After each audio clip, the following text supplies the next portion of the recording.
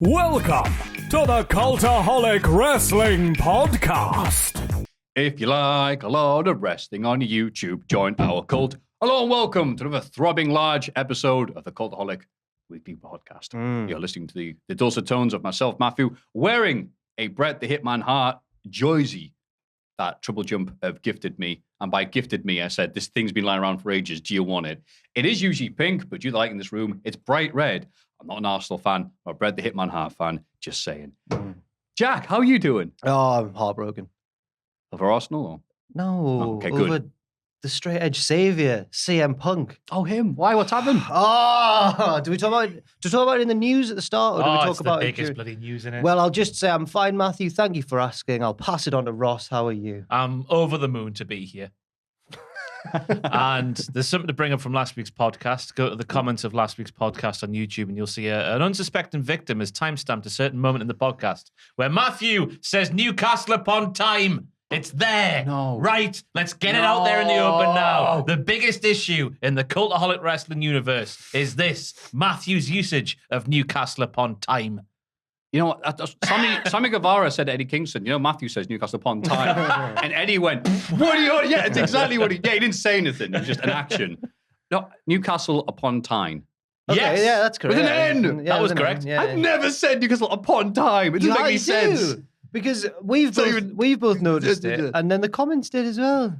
Oh, There is evidence in last You're not week's even- podcast. First of all, You're not they even came from the for Thunder town. Rosa. No. She did one bloody move where she misstepped and didn't do a thing. Now she's making T-shirts say sandbagging. I am not going to be making T-shirts that say Newcastle upon time. can't wait for somebody to draw like a design where it's like the key side on a massive clock or something. That would be fantastic. Just do it like That's the interesting way. silhouette of CM Punk doing that on the entrance ramp. With Newcastle upon time.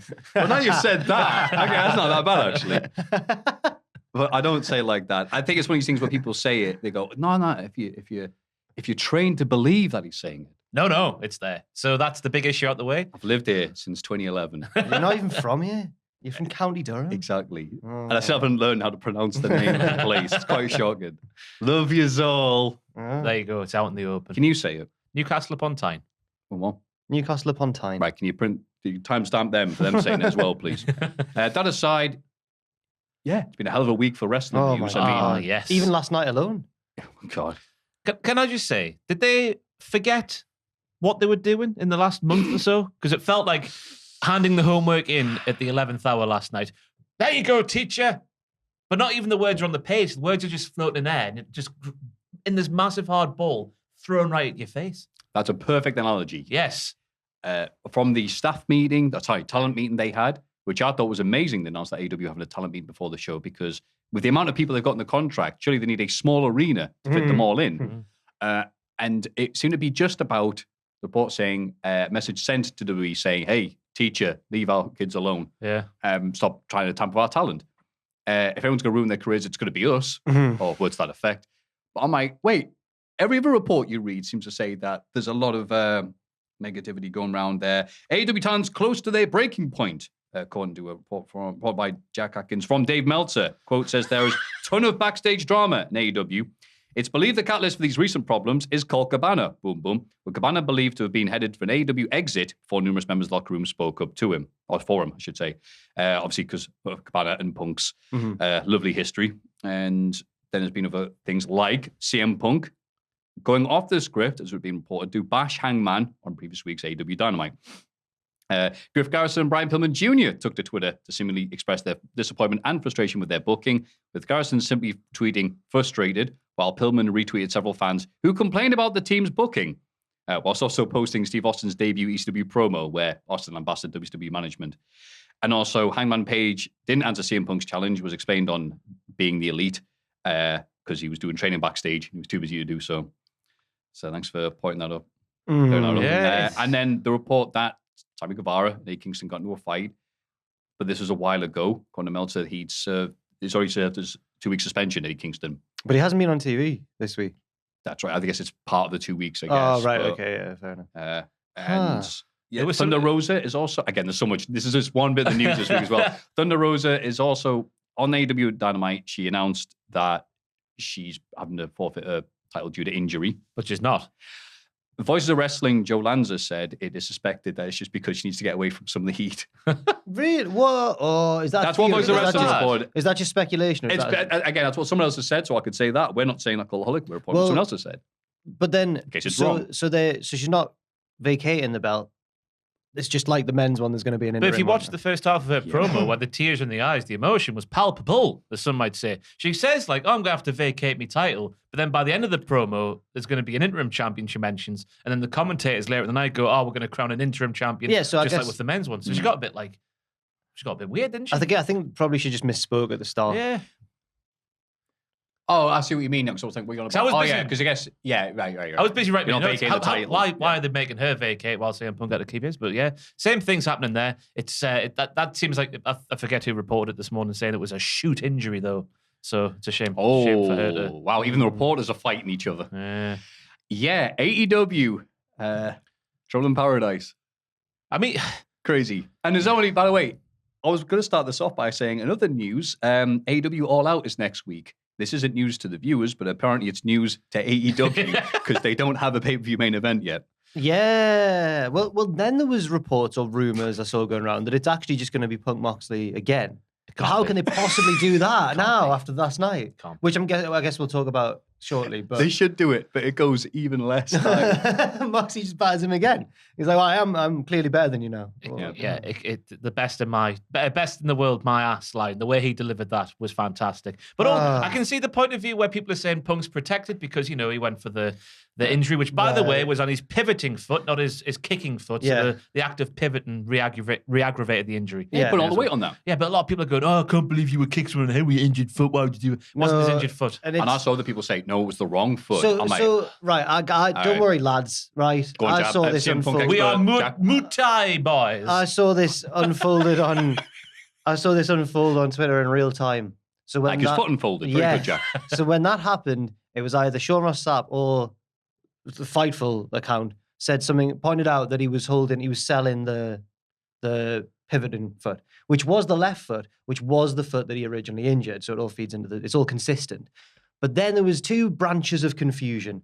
One was people saying, you can't, why would you get injured off your pivoting foot? Well, it makes sense. All the weights on it. Of course, it was silly. His massive ego. But the was lead us to believe. But the other branch of confusion was, I think, and I love Inside the Ropes, and I love Kenny McIntosh, but they then said Punk grabbed the wrong foot. Well, I think what they'd done is they'd probably seen the original thing from either Fightful or Sean Ross Sapp and then gone, it was the wrong foot, but actually it wasn't the wrong foot. It was just the non-kicking foot. So it's all fine. It's all, but do you think Punk would rather do this than have like a 25-minute match with Moxley and lose clean? Well, this is the thing. I think he's protected in that respect with the injury angle. But when you take the Hangman promo into account and him calling him a coward, he's like, "Ooh, I've hurt my foot and I'm getting carried away and I've lost my championship in 3 minutes and 15 seconds." No. He looks like a whopper. No, he doesn't. It was like WrestleMania 6. It was like Hogan going, oh. He's made himself look like a right mug, I think. Yeah, I like people saying he's protected. I'm like, no, I don't think that. But I'm one of the things against watching these AEW pay-per-views where they're 6 hours of very long kick. Oh, I can't believe you kicked out. Oh, I can't believe you kicked out. I'm all right with them doing a match where, I don't think you're ready for this match. I think I am. Bam. Oh, turns out I'm not ready at all. Sorry about that. It does add realism, I suppose. But at the same time, it sticks out like a sore thumb when then you've got 6 lads going around doing all the flips in the world in the main event for half an hour. So I don't know. They're ready. They haven't just... fair enough. And if we're looking at this purely in the kayfabe aspect, why is the title match going on in the middle of the card? Right. They didn't know it was going to No, I like Ross, I like that because then they don't know how long it's going to go. 60-minute time. That's how they used to do it back in the day. Next one would have been bumped off the show. This is all. We don't know how long this is going to go. Obviously, priority. That's 3 minutes. Well, I'm glad we've got these scheduled matches then, eh? Also, does Jim Ross hate CM Punk? Because yeah, he does. He's like everybody else, apparently, including Kevin Nash. Taz is trying to convey the story as he should as a commentator, saying like, well, he's hurt his leg and all that. JR just keeps going, he got his ass beat. got his ass whooped. He got beat there, like, boy. He did say that a lot. Yeah. It was like when the whole Vince thing came up for the first time, and then AEW was on the air later that day, and Jim Ross was like, Oh, it's so good to be here on Dynamite. What a lovely day it's been. Yeah. Jim Ross dancing in the ring. I think that was Jim Ross's best night in a long time. Him calling that going, like, because you're right. They're like, wow, the story. Jim Ross like, ha, what a bum. It's like, yeah, tell it, JR. He was on one last night because I was watching. Obviously, we get to watch during the ad breaks on Fight over here. We're such a privileged position. And he was just like, these Aussie open bars, they're holding Ospreay down. It's just like, they're not very good. He's the star of the show. Like, get away from him. He went at one point, Who are these other two guys? At one point, he went, I hope that Ospreay signs with AEW so we can see more of this. And the silence was just palpable that he's not going to sign with AEW. Yeah, like, yeah, you know what? This company needs more people on the roster. That's right. Thanks, JR. That's the thing, because it does seem like the issue is there's too much for Tony to handle. He's got himself, he's been too greedy. Too many cooks. Yeah. There is. But we can't sit here and go, get rid of some Tony. How hypocritical that would be. And just Good give that it they're getting paid, isn't it? You know? Of course it is, but just give it a few weeks. They've forgotten who signed anyway. So sorry, Marco. So that's one bit of news. The other bit of news that happened a few days ago, right on, I want to say Curse the Podcast because it's no longer a thing, but as was heavily hinted by the fact that Tyler Bates showed up with NXT UK title on previous week's NXT, even though on NXT UK TV, yes, they do have a TV show, that tournament's still ongoing. It wasn't the next week or a few days later. It's still midway through. NXT UK is deed. Basically, everybody was released. So many names: Flash Morgan Webster, Dave Mastiff, Kenny Williams, Rohan Raha, Millie McKenzie, Mark Andrews, just to name a few. Amir Jordan, Sid Scala, Trent Seven, which is a surprise. You can see Amir Jordan on Desert Island. I was just about to plug that. You know what? You did my job for me. That's fantastic. Thank you, Jack. You're so good. T-Bone, Teoman, Zia Brookside, Saxon Huxley, Sam Gradwell, Eddie Dennis, with a few of the ones basically going to NXT normal flavor, as then Triple H announced that NXT Europe will be coming up, which makes people wonder how they looked at this and gone, okay, with the TV schedule that they're doing, not being able to use that one arena, apparently the only arena in the country they can use, not working out well. Or has Triple H just Googled what Brexit is and gone, let's do Europe instead? It's interesting because the UK had a hot wrestling scene when NXT UK started. Yep. Some people might say that's why NXT UK started. Whereas apart from Germany, I don't know if there's another scene in Europe of comparable size. I don't know. I could be very ignorant here, but it seems like they're moving into a less enthusiastic market for wrestling. I don't know.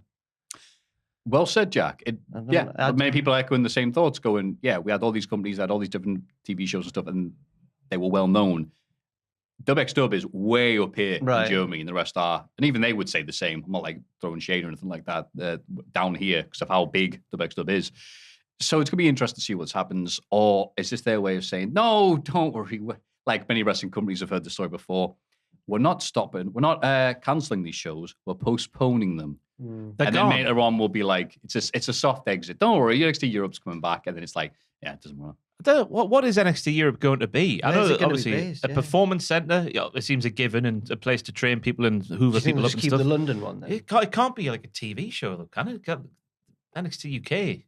Imagine NXT travelling around Europe. This one's in Lisbon. This one's in Krakow. Oh, fantastic. I mean, on paper, that does actually sound... I'd be more interested in watching NXT Europe than it would be NXT UK. Yeah. It'd be like Street Fighter stages in every different place. Oh, they're going to think it's like, yeah, we'll fight outside the Louvre. Yeah. Roman Colosseum. Oh, that'd be great. But yeah, I'm interested to see where that in goes. An army base with the soldiers around going. Yeah. That was a Street Fighter reference there, Ross. That was good, that. Yeah. Ross laughed politely. Yeah, he did. It's been with Tom Campbell. I didn't understand it, Yeah. Bless you. Just to make it clear, as if it wasn't. Well, sometimes you don't understand things like Newcastle upon Tyne. Tom Campbell on Desert Island. You did it right there. That's how you say it. You You've did done it right there. I'm not going to know. Every time you do it, we'll call you out immediately. This is one of these bait questions you see on Twitter. I go to type out something and go, no, I'm not falling for this. Amir Jordan on the Fantastic Desert Island Graps with Tom Campbell did say, I'm the type of person that needs to go. It got frustrating next to UK. It's hard to stay in love with something when it's not there all the time. I was getting frustrated because I want to wrestle more. If that's a system that they've set, then you've got to be a professional. There were so many times I considered, I don't know if this is for me. I knew my contract was up in May next year. A few people talked me down and told me to stick it. Stick at it. Oh, stick it. Yeah, okay, yeah. You fans can stick it, brother. No, so he obviously goes into much detail there. He's complimentary as well. Not easy to rag on NXT UK, the show that no one watched, but obviously complimentary about a lot of positive things there. But yeah, I mean, Jordan could say it in his own words. Fair enough. But a very interesting thing to happen because many people have gone, why does the show exist? Is this some sort of tax thing? Is it paying for itself? One referee that Tom had, I believe on Desert Island Grabs a while ago, that used to work for NXT UK, said that they'd never been paid less for a full-time job. Oh, really? Oh. That was a quote that went around. I mean, we heard the rumor and innuendo surrounding the wages at the very start, and it wasn't, it wasn't the worst wage you've ever heard, but it wasn't like, TV star money you would assume. Yeah, right. You know what I mean? Yeah, you look at this, go, oh, you know what? Pay me do whatever on this wage. He was like, okay, fine. But yeah. It's going to be interesting to see what happens. Right. Is it? Yeah. Yes, Why not? Yes, it is. Yeah, NXT Europe I'm interested in. Obviously, they're taking a lot of the talent. We'll hear about them later on in NXT. And we also got Gunther out of it. Yeah. So if the entire project was to get Gunther and Ilya Dragunov, all right. Oh, he hasn't appeared yet, has he? Not yet. Ilya? Waiting for the right time. He's only got next week, and then that's it. That's when the worlds are colliding. I can't Hurry predict. up then. I can't predict any of those. We'll talk about that during NXT, I suppose. But yeah. There's no justice in the world. That's what I'm going to say ahead of our NXT 2.0 review. There's no justice. That's correct. If you're thinking of the same result I am, then yes. It's not even a result. Oh, mine's a It's just result. how someone's kept their gimmick and how someone's had a new gimmick put upon them. There's no justice in the world. It was an unjust episode for me, generally. I liked it. WWE Clash at the Castle to air on BT Sport. Interesting. So, what type of is this like on the channels or like you have to pay for it? You have to pay for it. Did you just live watch- on BT Oh, Sport 2. It's been part of blah, blah, blah, blah, blah. Oh, so it's on BT Sport 2. WWE's major events are typically only available through BT Sport and pay-per-view. To watch a show on BT Sport 2, fans must be subscribed to BT Sport, which costs between 25 quid a month.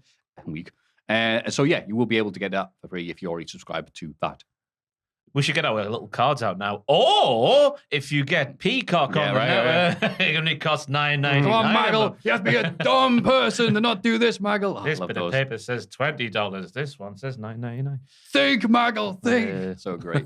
And again, in a crazy week for news, Jeff Jarrett leaves WWE. Double J has left the position as WWE's Senior Vice President of Live Events. I believe that Jarrett finished with the official duties on Friday. But that is unconfirmed. Well, it was confirmed by that time happened. Jarrett's last on-screen appearance was when he definitely contributed to the SummerSlam tag team. He called it down the middle. He literally did. Yeah. Nothing went wrong. And he made sure Flair didn't die. So, a busy weekend for Jarrett. And then, would you believe it? Road Dogg is back. So, it's literally 95 again. The real Double J. No, is that what they called him? So, yeah, it's Jesse James. Double J, That's his real name then. Yeah, the Jesse roadie. James. That's right. Yeah. The roadie is back in taking his job. Triple H has brought back one of the former members of the NXT crew in an executive role. Road Dogg is the new vice president of live events. Wow, what a quinky dink. Yeah. Road Dogg was again quoted as like slagging off CM Punk and AEW and stuff. And she's like, he's the new Booker T for me. And I'm sick They're of seeing all his name realizing pop up. that. Yeah. It's him, Bubba, and there's all these people go, here's my thoughts on this thing. But Bubba does it for his Water own... is actually dry. Like, Bubba does it for his own exposure and stuff. Whereas Booker and Road Dogg are WWE boys. And they're trying to, I don't know. They know what they're doing. I think. If I see a headline that's like WWE former star says this, I'm like, ooh, and then I click on it. If it's Road Dogg or Booker T, I'm like, oh my God. It was only a few weeks ago that Road Dogg was admitting to begging for a job from Tony Khan. Weird. What was the term? Because me and Tom forgot what the term was he used the other day. It was like some things I say in his show, like it was make me sick, but a lot more dramatic. And I can't remember what the actual quote was. But he was like, apparently that's how he tried to get the job by saying, a lot of the stuff on your show there, Tony Khan, makes me whatever. I'm going to come in and improve it. And I can't see why Tony didn't go, oh yeah, just come on in. Why the hell not here? Jesse. I love when wrestlers act like wrestlers during normal things. Let me tell you something. You better hire me or you're a coward. Tony Khan's like, I'm not a coward. I'll hire you right now. Oh, do we have the quote here? Might be in there. Quote, begging. That's the line that gets highlighted because he's mad. He's begging and mad. The 2 seconds for Road Dogg. Whatever it was, it didn't work. But whatever. it seems a position made for the former roadie. Obviously, put on Jeff Jarrett's live events way back in the day. She's going to take that experience and put it into this people. But it is interesting that Road Dogg is in there. Sean Waltman must be just sitting by the phone all day long, every single day. Yeah. Soon it'll ring. Soon Papa H will call. Yeah. Hello. No, keep him on his podcast. He doesn't need Oh, what a good podcast that is, by the way. Oh. In the aftermath of the announcement that Nikita Lyons would not be able to... Sorry, we need to speculate, though, because something I said to Jack the other day was Conrad and Double J, the way they talk on the podcast, I was like, he's left there to set his own promotion, hasn't he? And a few people have reminded me on Twitter this week that Conrad has indeed got the trademark for Southern Championship Wrestling, I think it is. And, you know, we're putting 2 and 2 together here and obviously getting 4. And yesterday, as we're sat here, so on Wednesday, Conrad tweeted out, "Today's been a good day," something like that. So I reckon... CM Punk got his ass. And I said money on Garco. Wait, this would be funny if this happens, because they used to joke because other people were joking about, well, when's Jeff Jarrett's new company going to start up? Because he always comes back to save wrestling. They've been joking about that for a while now. So if they really do it, the joke comes to life. Yeah. GC Dub. Not GC Dub. Global Force. Getting very confused there. Global Force coming back. Yeah, that's right. Oh, he will be going back to Global Force. He won't be going back to GC Dub. So, yeah, Nikita Lyons was basically taken out of the women's tag team title tournament because, quote, being, as Walter's words, medically unavailable. A story that Dave Meltzer said, basically because she's unvaxxed, she won't be allowed in Canada. Zoe Stark is also having suffered a concussion. Nikita Lyons has seemingly taken issue with the story, responding, "Yeah, it didn't have anything to do with vaccine. One day I may do a live on Instagram or something and share. I hope you are having a blessed night." So the story is that she couldn't get there because she wasn't vaccinated. She's gone, "That's not why." Well, one of them's not true then. It's just... Yeah, I will tell you what the reason is. Maybe. Yeah. Wrestlers, I man. don't know. I mean, it could, just in the interest of fairness, it could be something very private and very serious. That we is don't true. know. That is true. It could be. But all signs are pointing the other way. Yeah. Yeah. Yep. And we can see why she isn't going to do a live on Instagram, because it will probably cost her a job. I don't think things have changed that much backstage in WWE. That, if she went in, no, it's not going to business for yourself, is it? You know what I mean? I know Yeah. what you mean, Not towing the company line. So, so now with the women's tag title tournament, right? So unfortunately, one of Toxic Attraction got injured. I think it was Gigi Dolan. Mm-hmm. So they've been pulled out of the tournament. So they're having a second chance match. But then what happened? I'm sure that one team has been shafted here. There's a team who had a match coming up, but they're not now going to have it, and they're not in the second chance match either. Oh, they're not? Does the winner of the second chance match face them? The way I understood it was that whoever wins the second chance match is going to have to pull double duty on Raw next week, I think. Oh, maybe I've got it wrong. Yeah. Because Tamina's going back in. That's who should win, her and Dana Brooke. Come on! I forget what the rest of the bracket even is. Nikki ASH and Doudrop, obviously. And then we've got Xia Li and Shotzi. Dan's found it, but I don't have my lenses in. So it'll be Tamina and Dana versus Nikki ASH and Doudrop versus Xia Li and Shotzi versus Natalia and Sonia. Then the winner of that will go on to face Raquel and Aaliyah. Then the winner of that will go on to face Io Sky and Dakota Kai. Wait. Where's the second chance match there? I've not got my lenses in. This is awful. Yeah. Tamina and Dana Brooke. Yeah. They got knocked out. Right. Nikki ASH and Doudrop, they got knocked out. It's a 4-way. Natalia and Sonya Deville. So what about the team who won that original bracket on the bottom right to get into what should have been the semi-final, but is now the second chance? Well, Natalia match? and Sonya are coming back in, aren't they? Are they? Because of the injury to Gigi and JC. Right, got you. Who were Thank the you very replacements much. to be. I get you. Got you. Yeah. Right, fair enough. It all makes sense. Up the WWE. Well done, Ross, Just by like the way. AEW in every way. Do you know what? I'm getting sick of tournaments now. Yeah. That's AEW's fault, though. Of course, This is the first WWE one for ages. That's a good point. When was the last? I can't remember. Yeah. They had the breakout tournament in NXT. Yeah. Roxanne Perez. Main won. roster, though, it's got to be Yeah. King of the Ring? No. Queen of the Ring? No, there'll have been a more recent one, sure. Oh, yeah. Where's the Queen of the Ring. Zelina? Hey? Yeah, that'll be What's it. happened to her? Yeah. With a Russell Brand voice. That's what Raw needs. Also, Stroke the fairy wall. speaking of the very wall, Tony Khan fires back at criticism of pushing the Trust Busters, because obviously that's what we want to hear about. So We're not going to talk about like Sammy or Eddie Guevara. Yeah, right. Sammy Guevara or... Khan hasn't taken too kindly the criticism of the Trust Busters, and he replied to a 1-week-old tweet. God, the shade on this. Who wrote this? This is Aidan Gibbons. Replied to a 1-week-old tweet about the Trust Busters from Josh Nasson, I think, from Figure 4 Online. Right, coming less than 48 hours off maybe the best AW on TV show we've ever done out of a few hundred. And plus, given it's an AW Rampage Friday, I feel emboldened, to point out in 2021, I got very similar reactions for strapping the TV rocket to Garcia 2.0 and to the Acclaimed in 2020. So, What? Tony Khan has tweeted, no, to people criticizing the Tony's Trustbusters feeling when the he got heat, the same man. reaction to Garcia 2.0. I don't recall that. And to the Acclaimed in 2020 when they were really hot, which I also don't remember. After the Punk thing last night, during Dynamite, Tony did 3 tweets that were like, "Oh, thanks very much, guys, for watching Dynamite." Didn't mention the title match at all. And at one point put like, "Pac versus Ospreay. Oh my God." And I was like, he's sat behind the curtain now. People are kicking off everywhere. And he's like, "Just do a little tweet about how class the show is." Rome's burning and he's tweeting. Yeah. Weird. It's almost like it's a bad idea to take notice of every single tweet about you. I just think, absolutely. But I just think that he needs to delegate. It feels like he does everything. And all the storylines, it feels like it's one person and he forgets things because he's got too much on his plate. That's just a guess, but I feel like he needs a little creative team around him, little team. Yeah. His bio on Twitter is something I've read this week, and it is sensational. I'm sure he's made up all of his job titles when it comes to Fulham Football Club, at least. Because that'll be where the main stress is. They got knocked out the Carabao Cup this week by Crawley, I think it was. They're doing well in the Premier League. Doing all right in the Premier League, but they got knocked out the Carabao. That's where everyone's money is. But you nearly got knocked out of the Carabao. We got through there, didn't we? Yeah. Sunderland not in it, though, are we? No, they're out on the round. Yeah. We're doing all right. Delegation, Tony Khan. What's that about? We've just signed a really exciting winger. Anyway, carry on. But especially this time of the year was what I was going to say. He must be feeling the heat with the transfer window, the preparation for is it the NFL they're in, the Jacksonville Jaguars? Oh, yeah. The other thing he does with his production company, AEW, everything's falling apart. Everything's falling apart. Yeah. Oh, well. And there he is tweeting. Yeah. Isn't it great? Happy as Larry. Yeah. Off his face. So we've already talked about Eddie and Sammy. We talked about Ospreay and Omega because they did a bit of a work shoot sort of thing.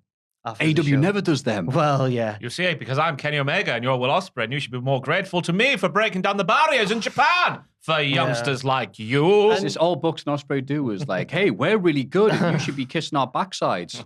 But then every single promo. But then Ospreay, Omega came across as the less likable of the two because he went, "No one knows any of your matches," and immediately you heard people behind the fan cam going like, "What? Yeah, we Bull! did. Yeah, bull. Yeah, we just watched one, Kenny." Yeah, weird. The presentation. Why is Don there? This is something we didn't speak about last week, but on reflection, probably. Why is Don there for the big babyface triumphant return of the injured hero? That's a good point, Ross. He's Kenny's And his boy. shiny shoes. He's Kenny's boy. It's almost as if Tony Khan's too busy tweeting. God, yeah. Crazy, isn't it? Aye. Edge says the end is in sight. After 9 years out the ring due to a serious neck injury, Edge returned, Royal Rumble 2020. But now the now 48-year-old, I don't like reading that sentence, and said, we was talking to Bleacher Report. He admitted he knows his in-ring career will be over and the end is in sight. My original age was 40, and I screwed that up. I retired at 37, so I feel like I didn't get those last 3 years of stuff I wanted to do. I was just reaching a position where I was helping teach. I was really looking forward to that because I had so many people over the years help me along the way, and I felt, great, now it's my turn. Now I can do that. And this run, I feel I've been able to do some of that. To me, this has been one more layer on this cake that was already tasty anyway. Ooh, I like that analogy. Oh, yeah. I'm enjoying and soaking in every moment with the complete realization that's going to end soon. I know the end is in sight and I can see it. And because of that, it makes me enjoy it more. Oh. I think he said also that Toronto next year, I think he said, was going to be where he's going to end it all. Oh, really? But in his career, that came out awfully wrong. My God. End his career in Toronto because he's Canadian. That makes sense. I was thinking next year's WrestleMania, but no. Yeah. But if he wants to do it, I think I don't know what the exact quote was, but I think he hinted at August next year or something like that. Who would his retirement match be? Christian. Yeah. Well, I mean, it has to be. He got mentioned on Raw this week. Christian, yeah. Did he? So like Edge's last match in Toronto was 12 years ago when he beat Christian, I think. Oh, of course, yeah. Whatever it beat was. that guy who no longer works for us. Yeah. Well, he used to do back in the day. Christian was great this week, but we'll get on to that. But it is nice to hear Edge like he's just getting to walk away how he wanted to after not being able to do that in 2011. So fair play to the man. Yeah. CM Punk can't relate to that right now. Where we at? Got Ash. What? Indie promoter accuses No Way Jose of stealing his money. God. The moment the restart was scheduled to work Winnipeg-based Primo's Wrestling, or Primo's, I'm not sure, on Friday, August 19th, but Primo's Wrestling owner Graham Keem noted on Facebook that No Way Jose, I guess he can't call himself nowadays, so we can call him Yes Way Jimmy. Yeah, Yes Way Jimmy. Hell I Jimmy did not turn up the show and stole his money. The issue between the two started after Jose said he was going to be late for the show due to travel issues out of Seattle, Washington. The promotion industry changed the flight for Jose, which didn't work out, and any issues appeared to have been resolved after Jose agreed to fly to North Dakota. Keem's wife would then driven to the United States to pick him up. However, Jose had not turned up once the show reached its halfway point, and Keem received an email from Delta Airlines that revealed the flight for Jose had been changed from North Dakota to Orlando, Florida, because he showed up for an appearance at AEW Dark. You carny man. Carney. So he went online and said, "Oh, give us money," and apparently he has given his money now that people know about it. And people were like, "This is quite shocking." This, no, sorry, hell, hi, Jimmy. But and then people found out the dodgy tweets that the promoter had done on Twitter. Oh. Went, yeah, get him, no way, Jose. Could have been a nicer guy. Oh, no. 2 wrongs don't make a right. You can't be stealing people's money just because they tweeted something. He paid him back. It's fine. He paid him back, so he didn't steal anybody. He gave him his flight money back. Okay. It's okay. It's hard to know who to side with when it's wrestlers versus promoters, isn't Right. it? Yeah. Just watch him fight. Or flight. Hey. Planes. Oh, no. Eddie Kingston hated his AEW matches with Chris Jericho. Yes, the very quiet, meek Eddie Kingston had more stuff to say this week. To the New Yorker, he told, "Oh, I hated them all. I hated every single one of them. I don't like any of my work, plus I don't like Chris Jericho. Being in the ring with him was a headache. It was 7 months of a headache, but I'm proud that it's over for now. Knowing Chris, he'll probably do something to get me mad, and we'll probably get back in there. Did I learn a lot? Yeah, I learned what it was to be a snake backstage like Chris. I learned to avoid people like Chris and his group, so I did learn from it. But it was 7 months of my life that I can't have back. So thanks a lot, Chris." That's probably just honest, isn't it? It's Yeah. probably Did just you see telling the highlights of the autograph? Yeah. Everyone, no one was safe. I was like, oh, it's so good. Eddie Kingston's such a good worker and doing this, because you don't know if he's being real or if he's doing a work. I think we know now. Well, It's all real. well, I saw people after the Sammy Guevara fight story came out. People were like, that got retweeted, the clip of him going like, "I legitimately hate Sammy Guevara." Yeah. But I was thinking you can't use anything from that interview because it's hard to. Because he mentioned What's so many real? people. Yeah, he went through so many people. He was like, "Do you like this person? No, it's too pretty. All my friends are ugly like Moxley." It was like, what? It's going to be a gauntlet match for Eddie Kingston if they were all real. I think it was on the Figure 4 online article. They were saying that Eddie's issue, that what they had heard was that he was like lambasting Sammy for doing all these dangerous moves. He did And say Sammy took issue with that. He said, "Why did you do all that dangerous stuff when the Young Bucks do it much better?" That was the one. That was like, oof, okay, you know. Adam Cole's criticism is he's pretty. Okay, I'm sure Adam Cole will one day get over that criticism. Sammy's was a bit harsh, considering he'd just come back from injuring himself from doing a move off the ladder. So, Well, that may be where it came from as well. Just an earnest, wholesome place. yeah. And Under apparently, the guise of something really scathing. yes, I had your best interest at heart, honest. And was there any others? Oh, there was so much news. There's probably some other stuff we could probably fit in. Otherwise, this could be a very long podcast. The stuff we can talk about when it arises in the thing.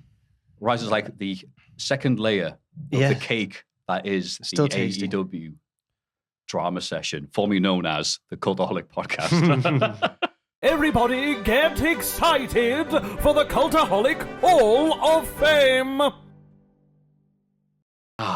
Time for everyone's favorite segment, the Hall of Fame. In condescending order from last week, Jack's Newcastle e-scooters, 4%. What? Wait, That's this a looks ridiculously better low. later on. That's a really low amount. 4% scooted in today. However, all 4 of those percents did send in fantastic fan art. We're going to show should we show it now? Yeah, we'll have a quick look at the So magnificent there's fan 3 art. different things that the fan art's about. 2 of them were by one person, and one of them was. But you can tell from the art style. Should we credit these Yeah. people? We- We need to find the names of who It's it on, was. it's on the picture. Oh, is it? Oh, Oh, thank sorry, it is, yeah. And we go live to the wow. fan art. Kayat7 on Twitter. That's really good. It's stylistically, when you look at the cutouts around the edges of us, it's very Charlie Chalk. Have you seen the intro to Charlie Chalk? Charlie Chalk. Charlie Chalk. He's a little bit of walking and a little bit of talking. It's Charlie Chalk. Charlie Chalk. Oh, Charlie Chalk. I was terrified of him. He's a clown on an island. What does he do? Charlie Chalk. Starved to death. So yeah, that's very nice. That's actually not of these scooters, I realise. No, But that's all right. It's we just asked for fan We're art. working of- my way through here. Yeah, but that's fantastic. Do. Wow. Jack the Jobber. Jack the Jobber. He's a clown on it. Who's that from? Because that's legit. That's really good as well. That's Tomato Styles. Oh, Jack has look got at his that. contact lenses in, so we can't see I the screen. can't see- Bless but him. I've seen the But he has picture got the before. shades on. Aye. I'm riding Very away, focals. riding away from an explosion on my scooter. My Scooty Puff Jr. It's amazing they've just drawn over that photo because that really happened, didn't it, Jack? Yeah. Magnificent. 4%. The concept of Mr. Blobby, 8%. And then Dan's put it up on the thing. And then, of course, the clear winner. Why are we even bother showing up? Taz's Rice Pudding, a.k.a. Sam Driver's AI Acid written. Dream. Yeah, AI written, AI illustrated. I think we're getting us all right. Fever dream of an episode that Tom and Pacitti loved, with the highlight being for myself, many of the people, the advert for It's Me, Taz, Rice Pudding, and the pudding enjoyment noises segment we got. So this is fan art of AI generated art. Correct. Is that the level we're at now of layers? Wow. We're one step away from enough of to. Bless you. Bless Sorry, you. Prestige, and that's No, also we're from- beyond enough tuz. Oh. Oh, yeah. Better than that. Yes, so pudding enjoyment noises to everyone who voted. Pudding. Pudding. Pun. Juicy plump raisins. You'd be sweating like a sailor. Amazing. work. Pudding. He hasn't responded to it yet, but Oh, Plenty of no. people mentioned it. Can I put the little thing on Twitter if you want to know what it's all about and you haven't Oh, seen if it you yet? just Mm. had with him on Dynamite, just a little just a little thing of rice pudding next to him. That would have been, he'd be my favorite wrestler of all time. This match on AEW Dark brought to you by Ambrosia. What's pun? He said he said that line last night that you always say, where he's if I stood on my wallet, I'd be 6'4", because he was saying I borrowed that from Hornswoggle. he was saying that someone was like 6'5", and then they were like, oh, he's acting like he's 6'5" or something like that, and then Was Jim Ross again? He's Taz- yeah, Taz- 5'6". Taz goes like, we're not all over 6'5", and then JR was like, we're 5'6", and Taz, Jim Ross last night. Taz is like, I'm taller than 5'6". Look, this is the replacement for CM Punk at the main event for AEW. Jim Ross kicking ass right now. But you know who else is kicking ass? Taz's Rice Pudding nominate her, I should say, Ross. So you can go first this week, pal. I'm going for backstage wrestling gossip because it's more entertaining than anything that happens in the ring and on screen. End Right of now, discussion. Yeah. Imagine how boring this week would have been. Oh, we're looking forward to CM Punk versus John Moxley, are we? Oh, it'd be a fantastic match. I'm sure it'll be a wonderful clash of styles. No, Punk's an arsehole. Moxley wants the match moved. Hangman's a nice guy. All the stuff. Go on the dirt sheets. That's my Hall of Fame pick, wrestling backstage gossip. Punk's not an arse. The lifeblood of all wrestling fans, when you really think about it. We need AW Underground, presented by Shane McMahon right now for all the backstage dramas.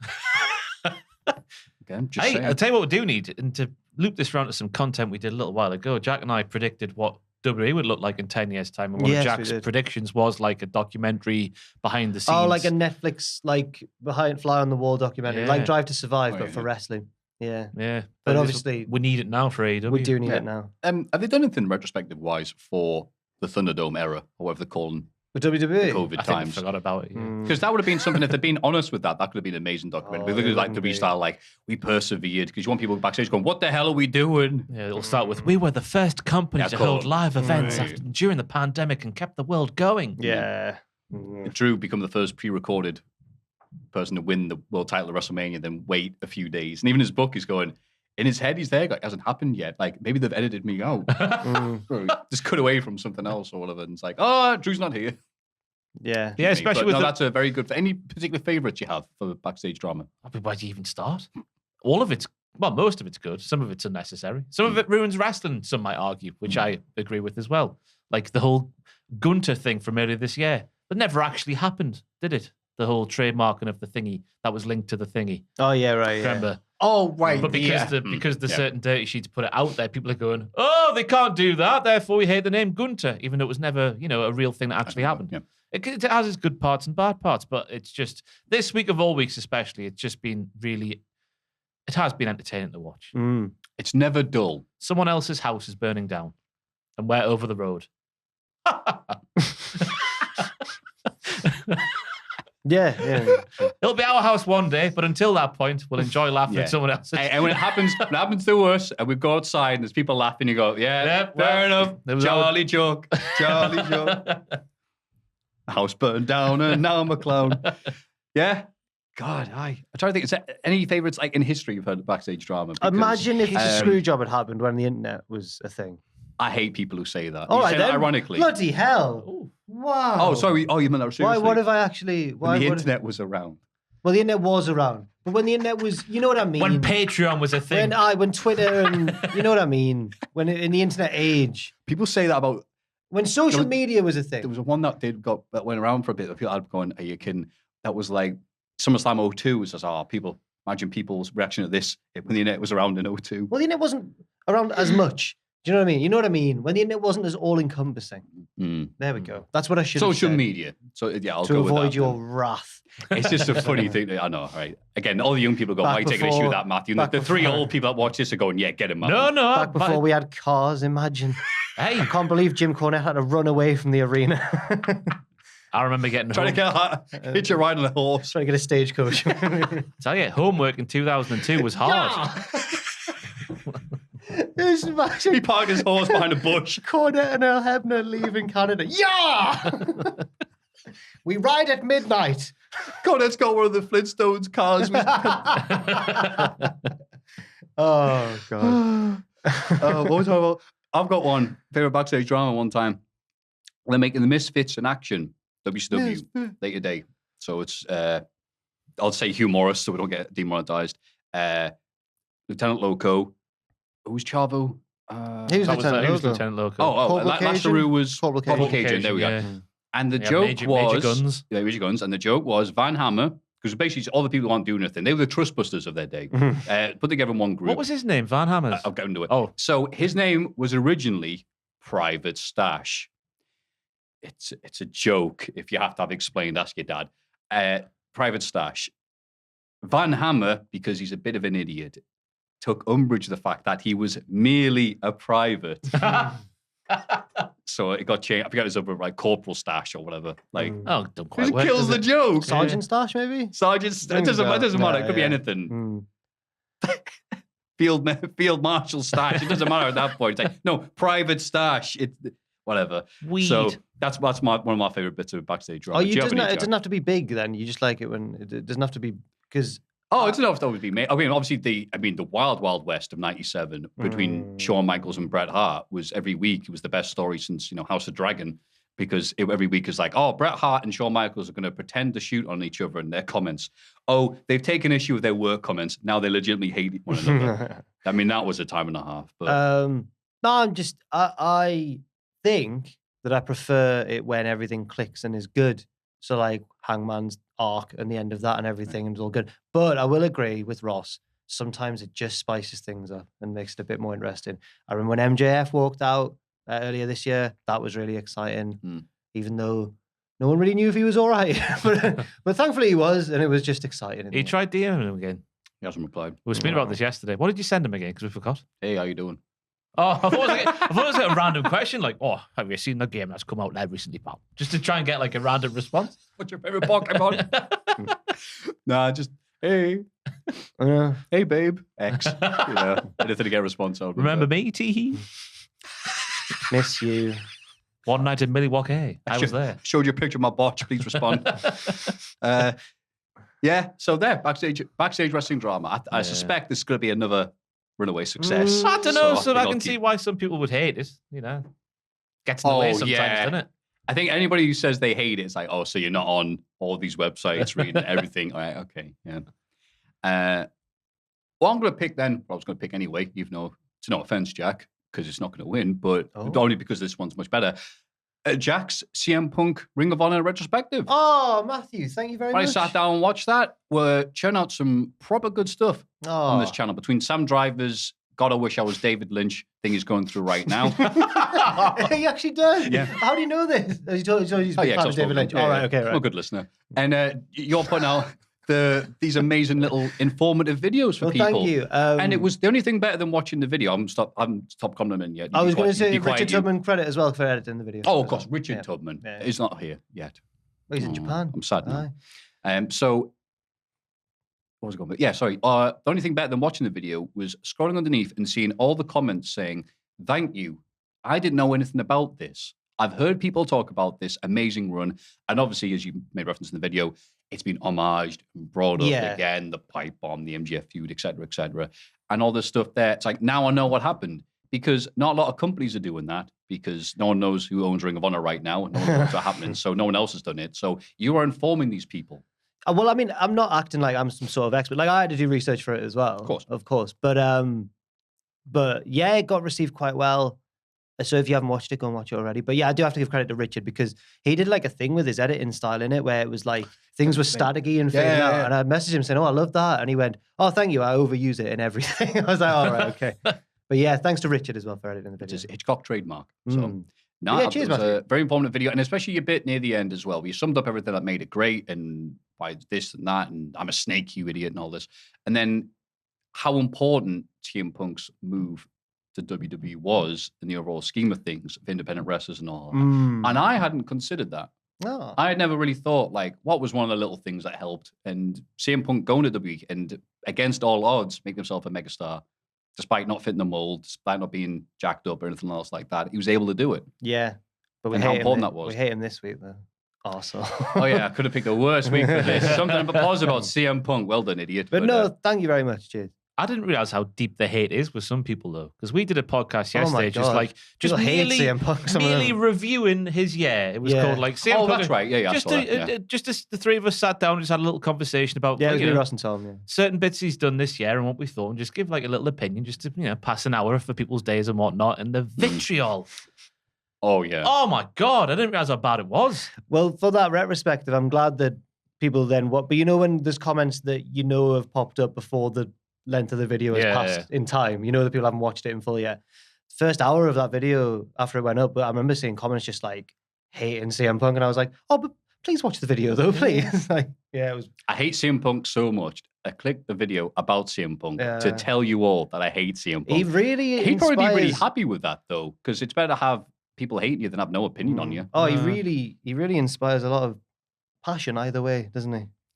He certainly does. Yeah. So thank you very much. it's like the next video then.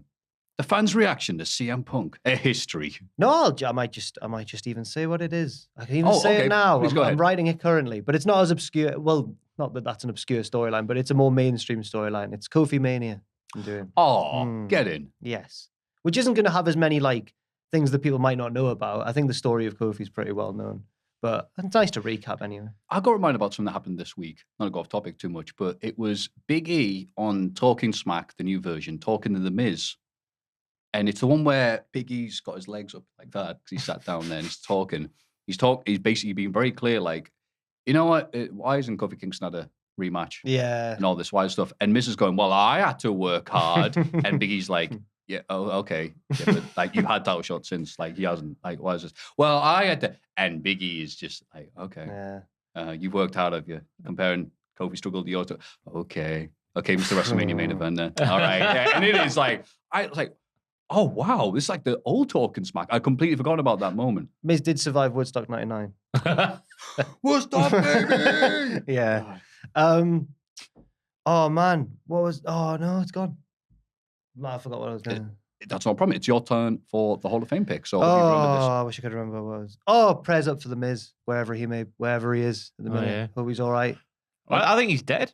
I'm worried about the Miz. Oh, right. Because he yeah. He got kidnapped. kidnapped That's on not Raw. real life. Will happen. No. Kidnapped on Raw, and then Dexter, just to go ahead in the review of the week, Yeah. he sacrificed himself basically. He got to see his girl before going off to prison. But where's he left the Miz? In several states. My nomination, oh no, do I want to open this can of worms? Maybe, is Alexander Usyk, the heavyweight champion of the world. Because I like a bit of the sports now and then, Yeah. And I'm one of those like dirty boxing casuals who only really watches it when it's a big fight. But I wouldn't claim to be an expert or anything like that. But I watched the first Usyk Joshua fight and I thought, ooh, Usyk seems like a better boxer than Anthony Joshua. Yeah. And then the second one, everyone was saying that Joshua had to change what he was doing and all this sort of stuff. Usyk's still too good, wins. And then, me and Bethany were watching it live, and we had to like sort of turn away from the screen because it was really cringy what he was doing. And I feel for the bloke; he's just been beaten up for 12 rounds, and is possibly hurt, and has lost his rematch, and he's away from the top and all that, and all the pressure, and he's like the golden boy of British boxing and that. Was. But You got there before I did. but what a way to try and make it all about yourself, though. And my nomination's Usyk for standing there while his country's at war, and he probably wants to say a few things about that, and just kind of lets him, because I don't know if I'd have been as calm, like if I was a really hard boxer. Like if it was me in there with Anthony Joshua, I would have let him say whatever he wanted. But if I was Usyk, can't believe he stayed so calm. I don't think he understands a word of English. I think that worked in Joshua's favour. It's for the best. Yeah, he's just probably thinking, oh, he's saying some nice words about me. I'm the world champion. Oh, what a nice guy. Very gracious loser. It's hard. What were some of the quotes we got from Joshua? I'm not really sure what's happening in Ukraine right now, but it doesn't sound very good. Yeah. Something like that. Yeah. He did the whole thing about how he's not Tyson or Rocky Marciano or Jack Dempsey. No one was saying you were, mate. I saw a thing on Twitter. It was quite a naughty joke, but it was like when my girlfriend expects me to go on top, and it's him going like, "I'm heavy. I'm 18 stone. I'm not 40 stone. It's hard. It's hard work." It was really. But mine's Usyk anyway. And also like, what a boxer! That was really good. Oh yeah, I mean, I'll say that. Yeah, I ended up watching that live. But then and, Tyson go Fury on. put up an Instagram story or whatever of him watching it, going like, "They were both crap. I could beat them both in one night." Hey, KSI's doing that. What's that about? KSI's fighting two people in one night. Yeah, because he's fighting one because one of them's a YouTube person, but not really a boxer, and he's going to fight a proper amateur boxer. Except for the fact that, I haven't checked this because my friend was telling me about it, and I've looked at, maybe this has changed, but apparently he was scheduled to fight somebody. He went, all right, great. And they revealed who it was, and then he went, oh, what are all those tattoos on him? Okay, no, I'm not fighting him. So, oh dear. Oof. But yeah, I'll be watching it because respect to KSI. But yeah, it was... It was a KSI, yeah. Don't laugh. It was a. Well, we all know why. It was a hell of a fight. It's a conditional offer from university, isn't it, Maffew? That's exactly what it is. That's exactly what it is, mate. Thank you for understanding. Yeah, it was a hell of a fight, the second one, because I was like, Joshua's not going to win this, but then he started putting in boxing way better, getting a few shots in the. It was like, wait, is there a chance here? Is there a chance? But then he was so behind on points, there was no way he could get back without knocking him out, and he didn't. I'd say you two are probably more regular viewers of boxing than I am. But from what I read, it was the 10th round that changed. Usyk came back out in the 10th round and was like, no, actually, I'm going to win. There might have been something there, yeah. If Joshua was able to keep the pace he had going, but then it was like, I don't do like one punch knockouts. I do like, and then he got a few I've still not seen and it. then Joshua just smothered him the rest of the night. I think Joshua was out thinking just about... looking at Twitter going, what are you doing?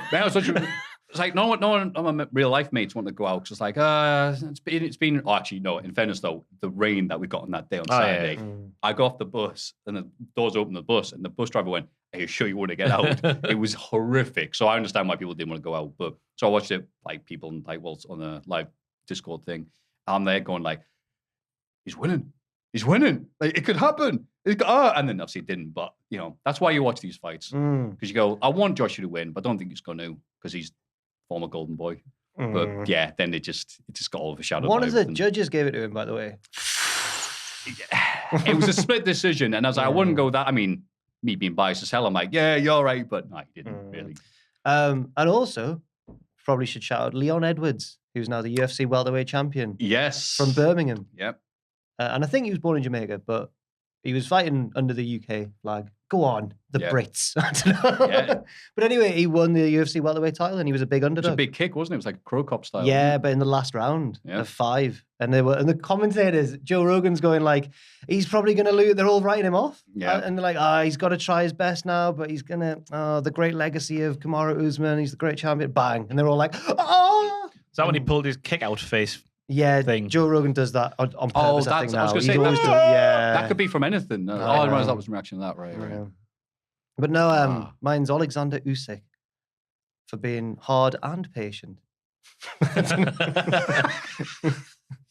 Two good sentences to be. Yeah. So, the calm and patient. Hard and patient. Yeah. Is your pick. Backstage wrestling gossip. Backstage wrestling gossip. And Jack's CM Punk Ring of Honor video. Mate, you didn't need to do that. Thanks, Maffew. It's a good video. Thank you. And thank you to Richard. Yes. God, I miss him. You missing Richard yet? Yes. Well, no, because, when he moved downstairs, it changed, didn't it? No. It did. It changed. No, changed. whenever we chanced upon Richard, he was still the same. Oh, it's changed. Is it because of Dan, becoming friends with Dan? Did it change him? Yeah, he found another man. He did find it. He was your pal. So I was sat next to him for 5 years.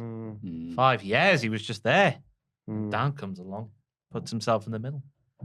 Yeah. But we'll get over I it. saw he was at every week we should look on Richard's Instagram and see what he's been up to. This week, I'll start us off. He's been to an open air museum. Looked lovely. An open air museum? I know. It was outside. Thank you for explaining that, Jack. That's a good thing because it's very humid. He was saying it was really hot. In Japan? Yes. Okay, what was the museum of? Don't know. It was Japanese I words. couldn't work it out. No, yeah. I don't know what it was. Richard, for next year, if he watches this, why would he be watching this? Oh, God bless him. But I'll message him and find out what the museum was, and then next week on Richard Watch, we can update you. Should we do this every week? Richard Watch. Oh, what's Richard doing? Tub man in Japan. Man in Japan. What do you do this week, Richard? Water jacket. Oh, tub man in Japan. That's great. Yes, if you want to submit a jingle, please, mailbag at cultaholic.com, stick jingle in the thing. Don't use any copyrighted music or anything like that. Yeah, and if you're not doing that, you can, of course, vote for any of these 3 fantastic picks by going to patreon.com/cultaholic. Tub man in Japan. Tub man Japan. Here pops up. All right. This is This Week in the Wrestling. It's this bloody week in the wrestling. This week in wrestling. And Jack's wacky subtitle, SmackDown. In Zayn, in the Mem Reign. Reign. That's a good one, that. It's maybe my best one ever, but it's all downhill from there this week. Don't worry, we're used to that. Ronda Rousey arrives unannounced at the start of the show and demands that Adam Pearce lift her suspension. Pearce says, "What's something wrong with your car?" Pearce says the decision is above his pay grade and sends security to escort Ronda out of the ring. She beats them up, so police officers come out to arrest Ronda and take her away as she talks trash to Pearce. It was just like Stone Cold Steve Austin in the Attitude Era. No. That visual of him getting led away by the police up the entrance ramp, it was just like Stone Cold Steve Austin in the Attitude Era. Ronda's been arrested twice in WWE. And this, while was all right, had a lot to live up to because it was that famous segment with Becky and Charlotte all kicking each other in handcuffs. That was fantastic. But this was still all right. I thought it was good. The presentation of Ronda now was a hoot. It's what she should have been from the start, even when she was smiley muck, smile face. Yeah, hey, Ronda isn't the best coming out there and giving these, I'm going to do this pre-rehearsed thing. Hey, just have her smashing people. Yeah, great. Yeah, I think she forgot a line, didn't she, during this one, and just remembered it and was like, oh, then we do the line. Then we do the line. But I didn't know what the crowd were chanting at her in French. I couldn't work it out for myself. With me being GCSE.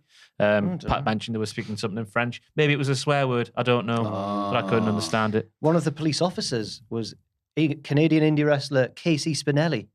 Yeah, it was the woman police officer. And I've remembered her from Impact. She did a couple of Impact matches. Okay. But also just being funny on YouTube doing entrances and that. She's very funny. So it was weird seeing her be like a serious police officer. Wait, were these not Mounties? No, they were just police. Yeah, police, yeah. You want to get the Mounties out. Or the one. Yeah. The Mountie. We need the Mountie. Yeah. You mean the Mountie? That's right. Interestingly, though, police cars over there have bars in the windows. Like a cell. Symbolism. It's good, that, isn't it? Yeah. Oh, yeah. Practical, instead of just a window there. Jack Atkins is going on holiday to Canada soon. Oh. He used to live there. So it's just normal to him. Yeah. Not the bars. Not him getting arrested, you mean? No. Right. But not with the bars. See, these I said Mounties again, whatever. The Mounties have seen round in the past. They know she can stick a foot out. So they put bars in the window. Yeah. Smart. Yeah, it is really storytelling. Especially after the last time Ronda was in a police car. Yeah. She did the same. Was it her or Becky that booted the window out? I can't One of them did. Remember Ronda? I think it was Ronda because then she's leaning out of it. Yeah, and then she's leaning out of it. And then Charlotte gallops along. But the end of that segment, though, when then we see the bloodline arrive in their car, that was as smooth as cum dripping off a golden tooth. He's done the and I mentioned that because at the start of the show, Jim Cornette was mentioned by name because they mentioned the anniversary of the first ever SmackDown. That's right, because he did commentary on it. Just didn't expect to hear him getting mentioned by name. And it's funny because if you didn't see that first episode, don't worry, he still uses the same jokes. Bailey, Io, and Dakota sit in the front row to watch the next match. Ding dong. Hello. Oh, God. She was great ragging on Cole. So good. Do you think her and Cole are pals? Oh, yeah. Oh, She of deliberately course. targets him all the time. Yeah. It's tough love. Natalia and Sonya Deville take on Toxic Attraction. The NXT stars win after a roll-up from JC Jane on Natalia. And it was trending on Twitter that the audio description for SmackDown said, for Toxic Attraction, 2 hot women come out. It was like 2 hot chicks come out dressed in bondage gear. Oh, that's right as well, yes. So He's gonna. So the blind people are there going, Toxic Attraction are out. Rhea Ripley's out. What the hell's she doing here? Bondage. It was a bondage. Yeah. I got it. Thanks, smiling. guys. Cheers. God, I felt like Max Caster when he dropped that line and didn't get any reaction. We'll get on to that. Oh. We'll go on to that. I thought the moving parts in this match were brilliant. Wonderful. I thought it was an enthralling watch from start to finish. I'm just turning a mirror from that practical joke. Praise Weep was brilliant. Enthralling watch from start to finish. Did that even come out right? I don't know if it did. I'll try it for a third time. Go on, you got this. It was an enthralling watch from start to finish. I like the finish. I'm trying to help. Do you like the finish? Yeah, it was really The sharpshooter, but oh no, you're not doing that. That is on the brink of causing a tsunami Sorry, in this I got it. studio. I'm a professional. I don't know, professional what exactly, but God, that was good. I forget, I've written down here, there was a quote from Metal Cole where something was happening. He says, "We could have shades of 97 in Montreal here." Oh. To which I've written down, did Maggle forget what happened that fateful night? Oh. So I assume he made a mess there. There wasn't any sort of screw job hinted at, was there? I know Natalia probably did a sharpshooter. Well, maybe it was just that. Yeah, maybe guess. it was, yeah. Just to get the mention, I guess. Yeah. At least I did that. But I like the presentation of Toxic Attraction. My God, I always call them Traction Attraction because they're the pair of tractors, so they are. Traction engines, striker, etc. But yeah, they got the proper entrance, proper promo packages. This is who they are. This is what they're about. They came in, they did some good wrestling. Even JC Jane for relative inexperience. I enjoyed her role in the match, and they got the shock win. Yeah. Or was it a shock win? I don't know. I think the shock came from the fact that they were the replacement. So you might expect them to just lose. But I think when you look at it being Triple H now, maybe it wasn't so much of a surprise. It should have been them in there to start with anyway. Yeah, it should have been. Oh, yeah. Yeah. Bit of a weird decision, to be honest with you, to have the other 2 in, considering they're not a proper team. Maybe it was just to get the face-heel balance in the tournament right or something. But, Maybe. But Toxic Attraction are a tag team. They So are. yeah. And the other 2 aren't. One of them likes to dance and sing. And the other one does not like to dance and sing. Hi, I'm Nikita Lyons, and I like to dance and sing. And I'm Zoe Stark, and I hate dancing and singing. But we both kick ass. We can agree it tastes phenomenal. That was a reference to a sponsor ad we did once. Okay, never mind. Iron Brew. Yeah. Oh, of course, yes. Hey, Maffew, what do you think Iron Brew tastes like? Say either Tutti Frutti or something. Tutti Frutti, Ross. Oh. Wow. I forget what you're like. Bubblegum. I think Iron Brew tastes like bubblegum. But I tell you what, Maffew, there's one thing we can agree on, and that's that Iron Brew, ready, tastes phenomenal. Wow, seamless. I do like Iron Brew. I like Iron Brew as well. I like it as well. I used to just drink Diet Iron Brew. Cha-ching. Don't need you no more, TK. I used to just drink Diet Iron Brew. So when the sugar embargo thing kicked in, it was like, all right, fine. When I went to Glasgow to see Green Day, I got an Iron Brew from a shop just to... Oh, yeah. It was very sweet. Very sweet. Sweeter than English Iron Brew, I'd say. Yeah. Drinking a bottle of Bucky. No, but I got a Guinness later on. get Oh, it's on the- Irish, man. What am I talking about? Look at the numbers on the bucket. Anyway, sorry. Yeah, the lower the number, the stronger the Bucky. I know that's not true. I know it's not true. No, but Is it a myth? we all got our Yeah. things we stick to, right? I thought it was true when I was a wee Ben trying Bucky. A wee Ben. I was 21. I was 6 years old. And then in the highlight of the show, Sami Zayn meets with Roman Reigns and yes. admits that he's been having issues with Jey Uso recently, who he says is ungrateful. Surprisingly, and again, this was so good. Just surprisingly, Roman goes, "Yeah, I agree with you." And Tago goes, "Yeah." The Usos call revealed that they've had problems at the border, so can't be at the show tonight. Roman tells Sami that the IC title would look good in the bloodline and that he should focus on winning it. He also tells Sami to pass on a message to Kevin Owens, letting him know that Roman doesn't owe anybody anything. Was that a callback to the Raw promo where Kevin Owens calls out whoever wins at the castle? I think Yes. so. Oh my But God, it's all the interlinking parts, man. It's time to play the game. Right.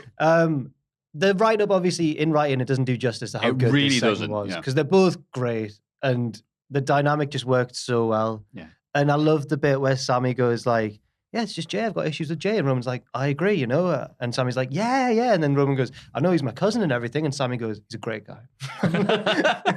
Yeah, Sami Zayn going from like coward to Iago from Othello, or Aladdin if you're that way inclined, I guess. Oh, I thought he was to- the one being manipulated, Sammy. Well, that's think what he I is mean. as It's well. like going. They almost went from like, well, you know, Jay, and then just Roman just being like a statue, and then going, I agree. It's like, oh, it worked. But It there's a worked. detail which Yeah. I've read into too much here, go on. maybe. It's just that the fact that the Usos were having troubles at the border, and that's when Roman Reigns Oh, okay, entertained yeah. Sammy. Mhm. 'Cause he I was wasn't sick- aware of that. He was sick of his life by the end of the segment, wasn't he? Which is just like, oh, Yeah. I'll entertain him when there's no one else here to it's protect when he was me. like, Yeah. we should do this more. And Roman's like, yeah, we should do this more. Yeah. Buddy cop movie, 3 words. Lovely stuff. I would love them to be tag team champion, and not in the current with the Usos. That would be so good. But if imagine Usos them as came tag back. team So, yeah, champions. you could make your appearance. So I won the title with Sami Zayn. What? Oh, love that. Hit Row interrupt a schedule appearance for. Hit Row are the bad guys in this. Nah, I liked them until this. Max do tell them they're not material. So Hit Row throw them out the ring and perform a song about their return. It wasn't a good song. Uh, they need Swerve Strickland back in the crew. Oh. Now, are we, hip hop aficionados Yes, enough to I am. comment on this? Because Jack is. I was enthralled from start to I'm putting my drink down. Hey, top dollar. Top dollar. It's top dollar, and I put the G in the OG3. You can't low key me. Now, was that a musical reference to a low key or a reference to low key? As in, Well, bullshit. he appeared at the show, so it couldn't have been low key. Then Ashana the Adonis didn't get a verse. And I think there's a reason for that, Jack. Okay. Maybe the hip hop is not his strong suit. But Maffew, someone in the notes there was enjoying the performance of the song. That's right, Jack. Lord Protector of the Realm, Oliver Cromwell, dances along that ram. That joke's never dying. Before being ushered the back by Max. She's trouble her. Yeah, she's gonna. Well, which one of them is gonna get ousted from Maximum Male Models, her or Max? I mean, she's entertaining all parties at the dinner party, isn't she? She's entertaining the LLL, Lethal Lovers Lost Tharios. Oh, yes. Last week. And No, now they she's- they can be Maximum Male Models though. I they think. absolutely can be. But then she's entertaining Hit Row as well, the OG3. One of them's called The Adonis. But Max did say at Top Dollar, none of you are Maximum Male Model material, especially not you. I felt bad for Top Dollar. I don't. Oh, Now, what's he done? he did I that need- rap against Shanky that was awful. Oh, goodness. That was a little while ago, wasn't it? It got started- released. Yeah, because I saved it. Make sure it was put back on Twitter. After he deleted it and stopped people replying to it because so many people were going, it's rubbish. Because then he started fighting with like Indian people from India about Indian words. And he was, instead of going, yes, you're right, Indian person who's from India, he was like, no, you're wrong. Yeah, that was, yeah. Oh, it was a blast. But in kayfabe, I felt sorry for Top Dollar. Oh, so in kayfabe, yes, I feel sorry for Top Dollar. Because he got called ugly, man. I'm glad you brought that up because I was about to, when we get to the NXT part of the show, give Top Dollar some props, but maybe I'll put those props back in the cupboard. Oh, he's doing other stuff. It's not like he didn't just put his props back in the cupboard. But you know, some done some other stuff. It's just I think it was a funny moment. Yeah, I'd forgotten about that. Yeah. We get a vignette for Karrion Kross and Scarlett. Scarlett reads tarot cards while Kross reminds us that Drew and Roman are still his chosen ones. Oh, man. Yeah. Southern Championship Wrestling. Later, Drew Is Jarrett finds... the favourite to be the first champion of Southern Championship I Wrestling? hope he is. He's got to be. Yeah. Who else Oh, can if they do scale it- the mountain? They Trevor do it as a Murdoch. parody of Jarrett promotions in the past, where Oh. Jarrett just beats Beetlejuice for the title again. Also, oh mate, I love that. The JWO. I'm surprised he hasn't had it yet, the JWO. Yeah. Surprised Jericho wasn't. Jarrett's New World Horseman Kings of Wrestling Bullet Club. Yeah. Anyway, yeah, Drew finds an hourglass outside his locker room. It was I like, like this that must be bit. Roman Reigns' hourglass. Because he hid it under his jacket. But how could he have done that? Did Drew go to catering or something? And then that was when Yeah, he probably went to the toilet. Yeah, and- maybe. Yeah, it's not that good when you think about it, really, is it? Oh, it's creepy though. Oh, really creepy. Oh, yeah, Drew's like, whatever. But I think think- he sounds like a moaning little bitch, and I'm sick of it. Carrying Cross. Yeah, just fight, Ooh. man. You know, Drew got over getting released. You know, he wasn't the chosen one all the time. He did the same as you. Stop moaning and He fight, went you little. and grinded on the indies and kicked Noam Dar off a balcony. Remember that? Yeah. What the When was hell? that? In At ICW. ICW? Carrying Cross. No, Drew. Oh, Drew sorry. kicked Noam Dar off a balcony. Oh, yeah, I remember. I just that. remember thinking, how did they keep that safe? Like, what? He's facing the other way. Anyway. He's a professional. Oh, Drew got shafted by Mick Foley on that ICW show as well. Grado won the championship. I was there. Oh, Were you? Were you actually? You Yeah. see it? Wow. Was that So the Grado show? versus Drew. for Grado's Logan. entrance must have been amazing. Yeah. Mate, there was people around me going, again, I'm sorry for the accent, but like, Oh, no. I can't stand Grado, me. Oh. So live, the story. And then when he wins the title, I'm not singing. And then it's like, was that Grado? It's yourself. Grado. And people going, oh, I hate doing this. But this Oh, swept up in Grado It's the Mania. peak of Grabbing a Grado. nicer dude. my mum's favourite wrestler. My dad watches him in that TV show he's in. The police thing. Or the, No, no, like the um, sitcom one. Really bad that forget. Well, it's like all the neighbours. Yeah. right. I can't remember. Some doors, 3 doors down. Something No, like that's that, a band, yeah. isn't it? No, That's not it's something I'm like that. here without you, baby. Imagine Grado live performance of 3 doors. Singing Down. Kryptonite. Anyway, yeah, so Ooh. Karen Cross. I saw there's a band that does covers of Tony Hawk soundtrack songs doing a tour, and they're coming to Newcastle. I need Is to put that their I need to gimmick? They put just that- play the Tony Hawk Yeah, I might soundtrack? go and see them. I need to I'll go see them. Yeah. Dan's like, What's the name of the band? I need to find it. I took a screenshot of it. I'll put it in the chat later. Please on. do. Yes. It's Anyway, a great idea for a band because I saw Zebrahead and they were supporting Less Than Jake I've and Real seen Big Fish, Zebrahead. and they didn't play Suggest. Oh, take a chance, Suggest. Oh, I don't know that one. Oh, never mind, then, whatever. I know that song. That- Was it in a? Take a chance now. Take a chance. chance. Oh, right. Okay, right. Well, they do. They also did. That's the That's second Zebrahead reference on this podcast. Everything's falling apart. Yeah. Yeah. Oh, yeah, that's what it's on later on. Mm. Anyway. But back to the point at hand. Yeah, sorry. Drew's gotten over it, carrying. So you get over it. You know what? Yeah. He's carrying a grudge more like, eh, boss? Oh. Anyway. Bazinga. Yeah, we need more Big Bang Theory. That's what we need, yeah. Sami Zayn takes part in a 5-way match. Speaking about big bangs, this match for a title shot against Gunther at Clash of the Castle. And this was nearly my pick of the week for Hall of Fame because, oh my God, was Sami over here. Oh, Oh, it was a in Do I? Canada. Right? Who'd have thought that? it was a Linda McMahon pop. Yes. Oh. There's a reward for long-time viewers of the podcast and those only, because if you just joined recently, that's not going to make any sense. But But when there he we go. hobbled back out. No, the initial just him one. appearing. Yeah, Oh, him yeah, appearing yeah, at the start. Yeah. Why did Linda got up at WrestleMania X7's had Scar dancing?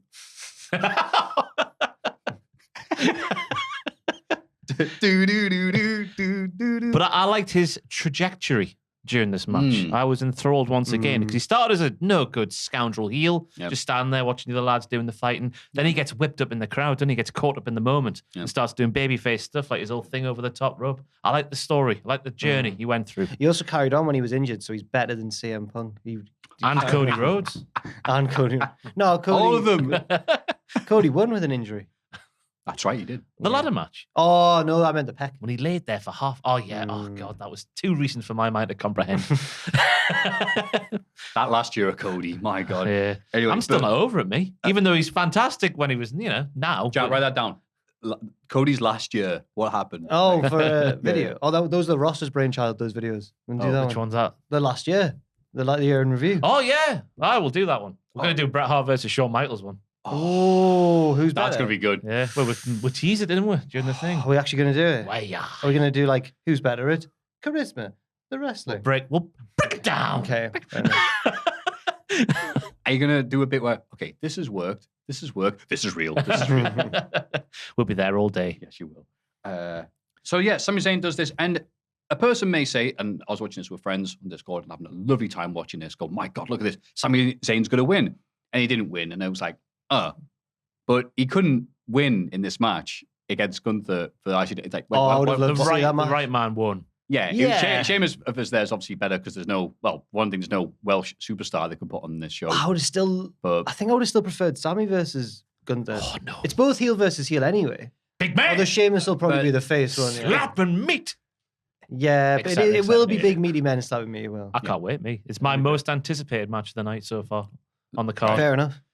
But yeah, Sammy, it was good to see him get his lovely response. But you're right, if they're keeping this character work going, yeah, it was wrong time for him just like, oh yeah, I'm a good guy now. But it's like, you're not. But yeah, I don't think he's going to get in the way of things anyway, this lovely appearance. It's encouraging that under Triple H's creative, they're not afraid now to acknowledge that it's someone's hometown or to make them look good, put a spotlight on them in their hometown. Yeah, he still didn't win, but he didn't get... No, they'd have covered him in sauce or maple syrup and like ruffled his hair and go, because he's in a hometown, you got to lose. Yeah. The good old days, they call that. The finish was good as well because it came pretty soon after Sammy came back in. So you're thinking one thing, but then time to play the game hits in some upside down world.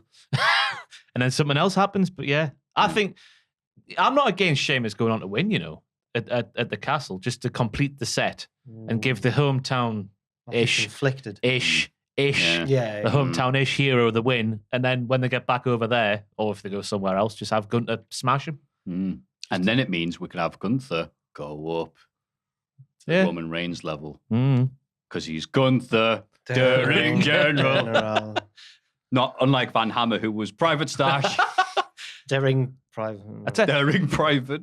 Big ups to Happy Corbin as well, who has added yet another pretty move to his arsenal. What was that one? His torture rack neck breaker. I can't remember seeing him do that before. No doubt somebody in the comments will be saying, he's done it 50 times, Ross, you virgin. But he's got a pretty moveset, that man. That's why he's Happy Corbin. Real legends keep track of movesets. That's what Wikipedia used to be good for. I know. Can't believe they got rid of that. I know. The Viking Raiders hold a mock funeral for the New Day, burning an altar of their merch. Hey, who's that? Sarah Logan is there too. Was she really? I think she was the woman leading the ceremony. Yeah. She wasn't named, so I don't know if she's just there for that one bit where they do a Viking funeral. And probably in their garden. But yeah. That's quite a life she's had. She was selling hot dogs on Raw a few years ago. Yeah. Helping Kane was in charge of the mustard, Kane was in charge of the nachos. That was her. Yeah. I think you've told me about this before and I've forgotten. But now, then she had that match. Her last match on Raw was so bad because it was like they messed up the finish and then she left and it's like, well, that was it. Sorry. She came back for the Rumble. Lasted about 2 seconds though. It was that I Rumble. Forgot about that. It was the Rumble where they brought back loads of people and they lasted all like 2 seconds each. That's Yeah, the Rumble this year. Speaking of backstage drama being better than the stuff there, that was so obvious. Like Shane McMahon, right? That was I'm not going out there. I think I'll go toe-to-toe with Riddle and Brock, and maybe I'll lose to one of them. It would have been nice if Randy Orton just went, well, I'm meant to be in this slot. Here comes the most. Randy Orton in his hometown of St. Louis just doing that. But I tell you, the Vikings are going to look like massive idiots if they don't win now. Because they were holding the funeral. I know they've beaten down the New Day, but they're also holding the funeral because they were acknowledging the great battle that is coming in the future between the two. And they were like, oh, rest in peace because of that. So if they don't win now, that's like CM Punk calling out Hangman Page and then being a massive fanny and losing in 3 minutes. And what are the chances of that happening, Ross? I feel like the Vikings are going to win. Do you? I hope they do. I'm still not really with them because on paper, this looks really good. Wow, let's have Vikings do really cool Viking stuff. I'm for that. Why not have them do cool stuff? But the thing is, their delivery of these lines, they're great when they're not talking. Oh. Y'all, we're Vikings. They don't sound like that. Hey, what? Say again? It's Eric, man. It's like Eric's like, hello, we are the Vikings. It's like they're Goths, but Vikings. The Goths off the South Park. Ivar's from... cried. I know that Ivar's from New England because he was in the same scene as Sasha Banks and said that she wasn't ready for WWE.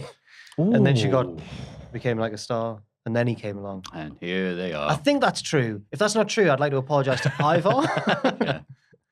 Yeah. So it's like, okay, it's a good idea in theory, but I'm happy for this to be over and everyone move on to something else because this has been going on for a while. Vince was still running the show when this was happening. Yeah. I know that Triple H can't change everything all at once, and nor should he, but one thing he should change is get them back to what they sort of were. Maybe even before NXT, just drop the Viking stuff and just have them be big men who hurt people. No, they're getting there, I think. I know it's all about being marketable and that, but Mustache Rally's proved this week you don't need to be marketable. Just be yourself. You yourself is the thing that's marketable there, Maffew. Thank you. I feel touched. Liv Morgan wins a non-title match against Shayna Baszler, fighting through the pain of her injured arm. Shayna attacks Liv after the match and thinks about stomping her arm, but decides against it, but then gets that great bit where she hesitates, then kicks her. Oh, that was almost my move of the week. Now, what does this mean for the title match at Clash at the Castle? I'm glad that Shayna reined it in because she was like, "Oh, I could have done it now, but I'm going to wait until Castle, Yeah, and she I'm going wants to do her it to then." be 100% for and she doesn't want her to be. I think it was like if she injured her, they might call the match off. Yeah, But why have they had to beat her in the build-up to the same match at the pay-per-view? underdog in it. Shayna's now the underdog, No, Liv getting beaten up there week after week. but she Yeah. won. Oh yeah, you're right. Yeah. Oh, Liv's gonna win again. I think it's been bad writing for Liv up until this week. Because I Okay. think this week where she was like, "Oh, my shoulder's buggered," it's just a big as target as the championship is. There's no real difference there. It's fine. I think that's a good bit of writing.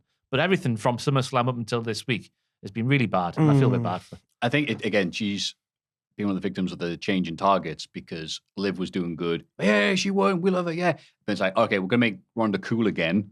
Okay, cool. And then also you're going to wrestle Shayna Baszler. Shayna's cool again. And you're just plucky And little you- Liv, I guess. You're the babyface who technically cheated to win. And we're going to give you that dodgy finish. It's Do you like, think- okay. Do you think she'll win then? Because I thought they would set up for Shayna versus Ronda, That's what they are doing, but obviously they'll... but is I that down the line? I think the best thing they can do is just take it off her and start again. Mm, I think she's not gonna get cheered, is she? Well, maybe she would. I don't think. Yeah, But this is the thing. She'd be cheered if she beat these people decisively. They don't want to beat these people decisively because they're pushing them. So you get these awkward finishes and people cheering the big monsters instead of her. so So take it off her, start again, have Ronda and Shayna, bring out the rest of the year. Or take or have Liv beat Shayna clean, which is probably not going to happen. They're probably going to have Ronda come out, cause Shayna to lose the title, and then have non-title Ronda Shayna, and then Liv will get booed some more. She didn't beat her convincingly. We just need to start again. Clean slate for the Liv Morgan. Yeah. The DDT that she took from the apron to the floor, that was horrible. I'm glad she survived that. Yeah. Was it your move of the week? No. Okay. Not this. No, he's not that happy. Okay. And then Roman Reigns cuts a promo and calls out Drew McIntyre, calls him a liar for claiming to have carried WWE. Drew arrives and says that when the bloodline aren't around, he sees the fear in Roman's eyes. They brawl, and Drew tries to hit a Claymore, but Sami Zayn gets in the way. And it is really well done because it is Drew setting up this, looks back, and suddenly he's just turned into Sami Zayn. And then Roman sets up for a spear, but Drew counters it with a Claymore and stands tall with the belt. Yes, he does, by God. Wow. Yeah, it was a good segment. I thought they both made sense. Yep. Drew's promos are on a different level now that he's not having to. He's just being him, isn't he? Just being him. This is what we're seeing on the Indies back in like 2016, weren't we? Yeah, it's all good. I thought Roman had an extra bit of sass in his voice as well. Not so much sass as Wes Lee from NXT 2.0, Oh my God. who would be slapped if he did that in real life. That promo was, we'll get to that. More on that later. But Roman was fantastic here. I thought Roman looked naked though without the Usos and the Wise Man. Ooh. Ooh, Practically that's a happy naked. thought. But I thought it was good. Wait, I haven't thought about this. Were the Usos not there for a reason? Is it because DUI. That is actually right. Can't cross the border. Right. So when they were You got that saying Nikita Lyons thing. when they were saying there was trouble at the border, they were It was true. telling the truth. Yeah. Are they allowed to be over for the UK as well? Don't know. Interesting. Oh yeah. So obviously Jeff Hardy would Mm. have some shoes coming into the UK. Well, how's Roman going to keep his belt without the Ah. Oh. Usos?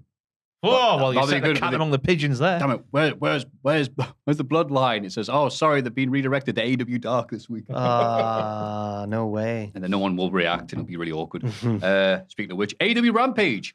It's actually Kip Sabian under the paper. Well, I wrote that before he actually came back on Dynamite, so yeah. It is just funny. But thing it was to the point first out. time that they referenced him in like 2 years. Yeah. I was like, oh. Claudio Castagnoli and Wheeler Yuta open the show. Claudio makes an open challenge for his Ring of Honor world title, which is answered by Dustin Rhodes. What are you doing here? They agree to a match next week. That's fair enough. It's a very respectful response. I think it's a nice choice, me. Bit of a Yes. throwback. I like the way the angle was tied together with them not having that, the world title reign, but Claudio's got his and Dustin never had his, that sort of thing. I thought the editing was weird in this one. It felt like one of those YouTube videos, where like a proper YouTuber's like, one sentence cut, one sentence cut. It felt like that to me, and it really took me out of it. I don't know if it was just me. It made me feel sad for Dustin because he's not going to win. I was like, oh, he's not going to win. But that's what he wants. it's That's what he's fine. so good at doing. I know, He goes- yeah, he is. He's just what Terry Funk was 20 years ago. He's just a natural. He's the 30 natural. years in ago and fact. 40 years ago. It's like, oh, he's got one more fight left in him. This could be it, lads. Yeah. It'll be good, though. I reckon it'll still be good. Yeah. Swerve in Our Glory retained the tag titles against Private Party. They absolutely annihilated the lads. Yeah. My God, what a one-sided ass kicking. Someone, if they were looking at the news, would go, oh, so that's them done, right? Another class of 2019 lads, but that's probably not going to be the case. That was they were bigging them up, trying to big them up on commentary, and the only thing they had to say about Private Party was that they beat the Young Bucks, which happened on the 3 years ago. Was it the Yeah. first time ever Dynamite? It might have been. It was Very in close to It was first in that few early episodes, tournament. Yeah. I mean, what do we do there? Look, I like them, but there's been like a lot of people in AEW. They've stayed at that level, and then some other people have come along that'd be much better than them. They've They're just so much gone better down. than that, though, aren't they? Private Party, are they? though? Yeah. Silly Street. Yeah. Okay, no, Yeah. it was great, but Hell yeah. compared to the other teams on the roster, they're like, they're not even maybe in the top 10. But they were. There's that many great talents. 10? They were promising, though. They were promising. Yeah, promising. They were so promising. True. They were better as faces, I think.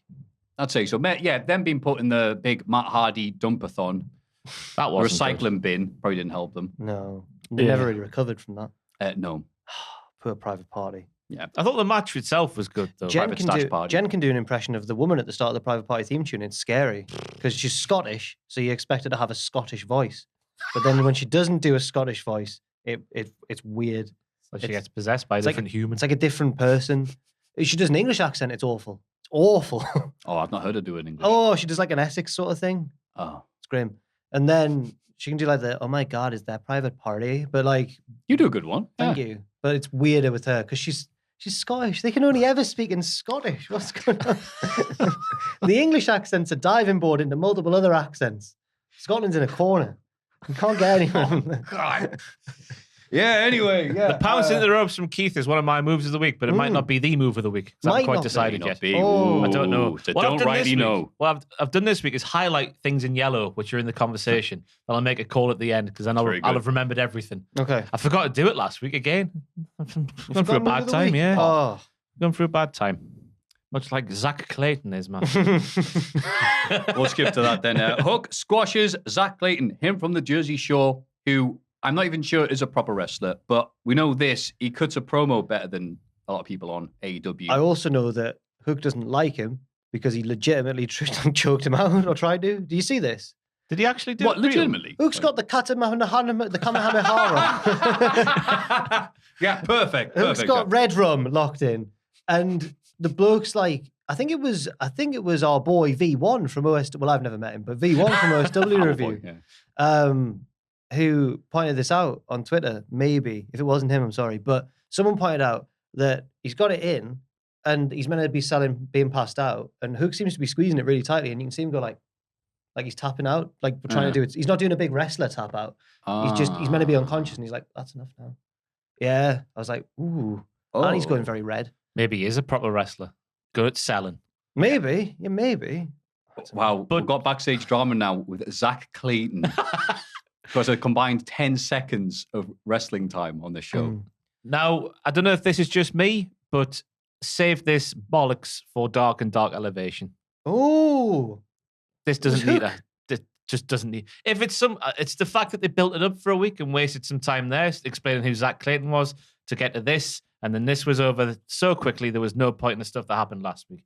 Save this bollocks for Dark. It's fine if Zach Clayton's there going, "Oh, hello, it's cool that I'm here, isn't it?" On Dark Elevation, let's have a little match, and then Hook comes out for his showcase thing, but not on shows like Rampage that aren't really entertaining to begin with. okay, fair enough. AEW sucks. Well, good. No, many people sharing those views that you've just said. I'm trying not to burp. I'm sorry. Someone's talking. Get it out, Maffew. Go on.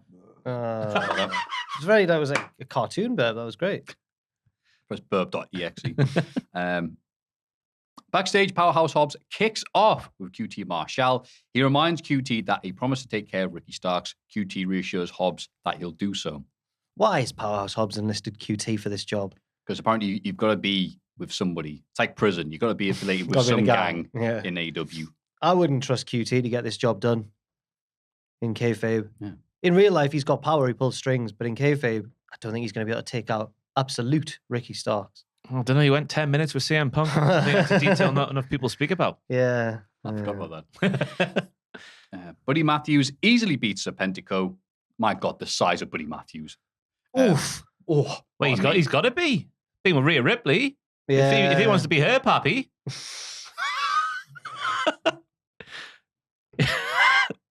Poor Dominic, man. Hey, it's just physics. Nothing poor about Dottie. Stop that. But after the match, he's confronted by Miro. They brought, and this is good actually because Miro has what is it? Skull? It was a skull. He right? has a skull, yeah? Oh, the Malachi Black mask thing. Miro, famously born without a skull, looking great for it. Yeah, sorry, Malachi's mask. And he throws it because it wasn't, we were talking about this last week, it was a bit ambiguous if he declined his offer or not. So his guy, he threw his mask. I was like, oh, okay, he's actually feuding with them. Okay, thank you for pointing that out. It's good that, because he's so religious and more powerful than God, that he's the one guy who can heal the thing that comes into you from Malachi Black. Matthew, It's just one big religious advert, this. Sorry, go on. if AEW was a game of Dungeons and the Dragons, would Miro be a paladin? Ooh. That's what I'm doing. I don't know why I've done D&D, this. that's a paladin. Anyone who knows more sorry. about me than more about Dungeons and Dragons than me, let us know in the comments. Miro a paladin? Thank you. I want to know that. I'd always play as a paladin when I play And D&D. don't, It's good, that. be leaving in the comments saying which, here's what I think is the full roster list and what their class are. No, I don't care about that. Just No, because Miro. that'll be a Reese's Pieces one Yeah, week. will, yeah. It'll Right, take well, 4 I think hours. he's a cleric. Not if I I've don't got care. anything to do with it. will and Ross will pretend to be on his phone the entire time. No, let's all get T-shirts and call it. What do you want to? Not the Hellfire Club, obviously, but what do you want to call Oh, ourselves? yeah, well you've been done. watching Stranger Things, Oh, haven't you? yes, Are I you up have. to season 4? I've just started season 4. What do you think of the season before where they sang The Never Ending Story? I thought it was brilliant. I thought it was a fantastic It was moment. so Oh. Just didn't fit what was going on at all. Around. I was Who's your frustrated. favourite character? It's Dustin's up in the conversation, obviously. Dustin? Yeah. Bethany says that if Chutney was a human, he'd be like my cat. He'd be like Dustin, which Yeah. I find not very nice. He's just very likable. Oh, okay. What's wrong fair with enough. Maybe that Dustin? should be- Well, she always highlights that one of our cats is a bit of an idiot. Yeah. Oh. He's a lovable idiot. Okay, though. fair enough. Mm. yeah. He's got no clavicle bones. Mm. He's got no teeth, and he's like, "Do you like my pearly whites?" When he gets them instant. Mm. Oh, I can't. My do the favourite noise. is Steve. Oh, he goes for a nice trajectory. He does. Nice he story does. arc. He does. He Starts becomes off good. as an arse, Yeah. and you just find out he's a goon like the rest of them. Who's your favourite? Haven't seen it Kate since season Bush? 2. Oh, right. Fair enough. Okay. Did you Burn fall up off that there? hill. You got to persist. Yeah, me and mates would watch it together, and then season 3 came along, and it was like, "Hey, it's the '80s." I went, "I'm sick of the '80s." I So, wish uh, I was. to I go wish through I it. was their age in the 80s. Looks really cool. Yeah. But yeah, I No, don't like this age I am now in this period of time. I want Do you not? I without love being Twitter me. and social media and that. Yeah, Mm. there's a nice innocence to that period of time. My mum once said, you would have thrived in the 90s. I went, what? I don't know what you meant.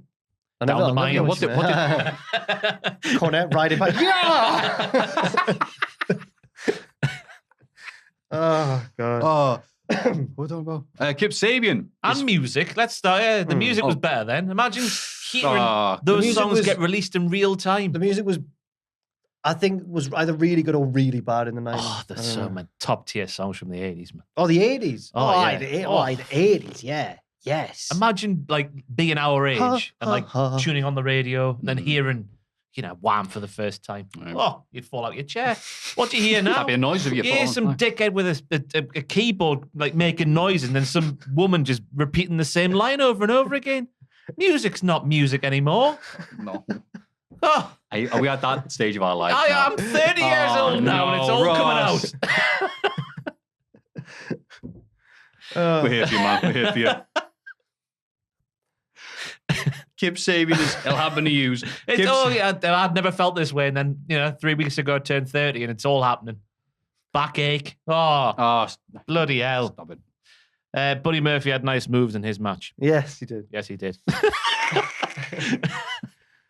Kip Sabian is finally acknowledged by the announce team. Hey, it's Kip Sabian. He's been doing this gimmick for over a year. His last match was the arcade Anarchy match. brawl. Anarchy, that's it. Anarchy. Shut the front door. No, Miro destroyed him. Dear. Or was that after? I think he was a Destroyed bit him in an injured angle during after it. that. Oh, yeah, yeah, then 'cause Miro was he, like, "You're rubbish." In the locker room, he Yeah. slammed his. Mm. Yeah. Winky in the door. He did. Yeah, he smacked his winky. That'd take me out for a year as well. So Rest in peace to that man, by the way. Did Who's we that? acknowledge that last week? What's that? The guy who played the Smacked My Winky of Home Alone 3. Oh, no. And he passed away. Oh, it's very sad. And of course, we mentioned him that week We because that's mentioned what we Home do. Alone 3. Yeah. Wow. He passed the week before we mentioned him. Oh, dear me. Oh, To rest, I Wow. forget what his name was. is this another Curse the Podcast moment? I feel really Yeah. bad now. Anyway. It only could happen to us. Right. Okay. Yeah. Look how vain we are. Yeah. It's our fault. So yeah. Kip Sabian watches Penelope Ford take on Athena. Athena wins, thankfully, but is beaten down by the baddies afterwards. Jade Cargill joins in with a sledgehammer shot to the midsection. Oh. So she's deed. It's hard to care about the women's division. No, I'm just eager for Jade and Athena to get on. Yeah, this is where we're going, isn't it? Yeah, you're right. End this because it's been very repetitive. Yeah, But it at really least has. it's something. It's not Hook battering some lad from Jersey Shore. It was very school playgroundy, though, Hmm. from Jade, I thought. Bit petty. I think she's above that. She's taken the nerd's toy and smashed it with a sledgehammer. We've all been there on one side or the other. Oh, the wings. Yeah. She did smash up the wings, didn't she? Yeah, she did. I like Penelope's new gimmick, where she's like very zen, but then she starts battering folk, and then she gets a bit like a rat in a cage, and she's like, "Oh, I have to calm down here to finish the match." Okay. That's her new gimmick, and it's something. Didn't work. At but- least it's something. Yeah. And the way she sold I don't know what she calls it now. It's not the Eclipse anymore, is it? Or is it the Eclipse? Ooh, The That- total that Eclipse. move. Yeah, that The- move there. yeah. of the heart. She sold it fantastically. That's a good 80s song. I remember, was it Bliss? Someone in WWE sold it really well back then and did like proper. Oh, was it Well, Mickey? It was Mickey Mickey James used to, yeah. That's it. She threw herself across the ring. It was class. And the main event, with a little help from Danhausen, the Best Friends and Orange Cassidy beat the Trustbusters to advance to the Trios tournament. Up the Yes! Trustbusters. No! Up the Get out of the Trustbusters. tournament straight away. Yeah. Wow. I was very pleasantly surprised by this. What a barn burner it was. Were you surprised by Slimity J? No, because I knew what to expect. I watch AEW I Dark. thought he was 57 years old. He was wrestling like it was 2003, where his gimmick belongs. Hey, Yeah. he is the real Slim Shady after all. So coming off doing the twisty, turny, flippy thing, and people going, yeah, my God, that 40-year-old can do that. That's amazing. Fair play. And he's been doing it for 20 years. And we're like, sorry, who are you? Bless him. I think he needs a new gimmick, though. That's my one sticking. That's how outdated he That's is, me yeah. one sticking point with the Trustbusters is just him, All right. because he just looks out of place, doesn't he? Which musician should he homage? Well, don't ask me. Don't get me started on music today. Doja Cat. That's who he should dress up as. She's pretty good, Doja Cardi Cat. B. Get Cardi B. There you go. And her love for Edge and Lita from back in the day. They was So the he'll be baddest. Cardi J. He'd be Cardi J. Yeah, I there hate you go. whenever Cardi B tweets about wrestling because you know that like 50 wrestlers are going to reply going like, ooh, eye emoji or whatever. Or, look at me, Cardi B. She doesn't care. She doesn't know who you are. Was it Carmella or Lacey Evans who went off on someone famous? It was Carmella, wasn't it? Yeah. I forget who Carmella, it and was. Who was though. it? She was talking. I don't know. It's like, oh, so and so, and they were like, "How dare you talk about me? You get no, like you should appear on WWE." And like, no, Because someone accused Carmella of nicking her. Style. Was it like Fabulous or whatever it was? And then Oh, I forget what okay. it was. It was something like that. Where's I forgot Carmella about been? I don't know. she She's got, not been on she got TV hurt. for a little while. Oh, did she? Yeah, to a live event. Oh. Oh, yeah, news. she did, didn't Yeah. she? Oh, yes, because Corey Graves found it. Yeah. Oh yeah, because Corey Graves drunk tweeting, which is always a good thing. You don't know that, Maffew, for sure. Allegedly. Sorry, there we go. I'm saved. But yeah, what a great little match this was, and finished with they did a bunch of Jakara moves. Oh. Chikara. I did. I don't know. I can't remember what happened, but I did write What, nice, like- fun time finisher. Yeah. Chikara The- special. No, not the Jakara special, just but that's tied them up. the dodgy submission. Yeah. But I forget what it was called. But it was from like the ant pile or whatever. When you hold them up and then doing the because splash. it's Orange Cassidy. Because he was bloody Fire Ant. I always forget that he was Fire That's Ant. just a rumor. It's the wonderful falafel. No, he That's what was. his name is. The wonderful. HT falafel. Drake told me he once wrestled Soldier Ant. He would think turned out to be Drew Gulak. That's just a rumor. No, they were. That was them. It's a heavy You protected don't need secret to of know business. that. Oh, Michael Cole on SmackDown as well, by the way. He was he talking about Chikara? when Sammy was getting beaten up, he was like, something like, when yeah. Sammy's getting beaten up, he looks like El Generico. Oh, you can't Why would just he say mention that? Yeah, you can't just do that. Hey, dear. Because the joke is that they are different people, and that El Generico like runs an orphanage in Yeah, Mexico. he's doing good. Yeah. Okay. I'd say Michael Cole say something as silly as that. But yeah, so this was a nice little match here because I was one of these people who looked at I think last week I said the Trios tournament looked underwhelming because I thought the big guns weren't could be in it, so it's a bit silly. But What, yeah, I like was Billy and Colton. exactly yes, boys. But this was a pleasant surprise. It was like, oh, I'm now back into being true. And their drip has leveled up recently. The best Oh. friends. Yeah. Ross, you're the drip evaluator. I love a good match in tracksuit, a co-order, some might call. Mm. Yes, wonderful. But I don't like, why is Sonny Kiss just the manager and or stooge now? Yeah. They're just happy to be on TV. Because I say last week, that was their first match they'd had on TV in 2 years. I guess you got to start somewhere. Yeah, but there was like Sonny Kiss versus Cody Rhodes, and Cody's in video packages putting over Sonny Kiss and like bringing like the similar levels and everything. It just felt like it was going somewhere last week, and now it.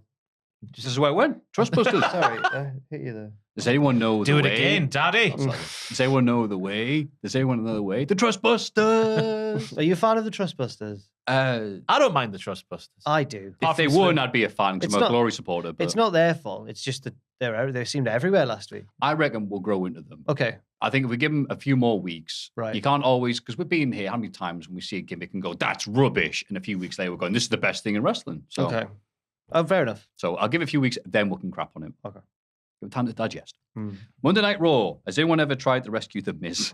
Well, yeah. Ooh. Or is anyone even? I think I should have said. Wait, you're Anyone trying to even? say no one tried to catch The Miz? Well, that's appropriate, isn't it? Because my Miz is bad at catching people. Oh, yes. yeah. Fantastic. Not as good as Jack's. I'll leave these No, it was comments to good. you. It was good. The show opens with Rollins and Riddle already brawling backstage. NXT. It was just like the car park, wasn't it? Show's Yeah. called Takeover, right? They fight in the crowd and down at ringside before finally being separated. The highlight of this wasn't Rollins' casual trip, but the fact that they're wearing He was part of the JAS, so he was. it was. It was like them going, all right, welcome to Monday Night Raw. Some of the pyro going off, them brawling, and then going backstage, he goes, all right, then doing the rest of the pyro and carrying on. I like that. Yes, me too. It felt real. Like a sneeze. Yes. Achoo. My favourite part was seeing Michael Hayes just sat there in his seat in the background while his massive brawl's going on. He sat there with his, you can see his fanny pack. Just sat there out in the corner. And you see Brucey P going like, eagle-eyed viewers would have seen that. I like replaying things over and over again until I see something to talk about on the podcast. That's And what I did in you're this good at it. segment there. Yeah, just nice to see. That's not- Bruce must be stiff as a board sat in Vince's chair doing that. You know what I mean? Yeah, but I can't believe his luck. Do you see, that was a bit of news with Miss stuff. He claimed he didn't write a single episode of 2.0, That's which I find hard to believe. then who did? Are you kidding us, Brucey P? Who are you trying to convince of the statement? Who on earth then was writing it? Is it meant to be Shawn Michaels? It was meant to be Shawn Michaels. Well, Sean's taking credit for it because he's now said, no, it's me doing a lot of the creative stuff. Triple H's got nothing to do with it. And then Brucey P's denying anything to do with NXT. And like, okay. Raw and SmackDown have both improved and NXT hasn't. So I believe As that, people no who have offense. watched and loved every episode of NXT 2.0, This entire room. right, this entire room is really into it. Even the person behind who's on his phone Googling job searches. Dan's one of is, them. Dan's loving off it. camera here shaking his head. Oh, I'm all too right. good for NXT 2.0. No. I'm a wrestling savant. I see a 5-star rating from Dave Meltzer, and I think that's more entertaining than the whimsical Wendy Chu. Right, he's watching- Ah, He's watching Wendy Chu. Kawada matches just to like whenever we talk about NXT 2.0 to get rid of the smell. There's no way he didn't have anything to do with it. It's absolutely him. That's- no way. He listened to at least one episode of his podcast back in the day when it was good. Well, entertaining. I don't know if good's the right word. An entertaining listen. No, I agree. You No. like to believe what he's saying is true, Right. even though you know deep down it's not. And it was clearly 2.0 was straight from Brucey P's Yeah. Pro Wrestling. Yeah. I love it in the Bruce verse. Yeah. Oh, again, as long as you know what you're getting with him, it's all right. But if you take everything he says truthfully, it's like no. That's the thing. It's an old man who was he was there. So you like to think it could be true, but you deep down you know it's just him just being entertaining, telling good stories and wonderful impersonations. Yeah. Sorry, caricatures. Yeah. Big difference. heel. Yeah, very good. do.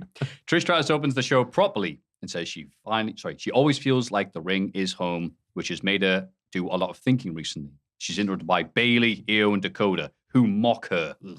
Bianca Belair arrives to defend Trish, and Bayley laughs at them for being outnumbered. Bliss and Asuka arrive to tilt the balance in the face's favor, so Bayley buggers off. Then Io Dakota beat Bliss and Asuka to advance to the final of the women's tag team tournament. What do you think about Trish here, Jack? She's good at playing like what's the type of babyface Trish is? She's just fair and just, you know. Canadian. Aye. And she's just standing up for what's right, but also she's Trish Stratus, so she's like a legend of women's wrestling and stuff. So it all just works. I find her very likable still, which is weird because she started off as such a heel. But yeah. But I enjoyed the match as well. I can see out the corner of my eye that Ross has highlighted a move for his potential moves of the week. I have, but we'll get on the promo first. I think the chance of one more match were unnecessary. I think it took away a bit from what they were doing with the other women because, like, I feel I could have another match, and you're like, no, that's not. It was all just like Bayley versus Trish, wasn't it? Right. And it also just selfishly makes our victory over the Wrestle Twat at SummerSlam 2018 meaningless. If that happens. Good times. Was it that event? What? What was Trish had a last match, or was it the year after? With Charlotte? I can't remember. I might have just got mixed up the there. match that we won on in the prediction Alexa Bliss, wasn't it? was Bliss and Rousey. Yeah. I might have got my years mixed up there. And also But I don't- Strowman and Owens. Mm. And both those matches were squashes. Anyway, We yeah. won. I thought like the promo was setting up a match that maybe we will see at WrestleMania, but it felt like, yeah, as you say, it took the attention away from the matters at hand. Yeah, because and now it's time for the tag team match. You're kind of like, like, don't promise us Trish and then have the normal thing. It's a bit. Maybe it's a little bubbly, but slow burn. Ooh. But I also didn't like. It's a minor thing considering again the improvements Raw's made. I don't want to take it to detract from them, but again, WWE loves doing this. They're probably still doing this. So Trish is the legend. We know she's coming back. Everyone loves her. Yay! And Bianca Belair is putting over Trish. Not Trish putting over Bianca Belair or some of the other people who are currently on the roster.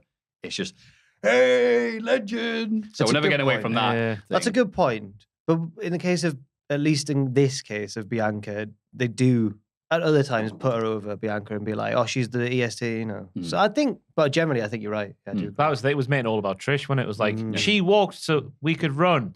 Yes. But then Trish should have been like, yes, Bianca, you can run quicker than I ever could. Yeah. Perfect. Let's have a race now. Yeah. Up the ramp. Yeah. I But was the best, but you're the bestest. Yes. bestest, yes. That's how you do it, right? But as for the match itself, it felt like in the start they were saving Asuka versus Io for something bigger, which I hope they do at some point. That could be a WrestleMania match if they do it right. But then Io, she gets out of the way of one of Asuka's kicks, and the crowd, to steal a phrase from Cody Rhodes, it made them literally go, ugh, or whatever that catchphrase is. I've butchered that, haven't I? Make them go, ugh. Oh, you mean What's the that? song? Make What's them that? go, ooh. Oh. Well, Cody makes it. He Cody references says that. He did it a few times in promos, didn't he? Make him, ugh. Make him, ooh. I don't know. I might be doing the wrong noise. Make him go, aha. I don't know what the right Things noise that is make now. you go, It wasn't that one. I don't know what Cody promo you're referring to. Well, he did it a few times. Like, make him, ugh. Whatever it was. Is this Randy Savage? This was Cody's hard times. Do you remember? I'm sure it's a meme or something. Like, we kept referencing. People are going, I can't believe he's done that. I'm obviously getting it wrong. It was something like that. Make him, ooh. I don't know. Even when Cody said, yeah. Crowds are always going, ugh. I can imagine Cody doing that. So maybe we're just not thinking of it. Yeah. It might have been on one of these, like, you know, the sort of off-air promos that get aired on social media. It might be one of them. But make them insert noise there. But Io Shirai, I felt this was her, like, hello, I'm a proper main roster she's superstar match. better than Asuka, her. Yeah. I don't care what you say. I don't care, Ross. I don't care. On this one match, I'll give you that. She was so good. Yeah, she's the Empress of the Skies. No, she's Asuka's the Empress of Tomorrow. What's Io's one? The Sky Queen.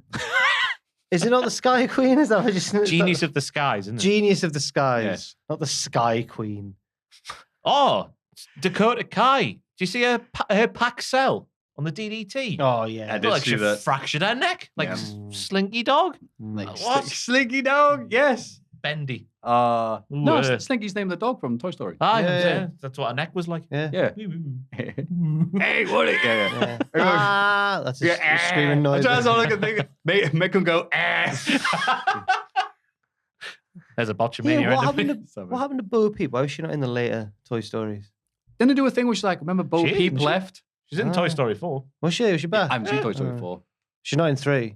And they just kind of went, oh, yeah, I miss Peep. Like, oh. Yeah, that's what I remember. Like, Looking after the sheep. It was I guess so. springtime. Yeah. Yeah.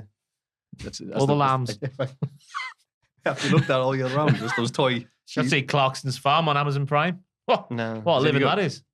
Huh? He's actually on a farm then, or what? Oh yeah, he runs a. Honestly, right? You might not like Jeremy Clarkson, but he's for what he is, a nice guy. Like just running a farm with this young boy. I know what Clarkson is, but on this show, he's like a nice father figure to this guy called Caleb, and like Caleb, he does stuff where Clarkson would take the piss out of her, but he's just like, oh, that's good for you, Caleb. If you're happy, I'm happy. That'll do, Caleb. That'll do. Where's the conflict in this? Was that with the logistics of running a farm? Yeah, but then he births a lot of lambs. During Does he? Yeah. Oh God, that's weird. You mean lamb in the world? Not out of himself, no. Let's race these lambs. I'm going to birth this lamb in this farm. Probably births a lot of lambos. Hey. Does he not hit any of the lambs for not bringing? Oh, never mind. Let's move on, Maffew. You're not a steak. Nice finish to this match on Raw. Yes, it was. Good heel win where they earned it with a bit of cunning instead of cheating and just being chicken poos. Yeah, Io saying her name as the announcer does as the winners of the match, and then Dakota Kai being all Slinky the dog, and then her carrying on going, yay! And her going, they're really good. They're back, baby. They're back, They're baby. back, baby. That's right. It was good that we're given a lot of time as well because they're doing this. As cursed as it is in certain brackets of the tournament, they're going all in. Yes, and good on them. About time to take a drink. I'm very sorry. Dolph Ziggler is interviewed backstage about his loss to Theory last week. Finn Balor interrupts and says that people like Dolph make him sick. While Rhea Ripley stood behind him. Right.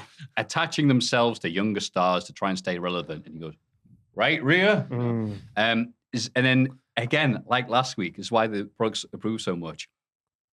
Previously, a few months ago, if Dolph Ziggler was on TV and someone said, you make me sick, you're useless, you crap, go away. No. That or the thing we're doing last week. This time, like last week, Ziggler slaps Balor, invites him to the ring for a match there and then, like, you and me, square go. And then Balor wins with help from Rhea Ripley on the outside. But I like to think Dolph Ziggler was just distracted by the ill-fitting music that Finn Balor now has. It's his old theme, but because he's now a dark and disturbing heel, it's warped a bit. It's like the Attitude Era. Damien Priest got the same sort of treatment as well for his music. Do you not like it? Nah. Yeah. Didn't I need to pay tickle closer attention to it. Not my cup of tea. You had the Alter Bridge. Back when music was good, That Alter Bridge. Had them in the palm of your hand, you've done that. I can see why they've done it, but it doesn't make sense. But yeah.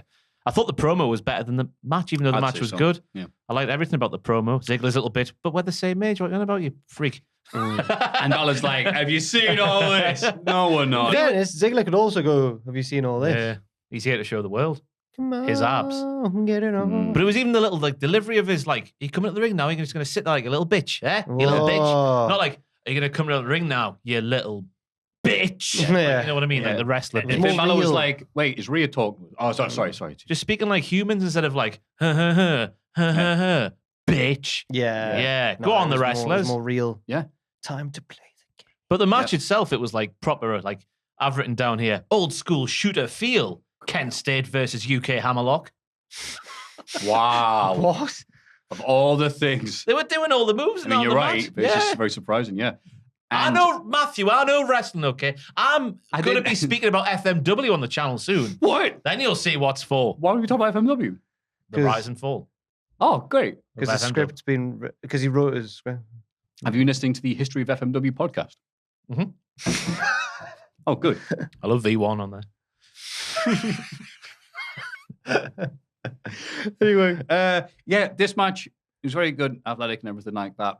I was very impressed that in the first hour of Raw, they managed to get a holy poop chant going. I forget what move it was, because I was too distracted going, hang on, how do you pronounce it?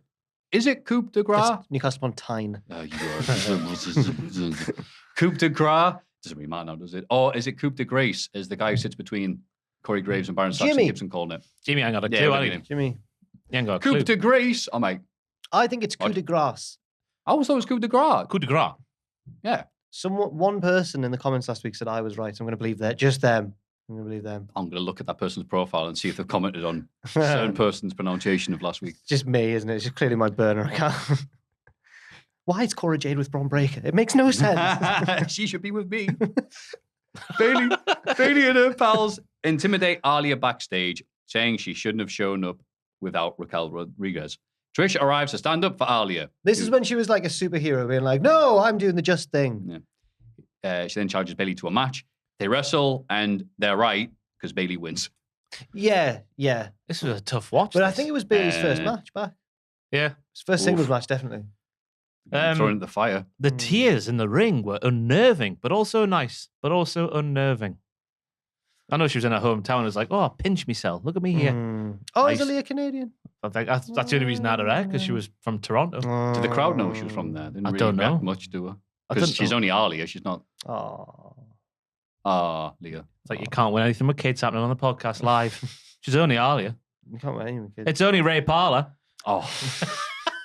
I love that call so much. How are you doing so well in the fantasy league? Because I picked all the names that look cool. No, you didn't. No, you didn't. So I even came up like, well done. Credit to the person you picked for Arsenal, Odegaard. Like, you didn't just pick the names that look cool. I've got Jesus on my team. Hey, everyone's got Jesus. Yeah, but not in their heart. Like yeah, right. That's right. Where's where Jesus is? I'm intrigued why you've gone to Maffew there as to why he's doing so well. Because it's not expected from me. You're expected to do because well. you know about football. Ross is in the league, lead of the league, and everything. Because Ross knows about current football, whereas your references are all like Kevin Keegan, the entertainers. If it was 90s fantasy football, then yes, fair enough. I've never thought of Odegaard like that though. Odegaard. Guarding the Odusps. Yeah. Looks like a YouTuber. That could go either way, Jack. Yeah. You mean really intelligent, smart, knows exactly what they're talking about, and should be talking bollocks for 3 hours? He looks like a young blonde man. He could be PewDiePie's cousin. Yeah. Oh, don't ruin it. Anyway, I've no one saying anything. Saying here? The Aliyah. Yeah. I thought, blah, blah, blah. Aliyah's action in this match was tight. Oh, she was doing all the moves really well. Name one. Trusting opinions. I don't write all the moves down. There were so many she did well. We couldn't name them all. No, if you go back and watch the match, she didn't. It was competent. She didn't crap the. It was competent. Look at you sat there like that, saying words like that. That's a compliment. The arrogance of you. The arrogance of Maffew. No. So just, you're not actually Bret Hart, because you're wearing that shirt. I feel like it.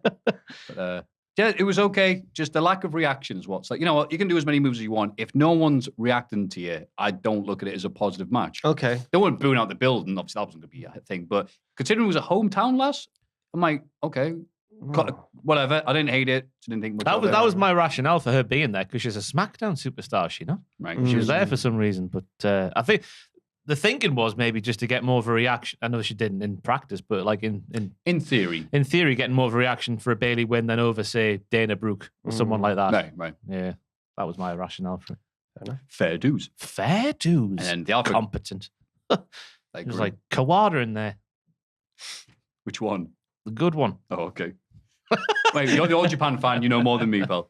Alpha Academy cut an anti-Canada promo to rile up the crowd. Chad Gable issues an open challenge, which is answered by Kevin Owens. He's Canadian. Mm-hmm. Oh, no. Not just Kevin Owens, though. He went back in time. The prize fighter. Mm. Owens wins the match. Otis tries to attack him afterwards, but Owens stuns him before powerbombing Gable on top of him. Yes. Big Canadian sandwich. Or a Mountie and a Mounteur. It was Kevin Owens in Canada. It looks, but not just that though. I don't think we can just look at this in isolation. I also think this is part of Kevin Owens looking really strong and tough. He fought off 2 men at the end. And the moves he was taking. Germans on the apron. Right. In his home nation of Canada. It was He's going to be a champion one day. He's already been. I'm saying that like he's like a newcomer. No, right. He's on the end of the. He's he's down, on the up and down. He's Now he's on the up. hurtling towards 6 years of no titles for Kevin Owens in the Fed. He's been used to make other people look good for so long. We forget. Oh wait, by himself, he's actually very good. So it was an interesting week for wrestling though, because Gable whapped out a diving headbutt that went 3/4 of the way across the ring on the same week that Our Lady Peace made their return to WWE. What connection This is show that? was taking place in Canada. She's not supposed to say anything. Judgment Day have a promo backstage. All the evidence is there. In which Rhea says that Dominic is starting to enjoy the beatings she gives him. And it says in here, steady on, Maffew. Yes. Just thought. Anyway. Choose me, Poppy. Oh, so now I'm dumb. Oh, no. How you doing, Poppy? How are you doing, Poppy? Has the joke already been made that it's ironic that his name is Dom when he's... I think we've all said it in our heads, really. Does it need to be said? Shall we, just in case there's someone at home who doesn't understand? Go on, say it, Jack. What, me? Well, because he's being a little subby boy, isn't he? For real. Because I knew you'd say it so well. Bobby Lashley and AJ Styles team up to face Miz and Ciampa. Oh my God. Serious stuff happened in this match. Midway through the match, a hooded man tries to grab AJ over the barricade and is dragged away by security. However, it's all a ruse. It's like Bobby. Joker, isn't it? Yeah. Yeah, he's got an army. Moments later, another security guard removes his helmet to reveal Dexter Loomis before dragging Miz out of the arena. The match goes to a no contest, so Styles and Lashley lay out Ciampa afterwards for good measure. Yeah. So the guy who grabbed AJ, are we to assume that Dexter Loomis has paid him off to be a distraction so Kip I can Sabian. get... It was clearly a heroin addict. I mean... Yeah, that's he what I was thought. Crazy. Yeah, he was. Crazy man. He also looked like a trainee wrestler. He was like quite good looking and big. No, Dexter was in a street corner, a dark and dingy one with one of those smoke things on the floor. Yeah.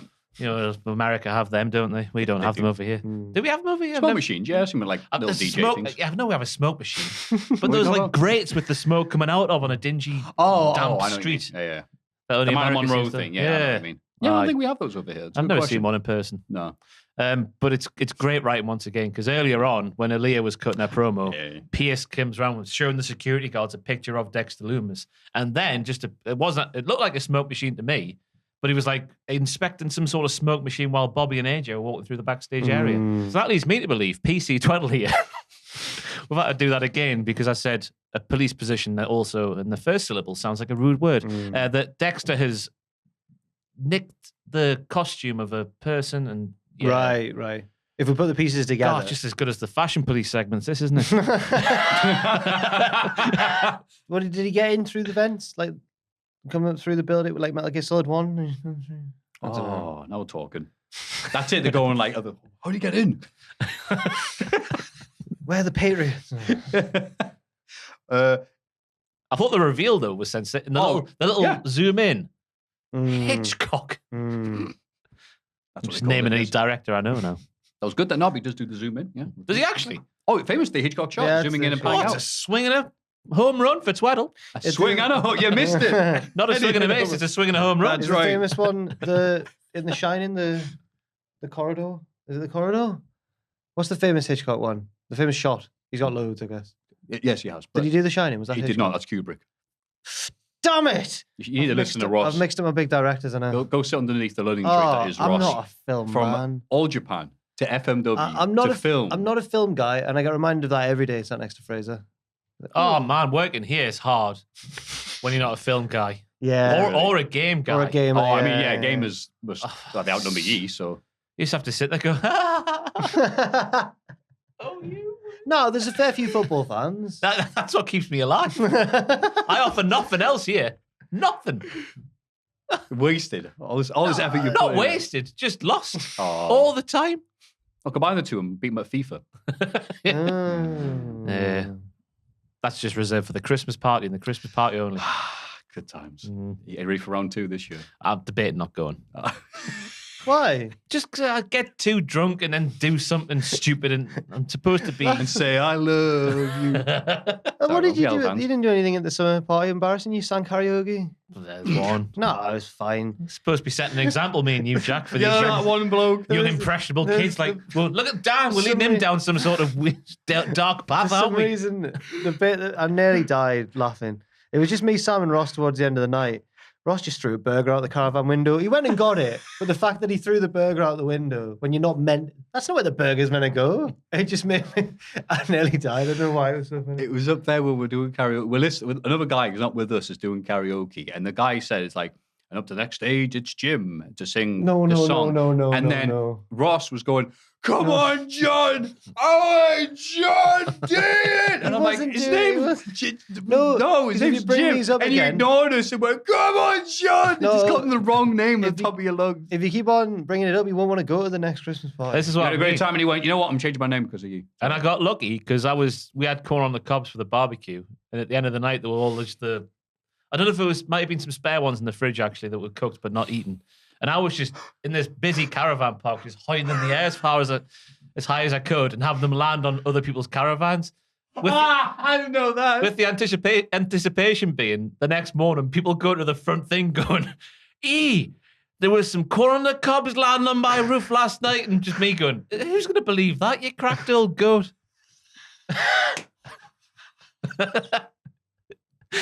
So there you go. That's the sort of conduct where, I'm supposed to be setting an example here.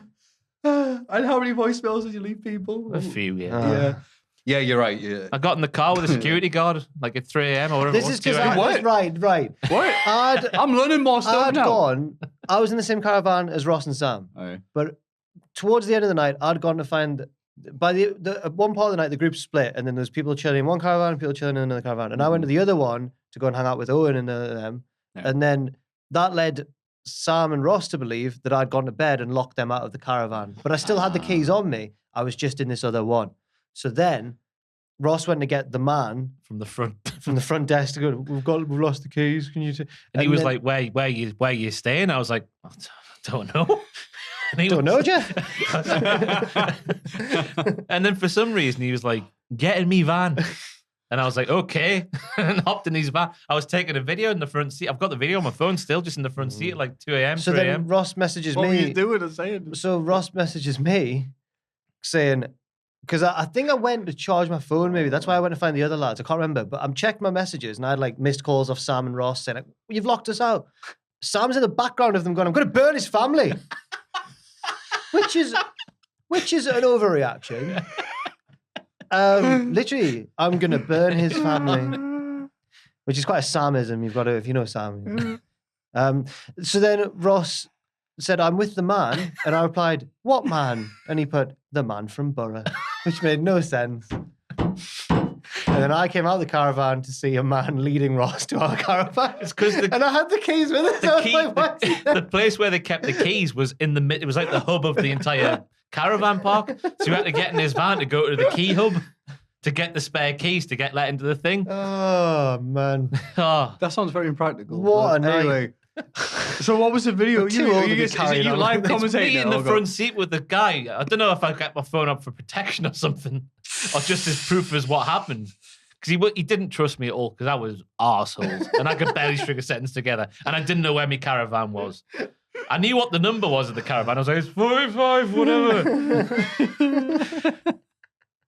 So that's why I don't want to go this year, just in case I make an arse of myself again. But next year for the summer one, the summer one's where it's at. For me, the summer party's up here. This party was good, but summer party's up there.